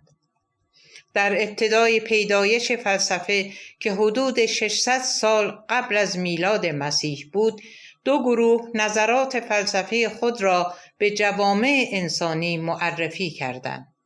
گروه اول را معرفت شناسی و گروه دوم را هستی شناسی نامیدند که بعدها از همین 2 گروه نظریات فلسفی دیگری ارائه شد که باید بگوییم همه اندیشه های آنها در پی حل مسائل زمینی بود تا اینکه جامعه آزاد و دموکراسی را به انسانها معرفی کنند. آنها معتقد بودند انسان باید در دوران زندگی خود آزادی و آزاد بودن را احساس کند و هیچ کس به نام دین و یا هر نوع تفکر دیگر حق ندارد دیگری را زیر یوغ ایده های خود بکشاند. ولی شوربختانه باورهای آسمانی همواره توانستند با انگشت گذاشتن روی حساسیت‌های انسانی آنها را گرد خود جمع کنند تا اینکه برای رسیدن به مقاصد خود از انسانها سود ببرند. شاید بپرسید چرا ادیان آسمانی نسبت به فلسفه انسانی در بین مردم موفق‌تر عمل کرده‌اند؟ پاسخ همان است که قبلا گفته شد. باورهای آسمانی نقاط ضعف و قوت انسان را به خوبی درک کرده بودند. از این رو توانستند با وعده‌های خیالی و رویایی از آنچه که آرزوی مردم است آنها را به پذیرش و اطاعت وادارند. به همین دلیل مردم با تمام وجود ایمان آوردند و باورهای آسمانی توانستند افکار جامعه را به طرف خود جلب کنند. در یک جمله می توان گفت با استفاده از زور و تبلیغ مردم را فریب دادند. همچنین باید گفت که در آن زمان مسئله آزادی و دموکراسی برای انسان چندان شناخته شده نبود که به مقوله باورهای آسمانی با آگاهی از این زاویه نگاه کند. در سالهای پیش از انقلاب 57 آزادی‌های فردی بین مردم جامعه تا حدودی وجود داشت. در آن دوران ملتهب شخصی به نام رهبر انقلاب شناخته میشد چنان حرف میزد که مردم فکر میکردند در نظام اسلامی آزادی‌های سیاسی و اجتماعی و همچنین مهمتر از آن عدالت اجتماعی به خوبی رعایت میشود و ایران گلستان خواهد شد. دیدیم نه تنها چنین نشد بلکه آن آزادی فردی را نیز با تمام قوا سرکوب کردند و هیچ خبری از عدالت اجتماعی نشد. برعکس تفاوت طبقاتی بین مردم جامعه بیشتر از قبل شد و جفایی که در حق زنان ایرانی روا داشتند و همچنان ادامه دارد در تاریخ ثبت خواهد شد. پس از گرفتن قدرت و برپایی حاکمیت به رهبری فردی با افکار و باورهای مذهبی، پیروان و مأموران نظام حاکم به مردم فشار آوردند. وقتی از رهبر نظام پرسیدند شما تا قبل از به دست گرفتن قدرت حرفهای دیگری میزدید، چرا امروز عملتان به گونه‌ای دیگر است؟ خیلی راحت در پاسخ گفت خدعه کردم. از همان اصل دروغ مصلحتی استفاده کرده بود، چرا که در اسلام دروغگویی و کلاهبرداری برای رسیدن به قدرت و استمرار حاکمیت دینی به هر شکلی رواست. باید توجه داشته باشیم در هر جامعه‌ای تا پیش از قدرت گرفتن باورها و ادیان آسمانی، آزادی‌های فردی و اجتماعی بنابر فرهنگ آن منطقه در حد قابل قبولی وجود داشت و مردم هرگز فکر نمی‌کردند آن باورها بعد از به قدرت رسیدن اینچنین محدودیت‌هایی ایجاد کنند. عنوان: همراهی مردم با پیامبران. یکی از مهمترین مسائل برای انسان در هر دورانی به دست آوردن و تأمین غذا بود. دلیل همراهی مردم با پیامبران به ویژه در اسلام این بود که مردان عرب برای رسیدن به مال و دارایی بهترین کار را همراهی با پیامبر دیدند و به دنبال درک و فهم ایده های محمد نبودند. همراهی کسانی که به محمد آری گفتند و دور او جمع شده بودند به دلیل شناخت اسلام و قوانینش نبود، زیرا این باور در سالهای اولیه هنوز در بین مردم جامعه عرب شکل نگرفته بود. قرآن، کتاب آسمانی مسلمانان، برای اولین بار به دستور عثمان، یعنی بعد از خلافت ابوبکر و عمر، مکتوب می شود و قبل از آن کسی در مورد قوانین آن کتاب آگاهی نداشت که بخواهد برای آن جانفشانی کند. آنچه مردان عرب را همراه و مطیع محمد کرده بود، رسیدن به ثروت، کامجویی از زنان و امکانات بیشتر برای زندگی بهتر بود. همچنین محمد وعده مکانی به نام بهشت را داده بود که غذای فراوان، زن و اسباب لذت همه در آنجا فراهم بود. شمشیر زنان عرب فکر می کردند در دو حالت مردن و زنده ماندن پیروز جنگ آنها هستند. چه زمانی که بکشند ثروت و زن نصیبشان می شود از غنایم و اسرا و چه کشته شوند پاداششان در دنیای خیالی و مکانی به نام بهشت باز هم ثروت و زن است. جانفشانی مردان عرب نه اینکه حاصل باور و اعتقاد بسیار قوی آنها باشد، بلکه برای به دست آوردن غذا و مال بیشتر بود که با وحشیگری تمام عمل می کردند.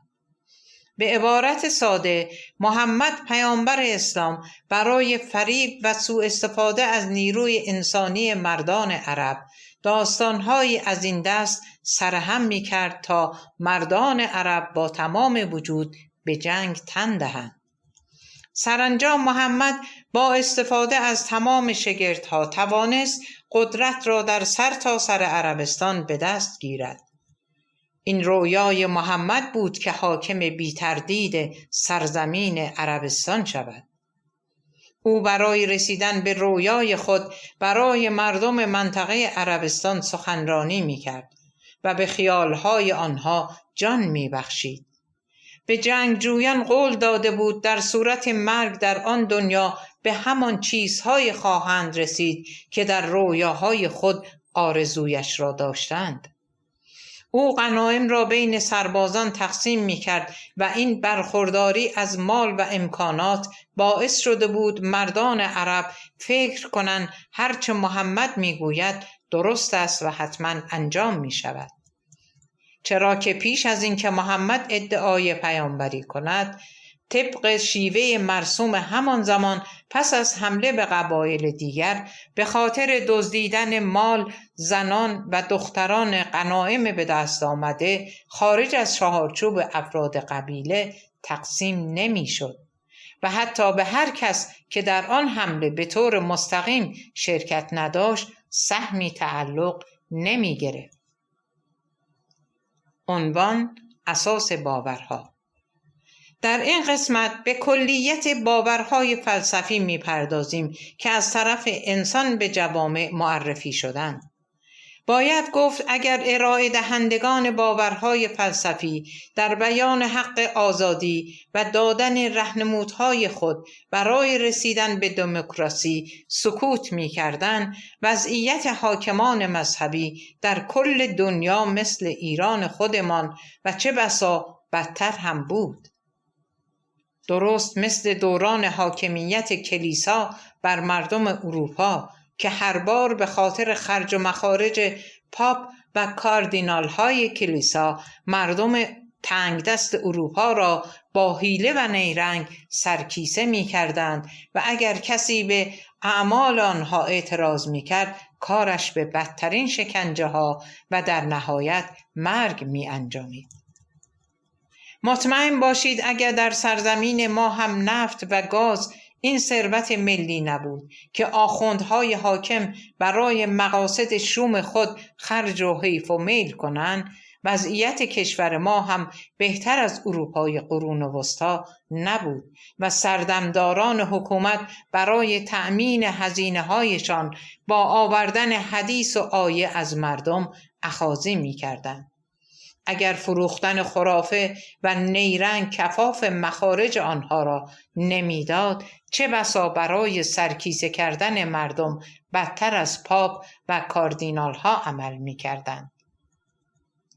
چون آنها مردم را در صورت ندادن مقداری از درآمد خود به کلیسا زنده زنده می سوزاندند و اینها مردم را زنده زنده سنگسار می کنند. می‌بینید که اعمال جنایتکارانه این دو باور آسمانی تفاوت زیادی ندارد. البته باید یادآوری کنم که آخوندهای ایرانی برای دستیابی به حاکمیت ایران کاملاً برنامه ریزی کرده بودند.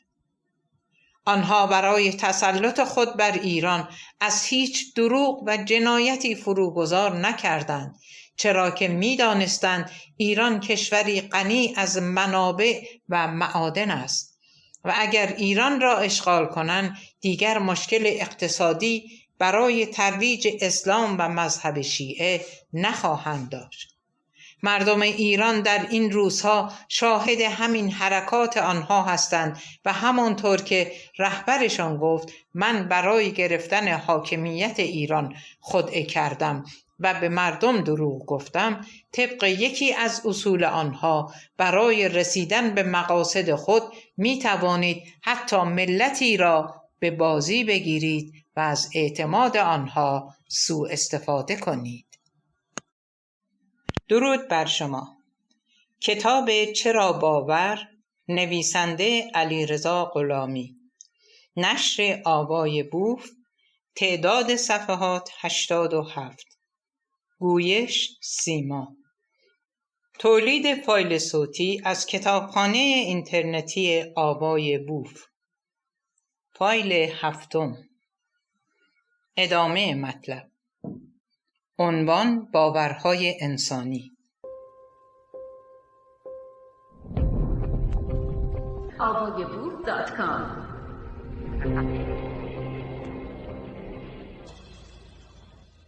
راهنمودهای انسانی در جهت ایجاد عدالت اجتماعی و حق آزادی مردم سخن میگویند و به خودشناسی انسان کمک میکنند. انسانگرایی یکی از مکاتب قدیمی فلسفه است که با آمدن باورهای آسمانی برای ارائه ایده‌های خود سکوت نکرد و به خصوص در غرب به طور مداوم فیلسوفانی پیدا می شدند که در ادامه همان فلسفه انسانگرایی در مقابل افکار آسمانی نظریات و استدلال‌های غیر قابل انکاری ارائه می دادند. دین می‌خواست به مردم القا کند که هیچ دستاورد و تمدنی پیش از رواج باور و ادیان آسمانی در بین جوامع انسانی وجود نداشت و پیدایش تمدن از دین نشأت گرفته. ولی فیلسوفان با کمک باستانشناسان این دروغ را آشکار و به جهانیان ثابت کردند که این ادیان بودند که از تمدن بشری سود برده و برای به دست گرفتن قدرت جامعه و به دنبال آن اقتصاد بهتر سفره خود را پهن کردند. فیلسوفان و اندیشمندان در آموزش‌های خود راهنمودهایی بنابر نیاز انسان ارائه دادند تا اینکه آدمی بتواند سرنوشت خود را به دست گیرد و راه و روش چگونه زیستن را بیاموزد. برای این منظور آنها از همه حالات موجود در انسان و واقعیات محیط زندگی بهره بردند و همچنین تلاش کردند به او یادآوری کنند که با تبلیغات دروغین ادیان آسمانی اراده خود را به قدرت طلبان واگذار نکنند. باورهای آسمانی هرچند در تبلیغات خود از آزادی و حق برابر سخن میگویند، ولی در اصل و باطن هیچ کدام از آنها نمیتوانند حقوق برابر و انسانی را قبول داشته باشند. آنها فقط بردگی و بندگی انسان را میخواهند و وقتی قدرت را به دست گیرند همه وعده ها را بنابر خصلت ذاتی خود فراموش خواهند کرد و فقط برای رسیدن به مقاصد خود تلاش می کنند تا اینکه قدرت خود را درست مثل پیامبر اسلام وقتی توانستند عربستان را تصرف کنند به ایران و روم حمله کردند. ما قصد نداریم در این کتاب به ایدئولوژی‌های فلسفی بپردازیم. تنها کلیتی راجع به اندیشه‌های این نوع باورهای انسانی بیان کردیم و نظریات و همچنین تأثیر آن راهنمودها را در زندگی انسانها یادآور شدیم و در نهایت از فلسفه وجودی آنها سخن گفتیم تا انگیزه آنها مشخص شود. عنوان: اخلاق و قانون. در این بخش پایبندی به اخلاق و قانون را میان پیروان باورهای آسمانی و باورهای فلسفی و انسانی مقایسه می‌کنیم. رعایت نکات اخلاقی در جوامع با آنچه میان افراد نزدیک به دایره قدرت رخ می‌دهد متفاوت است. به کاری که محمد فرستاده خدای آنها انجام می‌دهد نگاه کنید.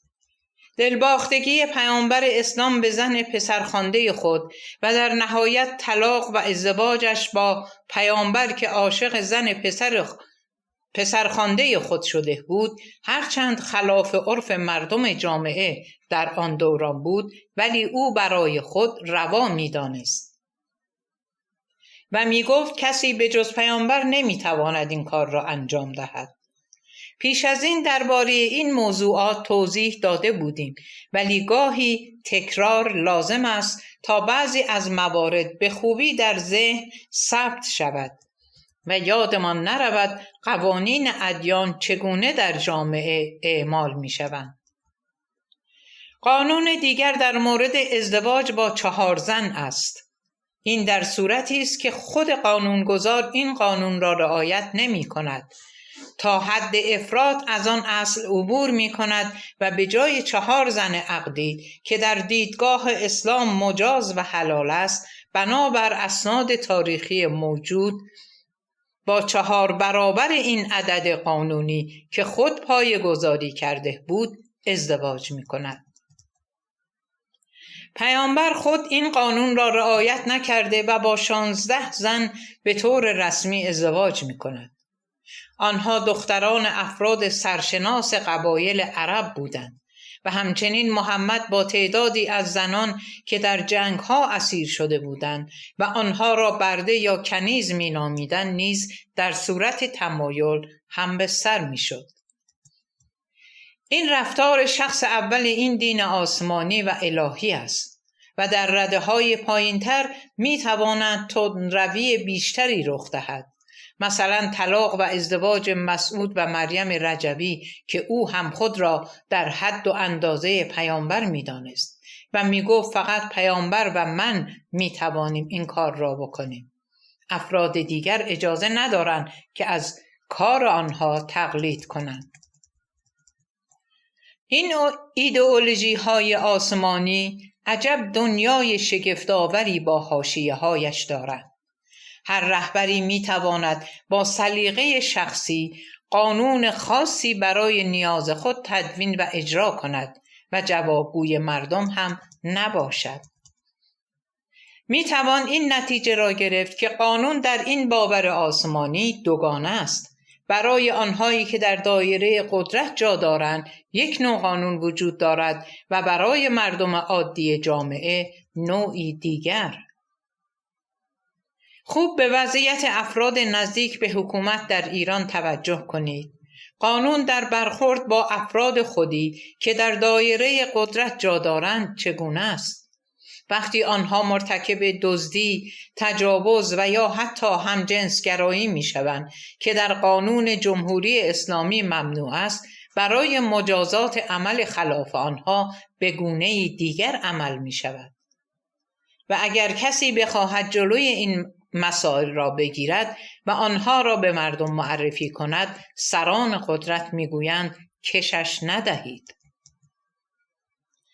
ولی وقتی یک فرد عادی به دلیل مشکلاتی که همین نظام الهی برای مردم به وجود آورده دست به دزدی میزند، با بیرحمی تمام دست او را قطع میکنند. این شرایط قانونگذاران در قدرت‌های آسمانی است.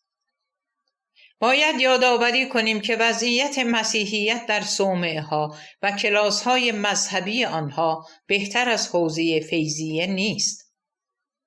آنها سعی می‌کنند اخبار کمتری به بیرون درز کند، ولی وقتی خبری فاش می‌شود و به گوش مردم می‌رسد می‌گویند که فلانی توبه کرده است. ولی وقتی این راهبان که خود را حاکم بر جان و مال مردم می‌دانند یک مورد ناهنجاری مانند آنچه خود در خفا انجام می‌دهند از طرف فردی عادی در جامعه می‌دیدند، حتما او را به شکل قرون وسطایی مجازات می‌کردند. منظور این است که در تمام ادیان آسمانی رهبران و پیروان نزدیک به دایره قدرت به دلخواه و میل خود رفتار می‌کنند. پس نباید انتظار داشت وقتی پیروان آنها کاری خلاف عرف اجتماع انجام دهند مجازات شوند. حکومت‌های مذهبی برای نزدیکان خود از همین دوگانگی در اخلاق و مجازات خاطی پیروی می‌کنند. به پیروی از همین نگاه در این گونه باورهای آسمانی، وقتی در هر برهه تاریخی یکی از همان باورهای آسمانی قدرت را به دست می‌گیرد، از همان روش پیامبران خود برای اجرای قانون پیروی می‌کند. ما ایرانیان از این نوع نگاه حاکمیت برای اجرای قوانین اسلام خوب آگاه هستیم. مطمئن باشید که آنها برای افراد خاطی در دایره قدرت خود یک نوع برخورد و برای مردم عادی برخوردی دیگر دارند. باید گفت این رفتارهای تبعیض‌آمیز فقط در باورهای آسمانی دیده می شود، چرا که حتما خود نیز می دانند که آورنده باور چنین رفتار می کرده و آنها هم خود را ادامه دهنده راه او می دانند. با داشتن چنین نگاهی در جامعه نمیتوان از حاکمان انتظار عدالت اجتماعی، تقسیم عادلانه ثروت و یا حق آزادی انسانی داشت. عنوان: انتقادات مردمی. چرا حکومت‌هایی که بر اساس یکی از ادیان آسمانی بنا شده‌اند مخالفین خود را حذف می‌کنند؟ مگر نه اینکه طبق نظریات فلسفی و همچنین تجربه انسانی بیان مشکلات و انتقاد از سیستمی که حاکمیت را در دست دارد باعث عملکرد بهتر آن سیستم در تصمیم‌گیری‌های بعدی و ساختن جامعه‌ای بهتر با تفاوت‌های کمتر بین اقشار مختلف می‌شود؟ در دنیای کنونی سیستم‌های حکومتی که در مدیریت جامعه از نوعی فلسفه انسانی برای مسائل سیاسی، اقتصادی و حتی عدالت اجتماعی استفاده کرده‌اند، از انتقادات احزاب و گروه‌های مردمی با روی باز استقبال می‌کنند. چرا که می‌دانند این رویه باعث پیشرفت جامعه، قوانین و کشور می شود و این مسائل باعث افتخار مدیران کشوری است، یعنی زندگی را برای مردم کشور بهتر می کنند. ولی چرا نظام‌هایی با باور خدایی توان شنیدن انتقادات مردم از سیستم حاکم را ندارند؟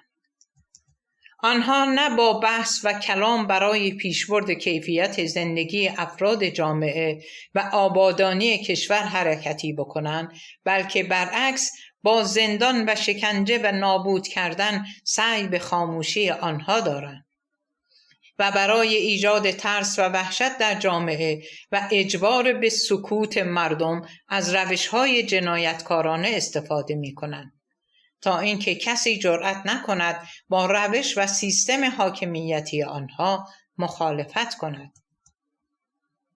چرا که اساس باورهای آنها آسمانی است و باید قوانین غیرقابل تغییر خدایی طبق باورشان روی زمین حکم فرما شود و مردم باید برای زندگی در زمان حال از قوانین قرنها قبل پیروی کنند. آن قوانینی که در روزگاران بسیار قدیم انسانی به نام پیامبر در آن مقطع زمانی بنابر افکار خود تدوین کرده و غیر قابل تغییر دانسته. اسم آن را قوانین خدایی گذاشته بود. آیا می شود از آن قوانین برای دنیای کنونی بهره برد و در تمام ادوار سرلوحه زندگی انسانها قرار داد؟ به مسئله حجاب توجه کنید. مسلمانان تندرو از این قانون واپسگرا کوتاه نمی آیند، چرا که یکی از قوانین الهی است که دین علیه زن معرفی کرده و غیر قابل تغییر است و به همین دلیل حاکمان بنابر اعتقاداتشان نمی توانند از آن قانون الهی کوتاه بیایند، هرچند که به اعتقادات و حکمرانی آنها خدشه‌ای وارد نکند. باید گفت همه مردم جهان از چگونگی برخورد رژیم با حجاب زنان در داخل ایران خبر دارند. آنها تاکنون تعداد زیادی از جوانان کشور را کشتند تا اینکه باعث ترس و وحشت در جامعه شوند و به مردم گوشزد کنند که قدرت دست آنهاست و احکام الهی غیر قابل تغییر است. فرستادگان خدا به مردم می گفتند خدایی که ما را به عنوان پیامبر فرستاده به همه چیز دانا و تواناست و هیچ عقل و استدلال زمینی هم سطح با قدرت دانایی او نیست.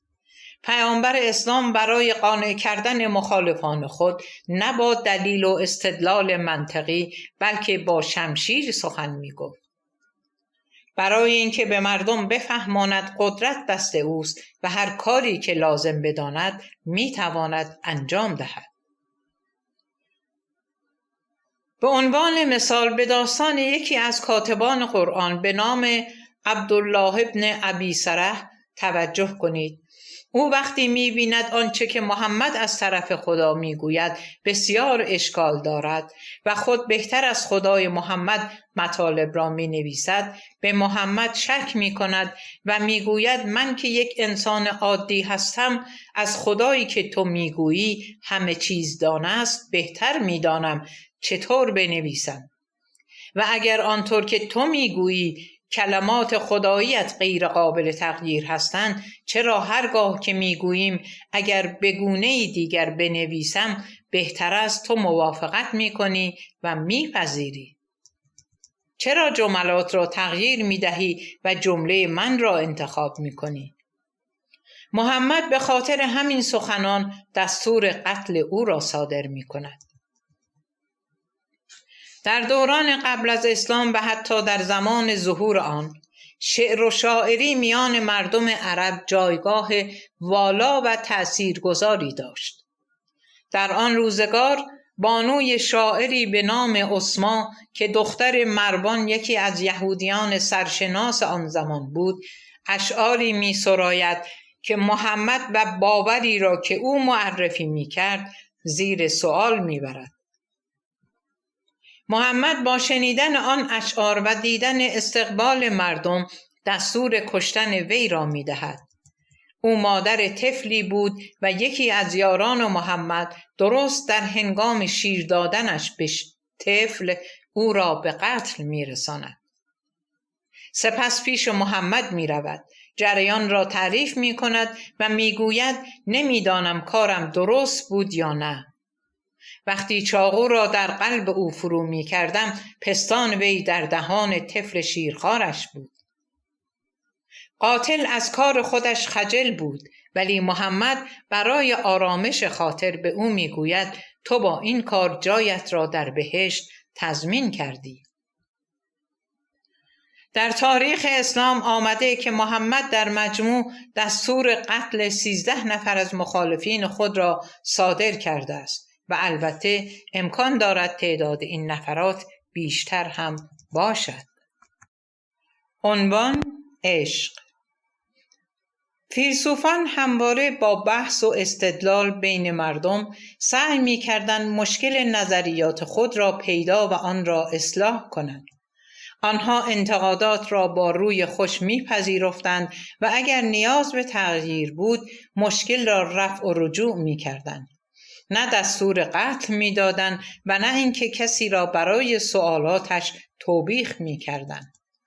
درست برخلاف ادیان آسمانی که وقتی به قدرت میرسند در مواجهه با مخالفان خود از استدلال، بحث و گفتگو استفاده نمی کنند. می کشند. چرا که این روش پیامبر بوده است. در همین انتقامگیری ها گاهی پیش آمده که کسی یا کسانی را با عجله به جوخه اعدام سپردند، ولی بعد مشخص شده فرد مذکور بیگناه بوده است. آنها در پاسخ به این اشتباه میگویند اگر بیگناه باشد به بهشت میرود و خود را مقصر نمیدانند. این سخن بزرگان دین آنهاست که اگر انسانی را بکشید و او گناهکار نبوده باشد خدا به همین خاطر او را به بهشت میفرستد و به این ترتیب عائله را پایان میدهند. شاید بپرسید پس محمد چطور توانست آن همه آدم را دور خود جمع کند؟ البته که با نیرنگ و نشان دادن در باغ سبز به مردان عرب برای کشتن و کشته شدن، زنده باشی مال و زن و به دست می آوری، بمیری هم مال و زن به دست می آوری، پس مرگ و زندگی فرقی نمی کند. در داستان خیالی مسیحیان آمده که عیسی مرده ای را زنده کرد. از او میپرسند که فرق زندگی و مرگ چیست؟ در پاسخ میگوید مثل کسی که در خواب باشد و او را بیدار کنند.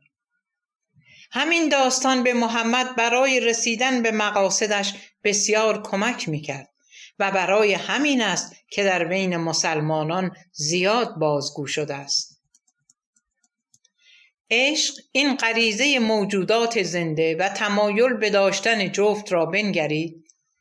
علم ثابت کرده است عاشق شدن موضوعی کاملا واقعی است و توضیح می دهد که وقتی کسی عاشق می شود هورمونی در بدن او تولید می شود و وقتی یار خود را می بیند مغز با دستور ترشح آن هورمون باعث شادی فرد عاشق می شود.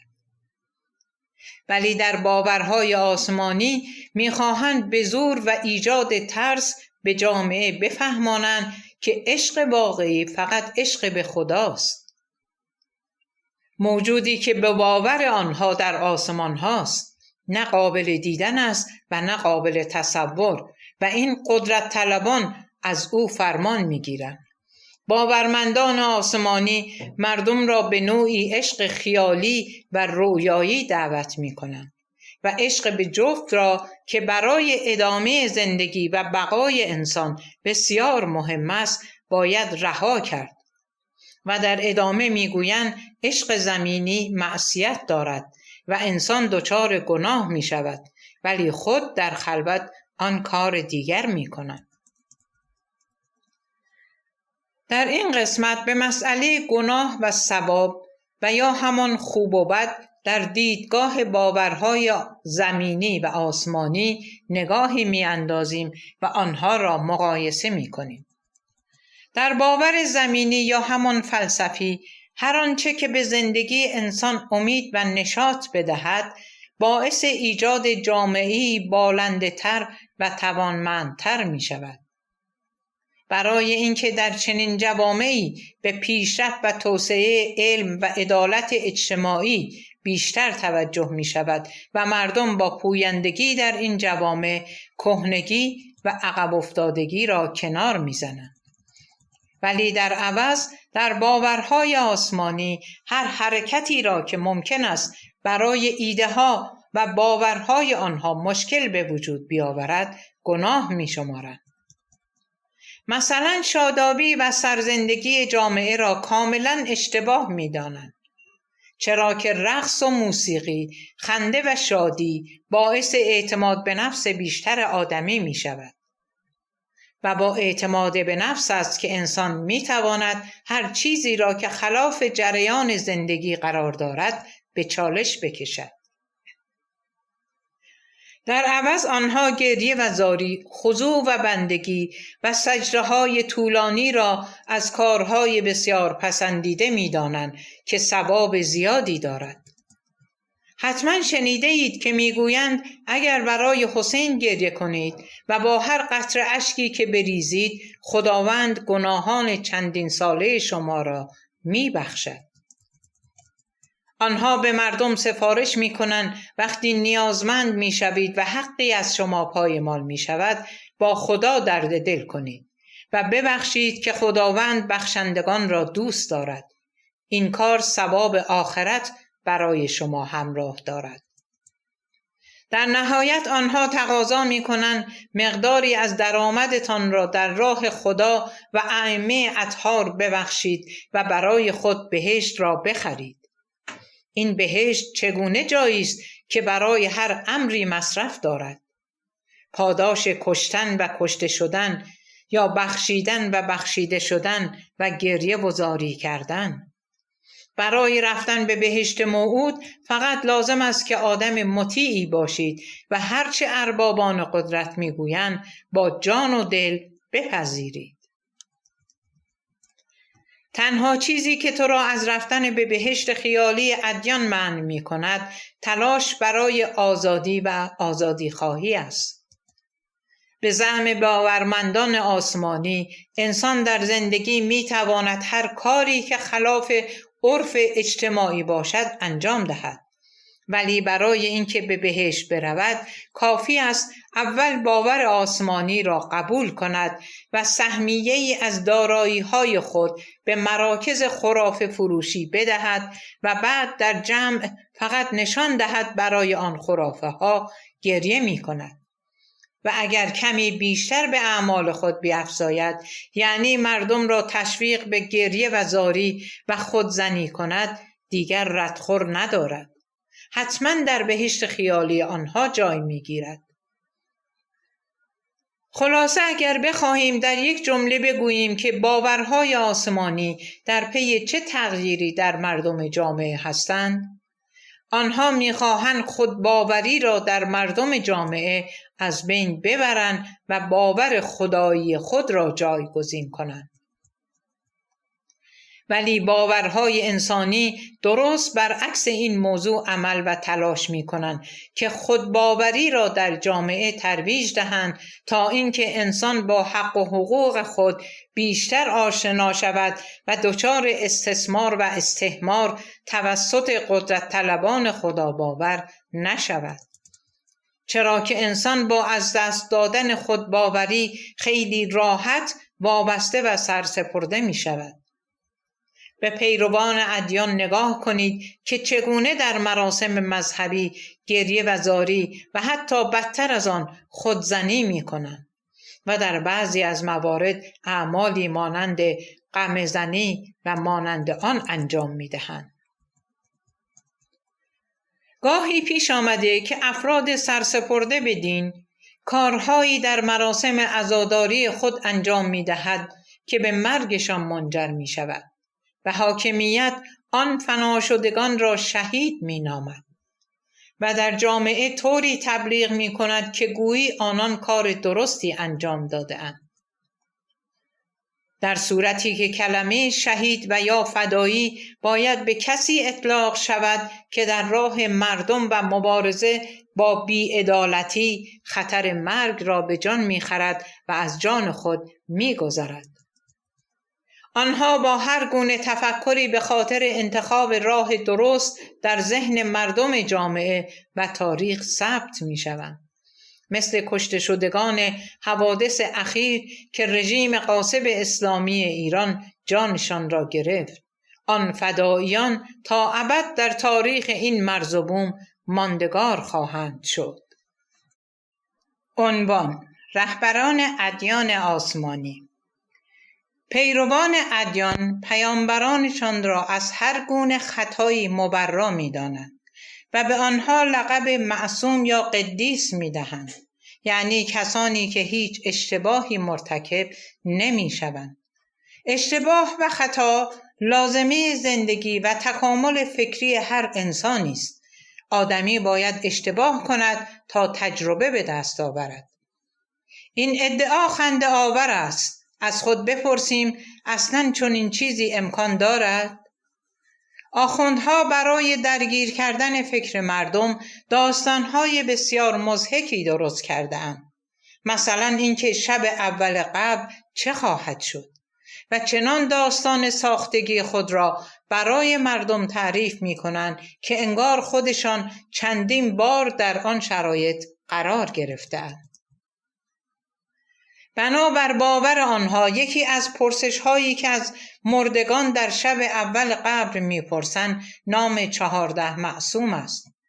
یعنی 14 انسان روی کره زمین در طول زندگیشان هیچ خطا و اشتباهی نکردند. چطور می شود انسانی هیچ اشتباهی نکند و تجربه به دست آورد و رهبر و راهگشا برای بقیه مردم جامعه باشد؟ به نظر شما امکان پذیر است؟ این موضوع که انسان از اشتباهاتش درس می‌گیرد و پخته می‌شود با بحث و استدلال ثابت شده است. عنوان: تاریخ اسلام از دیدگاه تاریخ طبری. تاریخ اسلام 150 سال بعد از محمد برای اولین بار توسط کسی به نام ابن حسام تعریف شد و شخصی به نام ابن هشام آن را نوشت. میگویند آنها تاریخ کامل اسلام را نوشتند، ولی نمیتوان باور کرد بعد از 150 سال، آن هم به صورت نقل سینه به سینه، همه موضوعات در زمان زندگی پیامبر و خلفای اولیه به نام راشدین به طور کامل بیان شده باشد. حتما کاستی هایی در این تاریخ وجود دارد و افرادی که در نقل یا نگارش نقش داشته‌اند مطالبی به آن افزوده یا کاسته‌اند و یا نظر شخصی خود را لحاظ کرده‌اند. هنوز در بین مسلمانان افرادی هستند که فکر می‌کنند حکومت اسلامی می‌تواند روش مفیدی برای زندگی انسان‌ها ارائه دهد. آنها معتقدند حاکمان ایران یعنی ملاها و منفعت طلبان سودجو و اطرافیانشان اسلام را خراب کرده اند و اسلام و مسلمان واقعی طوری دیگر است. این باور آسمانی از هنگام اعلام موجودیت خود تا همین امروز بارها در نقاط مختلف تشکیل حاکمیت داده است، اما هیچ وقت نتوانسته عدالتی در جامعه برقرار کند.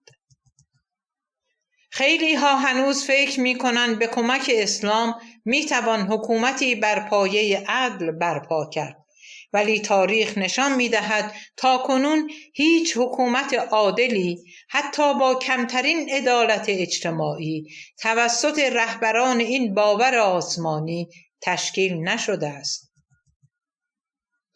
هرچه گفته شده فقط در قالب قصه های خیالی بوده و در هیچ بخشی از تاریخ عدالت و برابری انسانها در حکومت‌های اسلامی وجود نداشته و ندارد.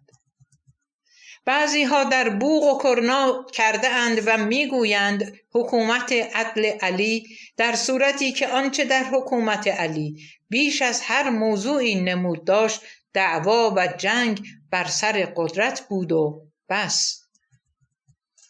در دوران ظهور اسلام به هیچ وجه حکومت عادلی برپا نشد و آنچه بیشتر به چشم می آید راهزنی و حمله به قبایل یهودی برای به دست آوردن ثروت است تا در مسیر قدرت طلبی دچار مشکلات اقتصادی نشوند.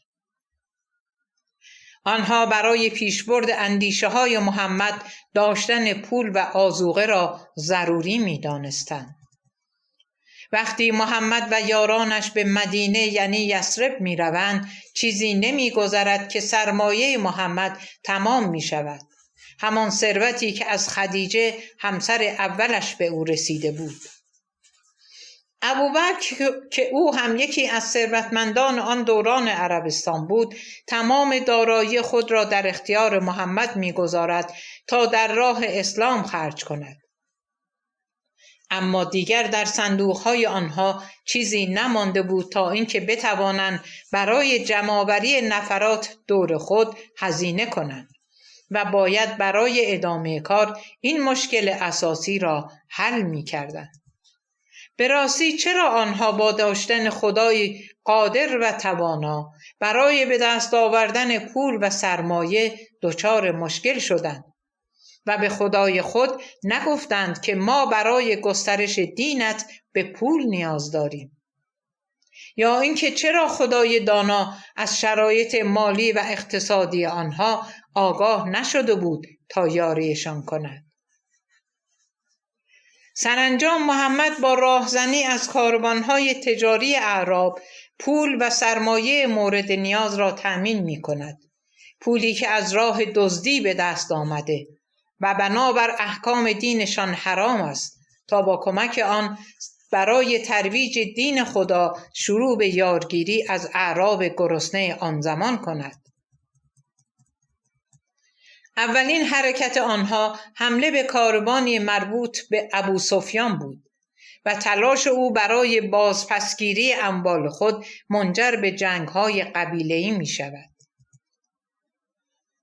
وقتی در دوران خود پیامبر جنگ و دعوا بین قبایل ساکن آن زمان اعم از یهودی و غیر یهودی برپاست و محمد هم برای به دست آوردن سرمایه راهزنی می کند، پس طبق استدلال عقلی در آن دوران حکومتی بر مبنای عدل تشکیل نشده و حتما محمد و یارانش در راهزنی ها حق تعدادی افراد بیگناه را پایمال کردند. در دوران محمد مفهومی به نام عدالت اجتماعی وجود نداشت و در آن جنگ‌ها در حق بعضی از قبایل به ویژه یهودیان آن منطقه بسیار جفا شد، مثل داستان قبیله بنی قریظه و بنی نضیر و غیره. محمد 12 سال در مکه هر کاری توانست کرد، ولی در نهایت تعداد اندکی با او همراه شدند تا اینکه دریافت برای پیشبرد اهداف خود و تصاحب قدرت در عربستان باید پول داشته باشد.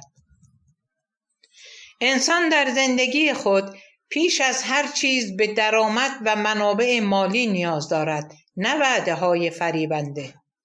مردم مطمئن نبودند حرفهای محمد راست است یا دروغ، ولی وقتی حرف پول و مال و اموال وسط می آید، دیگر آن حرفها برای کسی مهم نیست و فقط می خواهد بداند چیزی نصیبش می شود یا نه.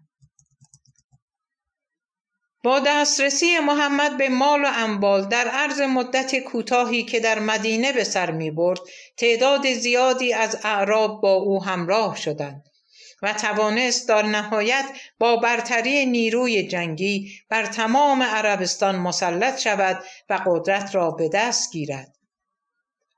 پس اگر این معادله را بپذیریم، متوجه می شویم که بیشتر سربازان محمد نه از سر آگاهی بلکه به خاطر پول و مال برای اهداف محمد شمشیر می زدند. باید یادآوری کنیم که هیچ وقت با نظامیگری عدالتی برقرار نمی شود. در آن دوران محمد توانست با استفاده از نیروی نظامی و جنگ به هدف خود برسد. آیا بعد از مرگ محمد کسی توانسته با توجه به راهنمایی‌های پیامبر اسلام حکومتی بر پایه عدل تشکیل دهد و هدف را ترویج عدالت اجتماعی بگذارد؟ این موضوع را خیلی کلی بررسی می‌کنیم. اولین خلیفه اسلام بعد از پیامبر ابوبکر بود. او هم در زمان خود به دنبال رویه محمد برای گسترش اسلام به جنگ ادامه می‌دهد.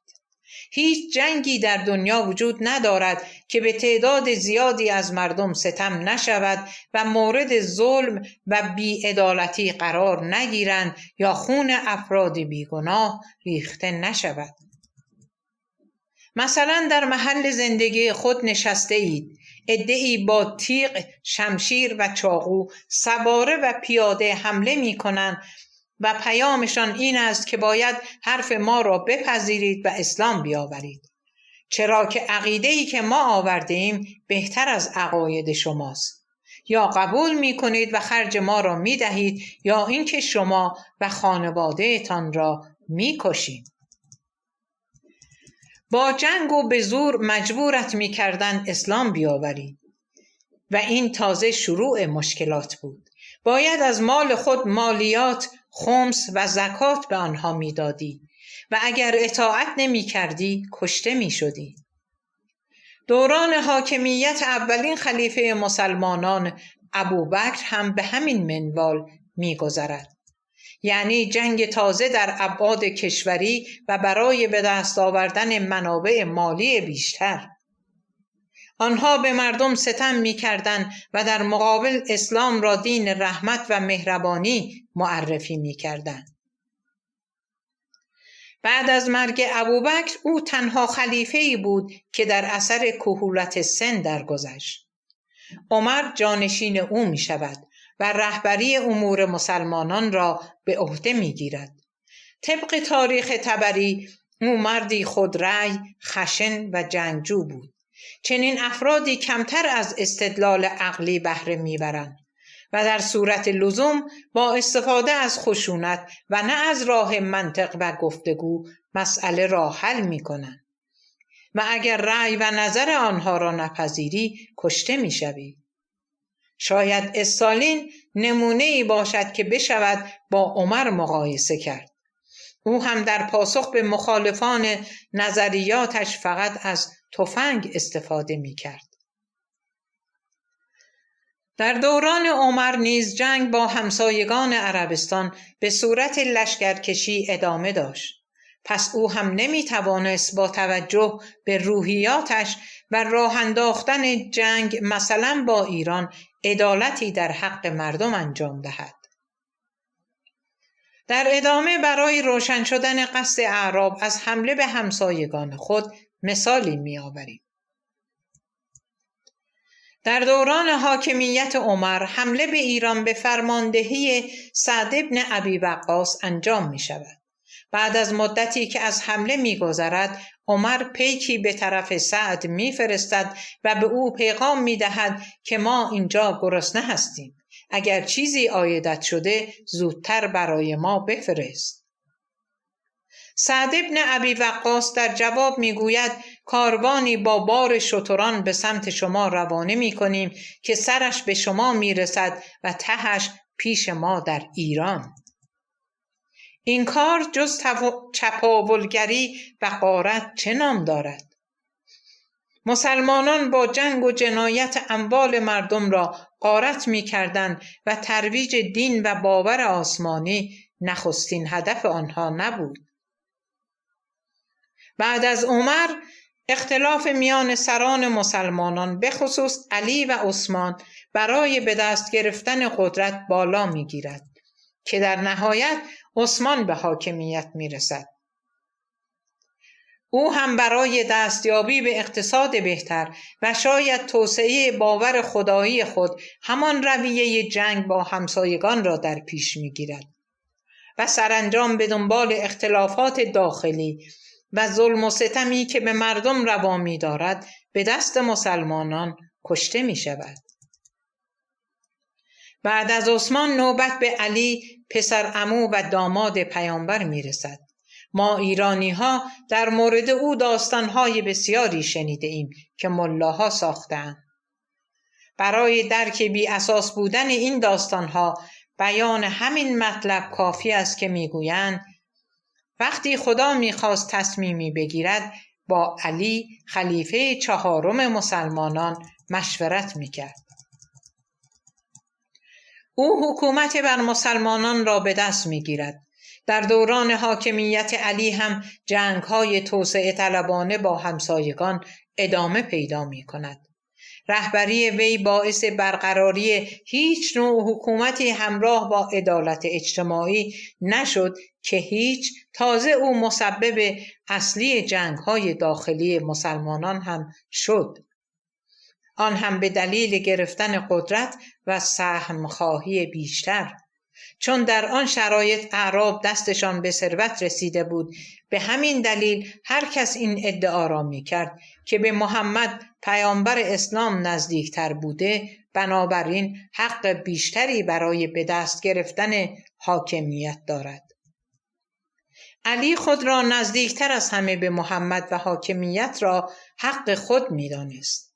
اینجا بود که اولین کلنگ شیعه بازی به زمین خورد. درود بر شما.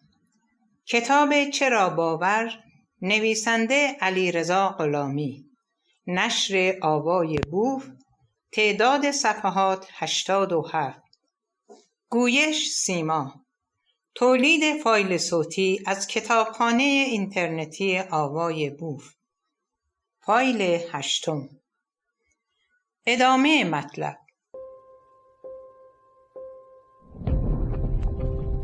avayaboof.com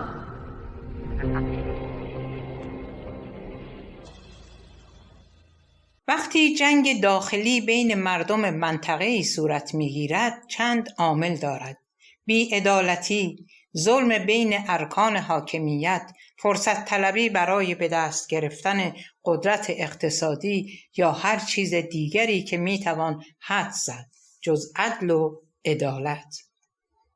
در دورانی که علی رهبری را به دست می‌گیرد، حتی با عایشه سوگلی محمد وارد جنگ می‌شود، در صورتی که پیامبر در مورد رفاه و برطرف کردن مشکلات زنانش سفارش بسیار کرده بود.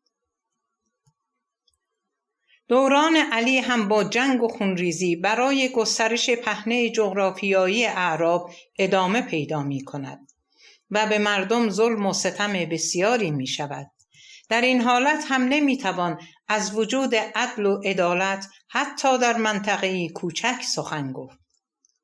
در دوران حاکمیت علی هم جنگ داخلی و هم ستیز با همسایگان برپا بود. بنابراین آزادی، برابری و حقی وجود نداشت. جنگ به هر شکل یعنی کشتن و غارت کردن.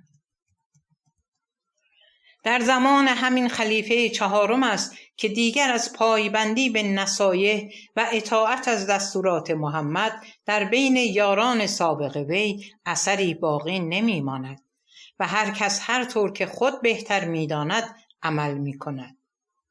مثلا محمد خواسته بود بعد از او کسی با بیوه های وی ازدواج نکند و یا اینکه بر آنها فشار اقتصادی وارد نشود. ولی نه علی و نه عایشه و حتی طلحه و زبیر که از یاران و خویشان نزدیک پیامبر بودند به خواسته های او عمل نمی کنند. علی با عایشه وارد جنگ می شود و عایشه و طلحه نیز با هم ازدواج می کنند. این رفتار و عملکرد افراد مهم و اصلی این باور آسمانی بود که خلاف تقاضای محمد عمل کردند.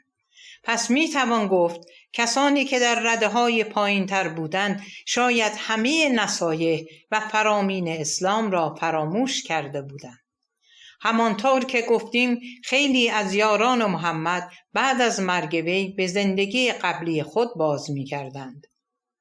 داخل پرانتز در بیانات ابن حسام و یا در نوشته های ابن هشام به آن اشاره نشده است. در کتاب ارزشمندی از آقای قاسم قرداغی به نام علی قتال عرب به درستی کارهای علی خلیفه چهارم مسلمانان و امام اول شیعیان بیان شده است. با خواندن آن کتاب می توانید قضاوت کنید آیا از چنین کسی با آن روحیات و قساوت قلب می شود انتظار داشت که ذره‌ای به عدالت اجتماعی و برابری انسانها اعتقاد داشته باشد؟ باید خاطر نشان کرد که در باورهای آسمانی جایگاهی برای عدالت اجتماعی و برابری انسانها در نظر گرفته نشده که کسی بخواهد ادعا کند با دین می شود حکومتی بر پایه عدل تشکیل داد. دوران خلفای بعدی هم طبق آنچه خودشان میگویند مملو از فساد اخلاقی، بی‌عدالتی و ستم در حق مردم است. هر کدام حرامسرایی داشتند و به کارهایی از این دست سرگرم بودند.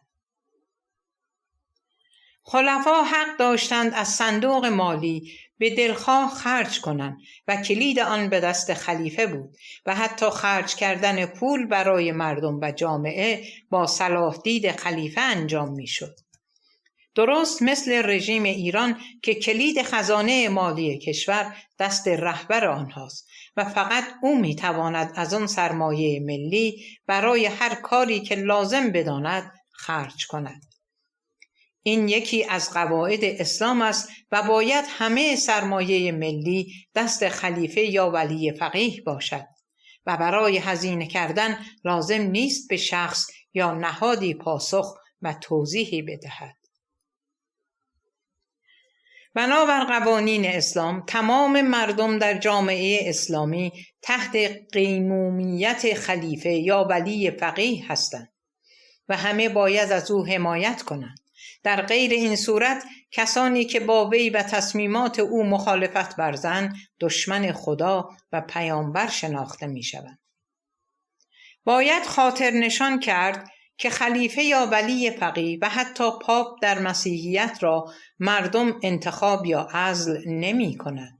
آنها بنابر صلاحیت در امور و قوانین دینی در نظر گرفته می شوند و بعد تعدادی از افراد رد بالا تصمیم می گیرند که چه کسی را به عنوان رهبر دینی خود انتخاب کنند.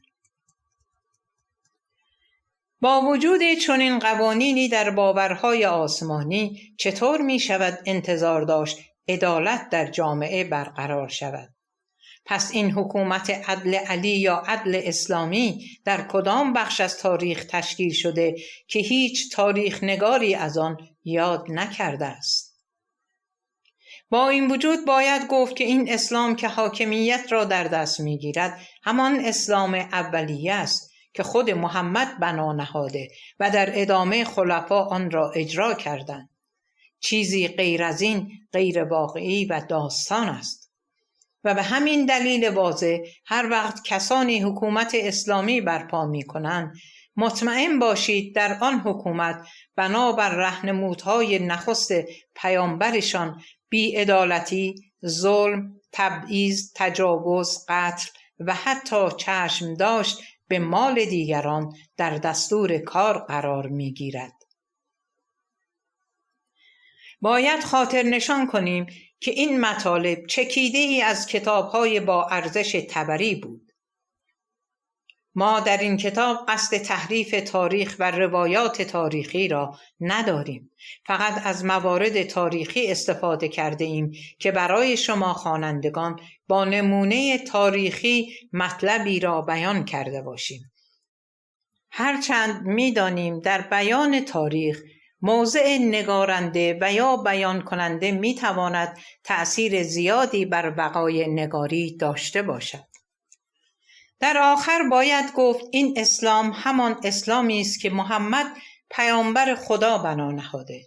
برای نگه داشتن قدرت حاکمیت هر کاری که لازم باشد میتوان در این باور آسمانی انجام داد و همانطور که رهبران جمهوری اسلامی میگویند حفاظت و نگهداری از نظام اسلامی از واجبات است. البته باید متذکر شد در مسیحیت اوضاع بهتر از اسلام نبود که هیچ، چه بسا بدتر هم بود.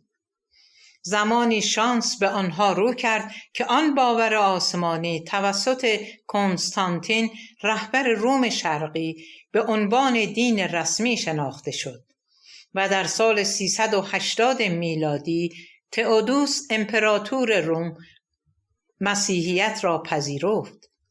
به همین دلیل پیروان آن باور آسمانی این فرصت را پیدا می کنند که دین خود را رواج دهند. آنها هم برای گسترش پهنه جغرافیایی و باور آسمانی خود جنایات و ستمهای بسیاری در حق مردم روا داشتند. امیدواریم که این گونه باورها که با نقشه قبلی و برنامه ریزی برای نابود کردن فرهنگ و به تاراج بردن اموال مردم با بیان داستان و رویا رواج پیدا کردند، دیگر آنقدر توان پیدا نکنند تا اینکه ملتی را از پیشرفت در حقوق انسانی باز دارند. عنوان: اخلاق و رفتار پیروان ادیان آسمانی. اگر به جامعه بنگرید، تعدادی از مردم هستند که در لباس پوشیدن، نوع برخورد، شیوه سخن گفتن و حتی نوع نگاهشان با بقیه تفاوت دارد. آنها به واسطه اعتقاداتشان خود را موظف به نشان دادن رفتار خاصی در جامعه می کنند و برای ظاهرشان چهارچوب مشخصی دارند. رفتار و کردار آنان نشان دهنده این است که انسانهای آزادی نیستند و مفهوم آزادی این حق مسلم انسانی را نمیتوانند بفهمند، چرا که خود پذیرفتند آدمی ناتوان و درمانده از حل مسائل زندگی هستند و احتیاج به کسی یا نیرویی دارند تا اینکه به عنوان انسانی سرسپرده خود را به آن وصل کنند تا بتوانند به زندگی روزمره خود ادامه دهند. این افراد مأموران و نیروهای خالص همان حاکمان خدافروش می شوند. آنها به خاطر نشان دادن خلوص خود به رهبرانشان به راحتی هر کاری را انجام می دهند و در باور خود فکر می کنند کار خدایی کرده اند. مثل شکنجه دادن، کشتن و شلیک مستقیم به چشم مردم. و حتی در مسائل اخلاقی به آنها میگویند آزاد هستید تا هر کاری که لازم باشد برای ترساندن مخالفان انجام دهید تا اینکه فکر مخالفت با خدا و رسولش را نکنند. درست مثل محمد پیامبر اسلام که بعد از کشتن شاعر یهودی به قاتل او نوید بهشت داد.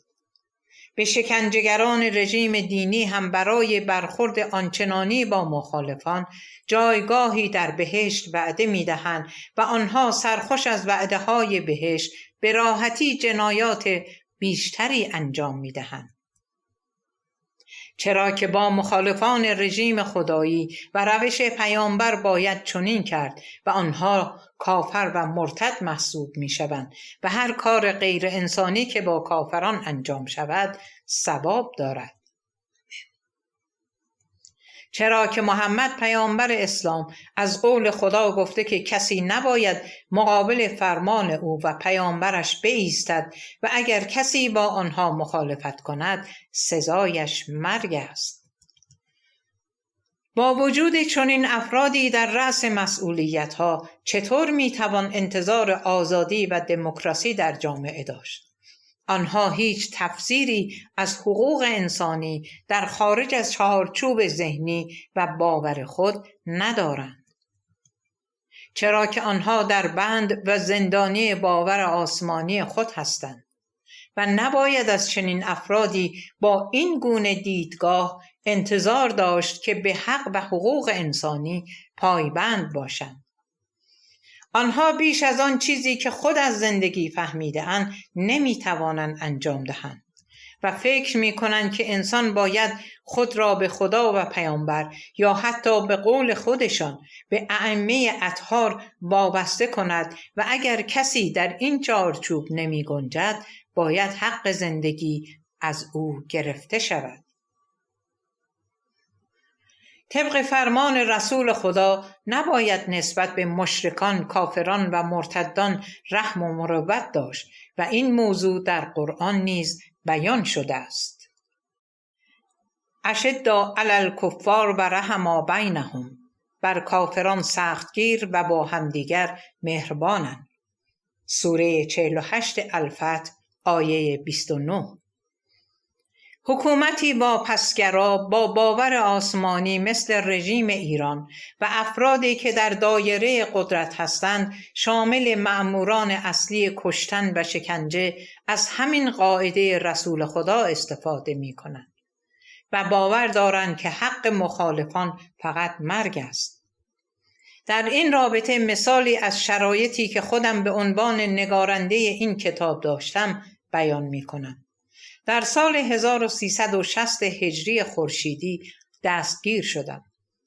از مصائب و مشکلاتی که هر زندانی در آن رژیم اسلامی دچارش می شود من هم بی‌نصیب نبودم. می دانم تقریبا تمام کسانی که در بند این رژیم سراسر جنایت قرار گرفتار شدند چه مشکلاتی داشتند و بر آنها چه ستمها رفته است که نمی شود حتی به قلم آورد. قصد ندارم به این مسائل بپردازم، ولی از برخورد این پیروان دینمدار و جنایتکاران انسانگونه فقط یک مورد را که خود شاهد بودم بیان می کنم.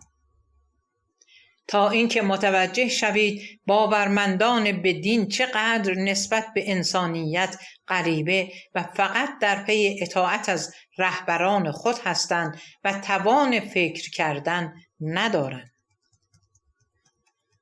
روزی یکی از مسئولان بسیار معتقد و مذهبی از پنجره کوچک روی در زندان سر خود را داخل آورد و برای ما صحبت کرد. او گفت در حقیقت بنابر گفته خدا و پیامبرش شما باید بدون محاکمه و اعتراض کشته شوید. ولی اگر این روند اصلی را در حق شما انجام نمی دهیم به دلیل رحمت و لطف امام خمینی است و شما باید به خاطر زنده بودن از او تشکر و عذاب را تحمل کنید. منظورش شکنجه بود و شکرگزار باشید. و در آخر هم اضافه کرد که اگر امام فرمان قتل شما را بنابر دستورات الهی دین بدهد دیگر برای هر نفرتان گلوله‌ای خرج نمی کنیم و فقط در هر سلول یک نارنجک می اندازیم. با توجه به تمام حرکات و جنایاتی که این رژیم معتقد به خدا و پیامبرش انجام می دهد نباید انتظار کوچکترین تغییر به نفع انسان و انسانیت را از سوی آن داشت. اگر در بعضی از موارد کوتاه می‌آیند فقط به دلیل فشار مردم و جوامع بین المللی است. مطمئن باشید وقتی دوباره اوضاع را آرام کنند شروع به شکنجه و کشتن می‌کنند، چرا که این باور آنهاست و می‌دانند که اگر این کار را نکنند خلاف سنت خدا و رسولش حرکت کرده‌اند. برای آنها نگه داشتن این رژیم از هر چیز دیگری واجب‌تر است، حتی اگر لازم دیدند مردم را به گلوله ببندند که رژیم ماندگار باشد. به یقین این کار را بدون ذره‌ای تردید انجام خواهند داد تا رژیم در قدرت بماند. عنوان: سخن آخر. در این کتاب تلاش کردیم در حد توان به مواردی اساسی بپردازیم که برای زندگی انسانها در جوامع بشری لازم است تا اینکه با حق و حقوق انسانی خود و قوانینی که باید از طرف حاکمیت نسبت به مردم جامعه رعایت شود آشنا شویم. مسائلی که وجود آنها در جوامع بشری برای روند تکاملی و پیشرفت لازم است، اهم از علمی، فلسفی و مهمترین آنها مسائل اجتماعی را به دور از هیاهوی قدرت طلبی و یکسونگری تا حدودی بررسی کردیم. همچنین تلاش کردیم مواردی از باورهای آسمانی را که خود مانع پیشرفت اجتماعی در زندگی انسانها می شود و نیز آنچه که برای به دست آوردن آزادی و استقلال فکری انسان لازم است بیان کنیم. رفتار و کردار باورمندان به خدایان آسمانی و اندیشه های انسانی را در محدوده زندگی خودتان مقایسه کنید. تفاوت رفتاری و فهم از حقوق انسانی بین این دو گروه از زمین تا آسمان است. پیروان ادیان آسمانی فقط در فکر رفتن به بهشت موعود هستند و برای رسیدن به آن رویای خیالی همواره دست به دعا برمی‌دارند و با خشوع و خضوع از خدا می‌خواهند که آنها را بعد از مرگ به بهشت بفرستد. آنها فکر می‌کنند برای رفتن به محلی به نام بهشت حتما باید از دستورات خدا و پیامبرش اطاعت کنند، اگرچه ستمکارانه و ضد انسانیت باشد. آنها فهمی از آزادی و حقوق انسانی ندارند. در صورتی که باورمندان به فلسفه انسانی معتقدند برای اینکه اداره امور زندگی خود را به دست بگیرید باید در هر شرایطی آماده مقابله با کسانی باشید که زندگی آزاد را ارزش خدایی نمی‌دانند و با این گونه افکار مقابله می‌کنند و با ارزش‌های انسانی در ستیز هستند. آنها معتقدند که فقط باید خودت را به خدا بسپاری و کار دیگری غیر از خواست پیامبر و امامان نکنی. حتما شما هم متوجه شده اید که انسانهایی با دادن راهنمودهای مستمر و پیشنهادهای فلسفی که یک نوع باور انسانی است، حق داشتن آزادی مردم جامعه را همواره گوشزد می‌کنند. آنها معتقدند که انسان مسئول زندگی و تفکرات خود است و نباید از طرف باوری که حاکمیت را بر عهده دارد تحت فشار قرار گیرد. فیلسوفان تلاش کردند قوانین آسمانی را به چالش بکشند و حق آدمی را در مقابل باورهای آسمانی گوشزد کنند. یعنی باید حق انتخاب در زندگی با آزادی کامل به عهده آدمی گذاشته شود و انسان نباید از طرف هیچ کس به خاطر رفتار انسانی بازخواست شود. مثلا کسی نمیتواند به انسان امر و نهی کند که تو باید گوش به فرمان من باشی و آنگونه که به تو گفته می شود زندگی کنی، چون سرنوشت تو را خدا تعیین کرده است. درست مثل باورهای آسمانی که بر این باورند خدا برای انسان برنامه ریزی کرده انسان فقط زنده است و هر وقت که خدا بخواهد میتواند زندگی را از او بگیرد. در همه دوران‌های تاریخ تمدن انسان همواره افرادی که خود را نسبت به زندگی و هم نوعان خود مسئول می‌دانستند در تقابل با باورمندان آسمانی قرار گرفتند و گفتند این خود انسان است که باید برای سرنوشتش برنامه ریزی کند و زندگیش را بسازد، نه نوعی ایدئولوژی با باوری خاص. چرا که در تاریخ تمدن انسان همواره یکی از باورهای آسمانی برای به دست آوردن قدرت با قوانین و دستورات خود انسان را محدود کرده و اداره زندگی را از دست او گرفته و خود گرداننده اصلی زندگی انسانها شده است. این موضوع برای فلسفه بشری غیر قابل قبول است و اندیشمندان فلسفه میگویند بسیار مهم است که انسان خود چرخه زندگیش را به دست گیرد و کسی با باوری خاص نباید بر اراده او اثر بگذارد. به همین خاطر نوعی جنگ و تقابل از موقع ابراز وجود باورهای آسمانی در زندگی انسانها بین این دو نوع دیدگاه پدیدار شد. ولی با این وجود در دوره تمدن انسانها روی کره زمین همواره نفراتی وجود داشتند که با استفاده از هر گونه روشی می‌خواستند قدرت حاکمیت بر جامعه را به دست آورند و همیشه سعی می‌کردند کسانی را از هر طریق ممکن با خود همراه کنند. باید گفت شوربختانه از وقتی باورهای آسمانی روی کره زمین اعلام حضور جدی می کنند، جنگ و خونریزی و همچنین نابودی انسانها در جنگهای عقیدتی برای به دست گرفتن قدرت و تشکیل حکومتهای دیکتاتوری با باور آسمانی بیشتر از هر موقع گریبانگیر انسانها می شود. آنها با ترویج نادانی و خرافه جوامع بشری را زیر و رو کردند. به طور مثال در اروپا وقتی مسیحیت توانست قدرت بی‌تردید آن قاره شود، چه جنایات وحشتناکی نسبت به مردم روا داشت که تاریخ نویسان توانستند فقط قسمتی از آن را به قلم آورند.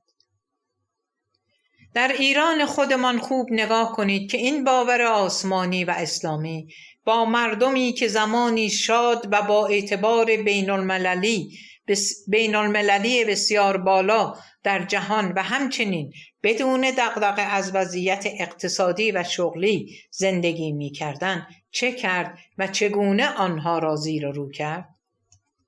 تازه مدعی می شوند که مردمان ایران به خاطر اینکه ما می خواهیم آخرت آنها را بسازیم باید از ما تشکر کنند که ما مثل چوپان می خواهیم گله‌وار مردم را به بهشت خیالی محمد ببریم. آنها با بی احترامی کامل به مردم سفارش می کنند که مثلا گوشت نخورید، نان نخورید. اسلام آسمانی آنها برای مردم باید مهمتر باشد تا غذای روزانه برای زندگی. آنها به مردم سفارش می کنند که بروید در فکر مرگ باشید. می گویند زندگی گذراست و وعده می دهند که زندگی ابدی بعد از مرگ شروع می شود. ولی خود ملاها و آنان که در دایره قدرت قرار دارند در بهترین شرایط و با سوء استفاده کردن از منابع مالی مردم ایران زندگی بسیار مرفهی دارند. تمام این مجموعه حاکمیتی با باورهای آسمانی فقط برای مردم عادی است و با استفاده از دروغ و ریاکاری در حقیقت قصد خالی کردن جیب مردم را دارند تا اینکه خود در رفاه زندگی کنند. متاسفانه تاکنون آن ملاهای نادان و قدرت طلب از صداقت مردم جامعه به روشی بسیار ریاکارانه سوء استفاده کردند و موفق هم بودند. اینها بر گرده مردم سوار شده‌اند و دیگر به راحتی پیاده نمی شوند. دلیل آن هم به دست آوردن زندگی بسیار تجملاتی و اشرافی بدون انجام کار مفیدی است که مردم جامعه از آن سودی به دست آورند و هرچه بیشتر بتوانند دروغ بگویند و داستان سرایی کنند. موقعیت بهتری در دایره نظام با باورهای آسمانی پیدا کنند. با وجود تمام مشکلاتی که باورهای آسمانی تا اکنون برای انسانها به وجود آورده‌اند، آیا وقت آن نرسیده که به خود بگوییم چرا اصلاً باید باوری داشته باشیم، آن هم از نوع آسمانی؟ باید به پایه و اساس این موضوع بپردازیم که چرا هر منطقه‌ای از کره زمین در چنگال قدرت این باورها قرار گرفته. حق آزادی و دموکراسی برای مردم آن مناطق وابسته به تصمیم سردمداران همین باورها شده است. چرا محدوده زندگی کسی جزئی از باورهای او محسوب می شود؟ وقتی در جایی از کسی می پرسند اهل کجا هستی، به محض پاسخ منطقه دینی و مذهبی او اول به ذهن پرسشگر خطور می کند. بدون شناخت از آن فرد در برخورد اول این قضاوت نسبت به او می شود. مگر این نوع نگاه توانسته تا کنون گرهی از مشکلات بشریت حل کند؟ یا اینکه برعکس مشکلات بشری را دوچندان کرده است؟ سردمداران آن باورهای آسمانی برای ترویج باور خود جنگ‌های زیادی را به مردم دنیا تحمیل کردند. آن جنگ‌ها چه دستاوردی داشت؟ فقط تعداد زیادی از مردم ساده‌لوح جان خود را از دست دادند و تاریخ مدنیت و علمی انسان در آن سالهای جنگ متوقف شد. آیا توانست سودی به جامعه بشریت برساند؟ البته که نه. در آن دوران و در جنگ‌های مذهبی فقط تخریب، مرگ و زجر و آزار نصیب انسان‌ها شد. همانطور که قبلا توضیح دادیم، این باورها بودند که باعث از دست رفتن جانهای زیادی از انسانها شدند که شاید بعضی از آن افراد کشته شده اگر در مسیر درستی حرکت می کردند چه بسا می توانستند مسئله جمعی جامعه را حل کنند و سود بیشتری از طرف آنها به جامعه انسانی می رسید. باورهای آسمانی همواره با نخبگان جامعه سر ناسازگاری دارند و تلاش می کنند آنها را با آزار دادن به سکوت وادار کنند، برای اینکه می دانند آنها برای بقای قدرتشان مشکل ساز خواهند بود. حال پرسش این است که تاکنون رژیمی با وجود داشتن باورهای آسمانی در جامعه‌ای مثل ایران چه کار مهمی انجام داده است که مردم در آسایش و بدون دغدغه به زندگی خود ادامه دهند. تمام مسائلی که بر کیفیت زندگی انسانهای جامعه اثر می‌گذارد، اعم از سیاسی، اجتماعی و یا مهمترین آنها اقتصادی، بسیار بدتر از قبل شده و شرایط روز به روز به بحرانی شدن نزدیکتر می شود. حاکمان ایران جز ترویج کینه و انتقامجویی و توسعه فقر در سطح بسیار زیاد نتوانستند راهگشای مردم در هیچ موردی شوند و به خاطر داشتن باوری آسمانی و اجرای قوانین غیرقابل تغییر آن فقط از ایدئولوژی و باور خود پیروی می کنند. اما چطور می شود که چنین افکاری در جوامع بشری شیوع پیدا می کنند و به دنبال آن افرادی موفق می شوند به اصلی ترین رکن مردم که هدف خداباوران است، یعنی اقتصاد جامعه، به این شریان بسیار مهم انسانی دست پیدا کنند؟ برای پاسخ به این پرسش باید چندین و چند فاکتور را در نظر گرفت. در ابتدا باید از شگرد و روش حمله اعراب به ایران ساسانی آغاز کرد.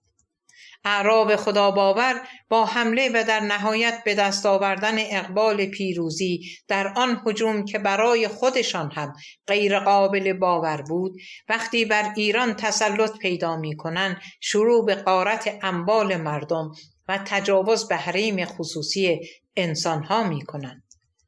رفتاری که بین اعراب کاملا عادی بود و برای جوامع دیگر کاملا ناآشنا. با این کار دو هدف بسیار مشخص داشتند. یک، سرازیر کردن ثروت ایران به سمت اعرابی که در محدوده عربستان آن زمان زندگی می‌کرد. و دوم، قصد و شگرد آنان این بود که فقر را در بین مردم ایران بگسترانند تا اینکه بعد از فقیر کردن یک ملت با داستانهای خود بر آنها تسلط پیدا کنند. اما چرا ترویج فقر؟ پاسخ ساده است. چرا که انسان در فقر بسیار درمانده می شود و برای رفع نیاز خود حاضر است دست به هر کاری حتی برخلاف میل خودش بزند. آنها با چپاول مردم ایران از بردن هیچ چیز دریغ نکردند و حتی زنان، کودکان و نوجوانانی را که اصلا در آن جنگ‌ها شرکت نداشتند به عنوان برده با خود بردند تا در بازارهای برده فروشی بفروشند، چرا که قصد داشتند هرچه بیشتر غرور مردم ایران را خرد کنند تا اینکه بتوانند بر آنها تسلط پیدا کنند. اگر به تاریخ نفوذ اعراب توجه کرده باشید، متوجه می شوید که مقاومت در ایران علیه هجوم وحشیانه مردان عرب در اوایل بین مردم بسیار زیاد بود و گهگاهی در این اطراف و آن اطراف گروه‌هایی در تلاش بودند تا برای مقابله به آنها ضربه بزنند. اعراب مهاجم پس از گسترش فقر به مردم ایران می گفتند که اگر می خواهید از فقر و بدبختی که خود اعراب عامل آن بودند رهایی پیدا کنید، فقط یک راه دارید و آن قبول دین خدا و پیامبر ماست، چون آنها رحمان و رحیم هستند. مردم با توجه به شکست مقاومت ایرانیان به واسطه اعمال و حیله اعراب از همه چیز ناامید و کاملا فقیر شده بودند و به نان شب نیاز داشتند. به دلیل اینکه اعراب مهاجم همه دارایی آنها را به یغما برده بودند. مردم که در پی یافتن راه حلی بودند با خود گفتند شاید آنها راست میگویند، شاید خدای آنها رحیم باشد و این گونه شد که به خدای اعراب روی آوردند. همان چیزی که مد نظر اعراب بود و برنامه ریزی شده بود، چون آنها همین راه را رفته و از فقر و تهیدستی رو به خدای محمد کرده بودند و به همین دلیل اعراب می‌دانستند که فقر و ناتوانی اقتصادی انسانها را وادار به پذیرفتن هر راه حلی می کند تا اینکه از آن شرایط خود را نجات دهد. همچنین به دلیل اینکه برای مدت زمان طولانی در ایران مانده بودند، چند نسل در ایران عوض شده بود. نسل‌هایی در همان دوران با نظرات و خدای عرب رشد و نمو کرده بودند که تعدادی از همان افراد نخبگان جامعه ایران شده بودند و خود در رأس امور قرار گرفتند و سکان اقتصادی و عقیدتی جامعه به دست مسلمانان ایرانی افتاد. توجه داشته باشید که مردم ایران دیگر کاملا از پیشینه خود جدا شده و در اثر تفکرات اعراب هویتی تازه پیدا کرده بودند و باید خود ایرانیان بقیه راه را می رفتند. چون بعد از تسلط عرب بر ایران، نخبگان و اندیشمندان ایرانی خود را با باور خدا و محمد به جهان معرفی می کردند و دیگر از ایران زرتشتی یا میترایی و یا بابک و مزدک خبری نبود و گفتند ایران جزئی از قلمرو اسلام است. پس ایرانیان همواره باید به مسلمانان در تمام دوران باج می دادند که این رویه تاکنون ادامه دارد. باید اشاره کرد که این فقر و بدبختی در دوران قاجار دوباره به اوج خود می رسد.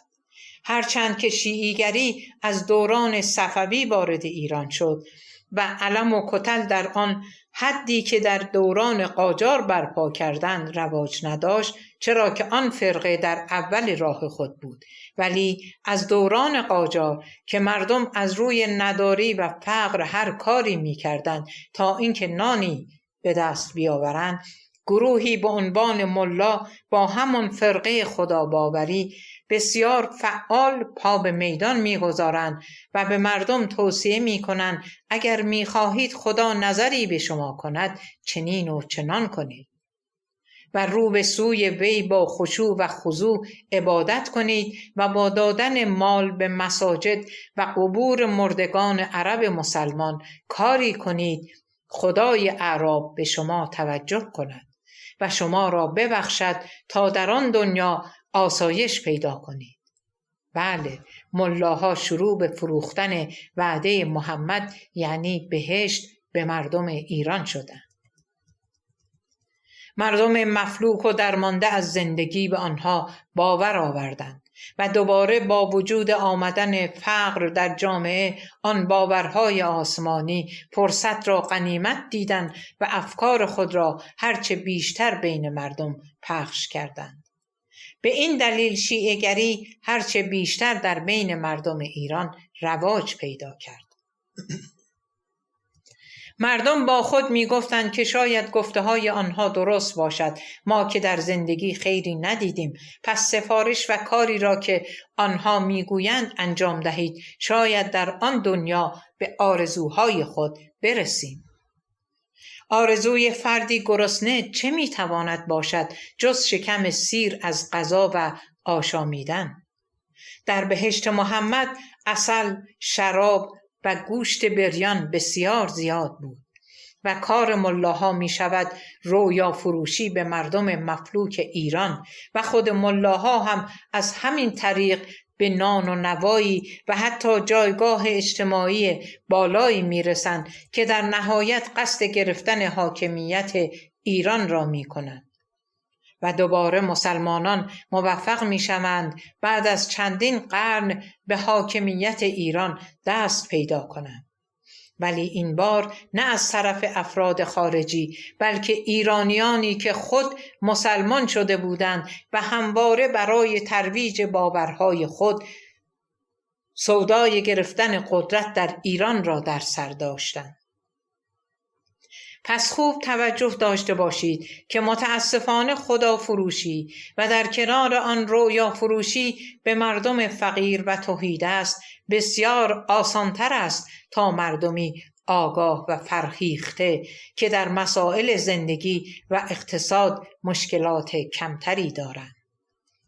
شاید بپرسید چرا انقلاب 57 پیش آمد؟ به خاطر اینکه ملاها با آن سابقه تاریخی در بعضی از حرکات اجتماعی بین مردم جامعه اعتبار بالایی گرفته بودند و مردم برای هر کاری که حتی به زندگی شخصی آنها مربوط و کاملا محرمانه بود به ملاها رجوع می‌کردند. طوری شده بود که هر حاکمی در ایران قدرت می‌گرفت باید گوش چشمی به آنان می‌داشت. به دلیل داشتن همین اعتبار در بین مردم ایران، ملاها در هر موردی که فکر می‌کردند ممکن است بر روند درآمدزایی آنها تأثیر بگذارد، فتوایی صادر می‌کردند. مثل فتوای قند و شکر، تنباکو، مدرسه دخترانه، آب لوله کشی و حتی جنبش مشروطه که ملاهایی مثل بهبهانی و طباطبایی از آن حمایت می‌کنند.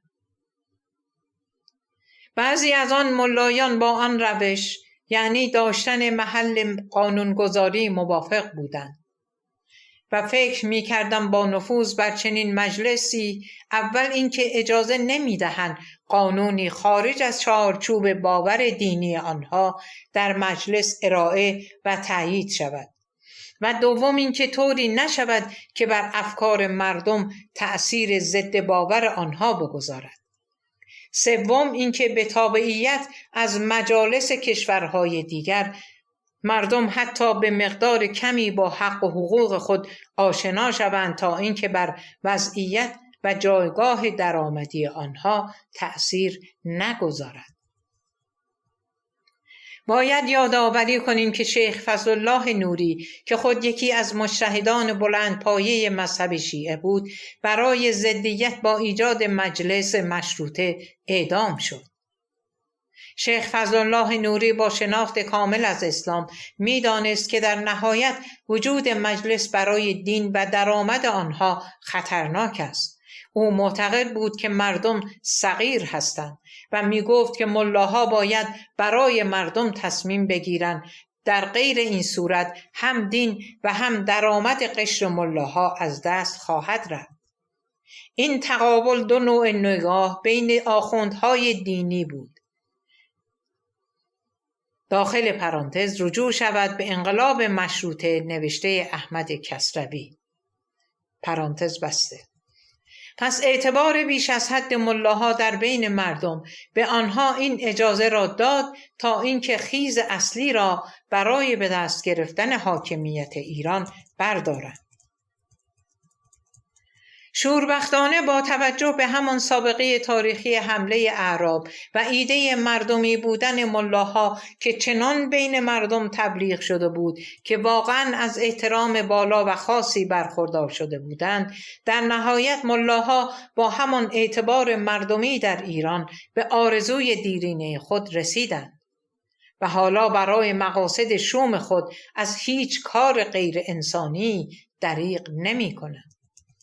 آنها برای اینکه کماکان نفوذ خود را حفظ کنند، بیسوادی در جامعه را رونق می‌دهند و با ساختن محل‌های عبادت مثل مساجد، حسینیه و جمکران و دروغ پردازی برای آن و ایجاد امامزاده‌های جدید و جعلی برای بیسواد نگه داشتن مردم عادی جامعه تلاش می‌کنند.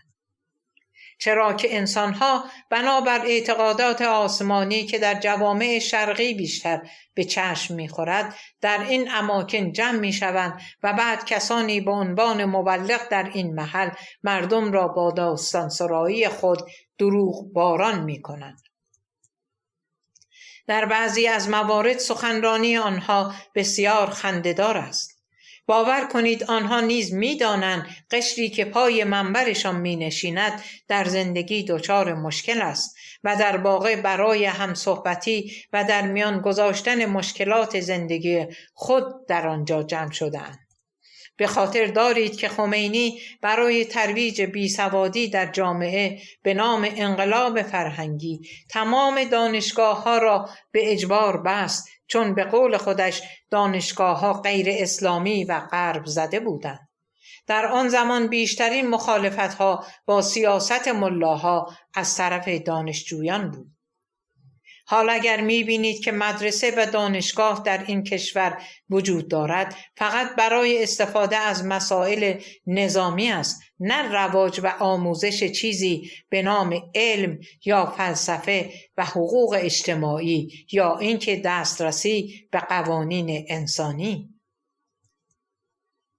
باور کنید مدارس و دانشگاه‌های آنها بیشتر به مدارس حوزوی می‌ماند، چون با آن انقلاب به اصطلاح فرهنگی ملاها بعد از تصاحب قدرت دست به تغییرات اساسی در درون مدرسه‌ای و دانشگاهی زدند و حتی مدیریت آن مکانها را به طور اساسی تغییر دادند و افراد خاص را روی کار آوردند، هرچند که از نظر دانش و سطح ثبات صلاحیت آن مسئولیت را نداشتند. ولی مهم این بود که به قول خودشان افراد مکتبی داشته باشند. بعد که به ناچار دانشگاه‌ها را باز کردند، با گماردن آخوند و یا افراد مطمئن در رأس امور دانشگاه بیشتر شکل حوزه به آن دادند و با انتخاب افراد کم سواد سطح آموزش کشور را به ویژه در رشته‌های علوم اجتماعی و فلسفی پایین آوردند. یا اینکه خامنه‌ای برای دروس اجتماعی چقدر اشکال تراشید. او می گفت دروس اجتماعی در دانشگاه‌های اسلامی غرب زده است، فقط به این دلیل که آن دروس از فلسفه و فیلسوفان انسانگرا حرف میزند و در آن دیدگاه خبری از مدیریت جهان به دست خدا نیست و طبق فلسفه انسان باید مدیریت همه مسائل زندگی و جهان را در دست خود بگیرد. توجه داشته باشید که تمام دانشگاه‌های جهان با توجه به پویندگی و آموزش آخرین داده‌های جهان و مقایسه روند دموکراسی با کشور خود مرکز مخالفت با سیاست‌های رژیم‌های خودکامه است. ملاها در این مورد هم موفق عمل کردند و با بیشترین فشار به دانشجویان و کاستن دروس اجتماعی روز و افزودن خرافه‌های باور خود به عنوان دروس دانشگاهی توانستند کاری کنند که تا به حال از دانشجویان در دانشگاه‌ها کار چندانی بر نیامده است. الان هم متوجه هستید که دانشجویان با چه فشاری از طرف حاکمیت مواجه هستند تا اینکه به خود جرأت ندهند به صورت تشکیل گروه با این رژیم خدافروش مخالفت کنند. باید اضافه کرد که ملاها با در دست گرفتن قدرت کشور و دست گذاشتن بر شریان اقتصادی زندگی مردم، همانطور که قبلا توضیح داده شد، و داشتن نفوذ در تمام مراکز کشور و اعمال قدرت بر اساس باور خود، حکومت خودکامه را با چنگ و دندان و با تمام قدرت نگه داشتند و برای اینکه از طرف مردم مشکلی برای رژیمشان پیش نیاید از هیچ گونه جنایتی دریغ نمی کنند. در حال حاضر همین ملاهای ایران روی بعضی از کشورهای آفریقایی سرمایه گذاری کردند که این کار ریشه در تجربه تاریخی خدافروشان اولیه دارد که دریافتند باور آسمانی در فقر و تنگ دستی بهتر رواج می‌یابد. آنها وقتی شرایط را در بعضی از کشورها آماده می‌بینند و با وجود فقر در هر جایی از دنیا دست به کار می‌شوند و به مردم می‌گویند اگر به خدا و پیامبر ما ایمان بیاورید خدا همه چیز را برایتان مهیا می‌کند.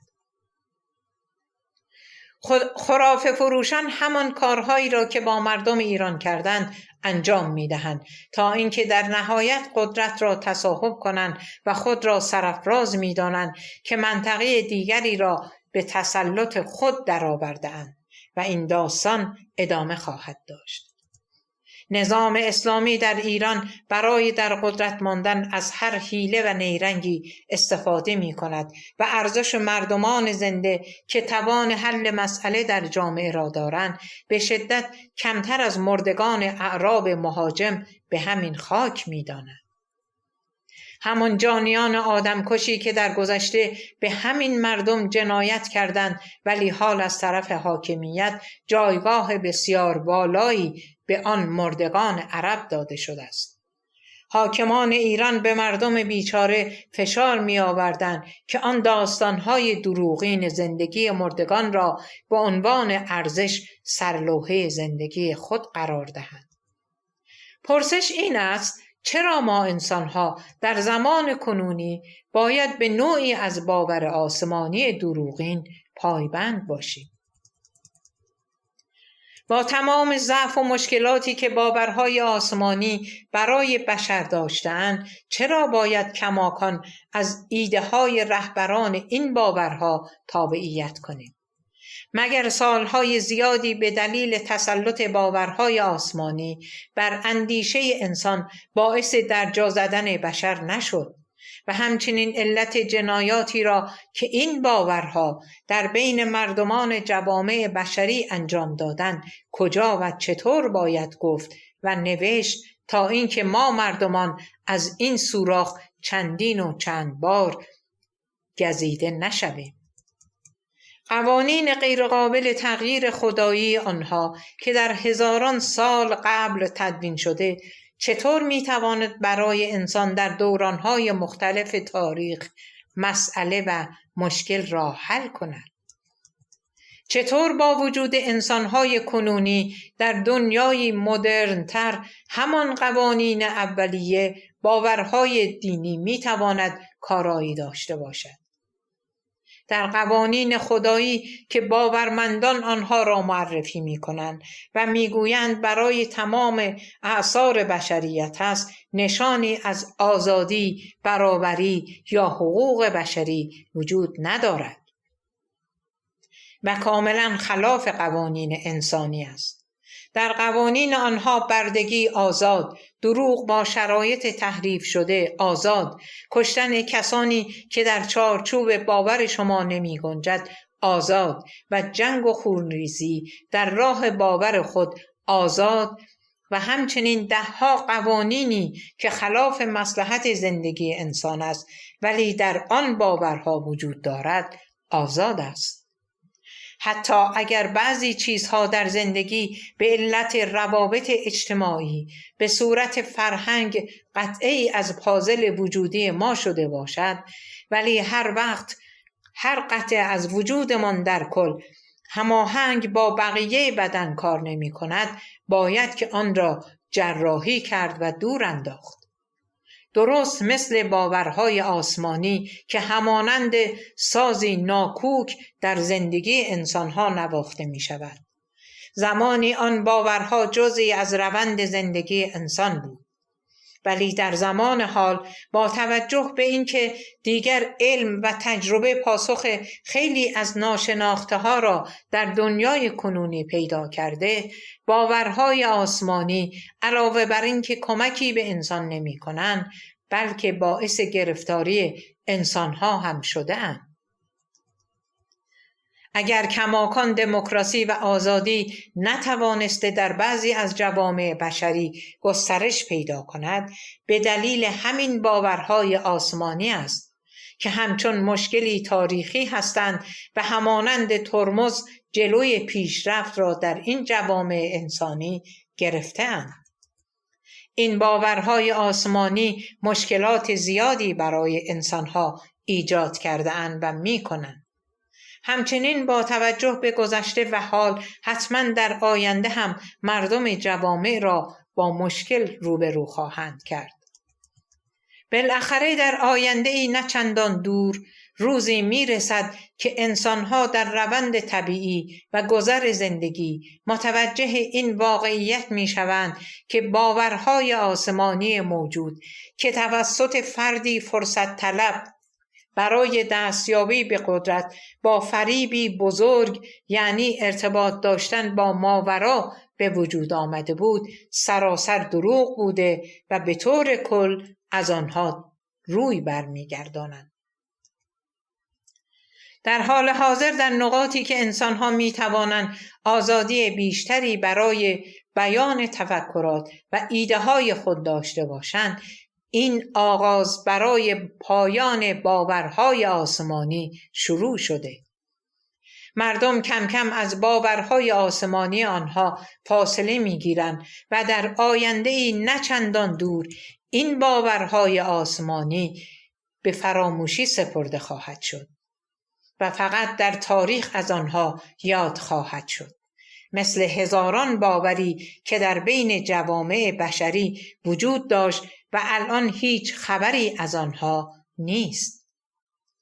با توجه به تمام مشکلات و فراز و فرودهایی که باور و اعتقاد به ادیان آسمانی تا این زمان برای بشریت ایجاد کرده، آیا هنگام آن نرسیده که هر انسانی از خودش بپرسد به راستی باور من ریشه در کدام حقیقت دارد؟ علیرضا غلامی، تابستان 1403. پایان.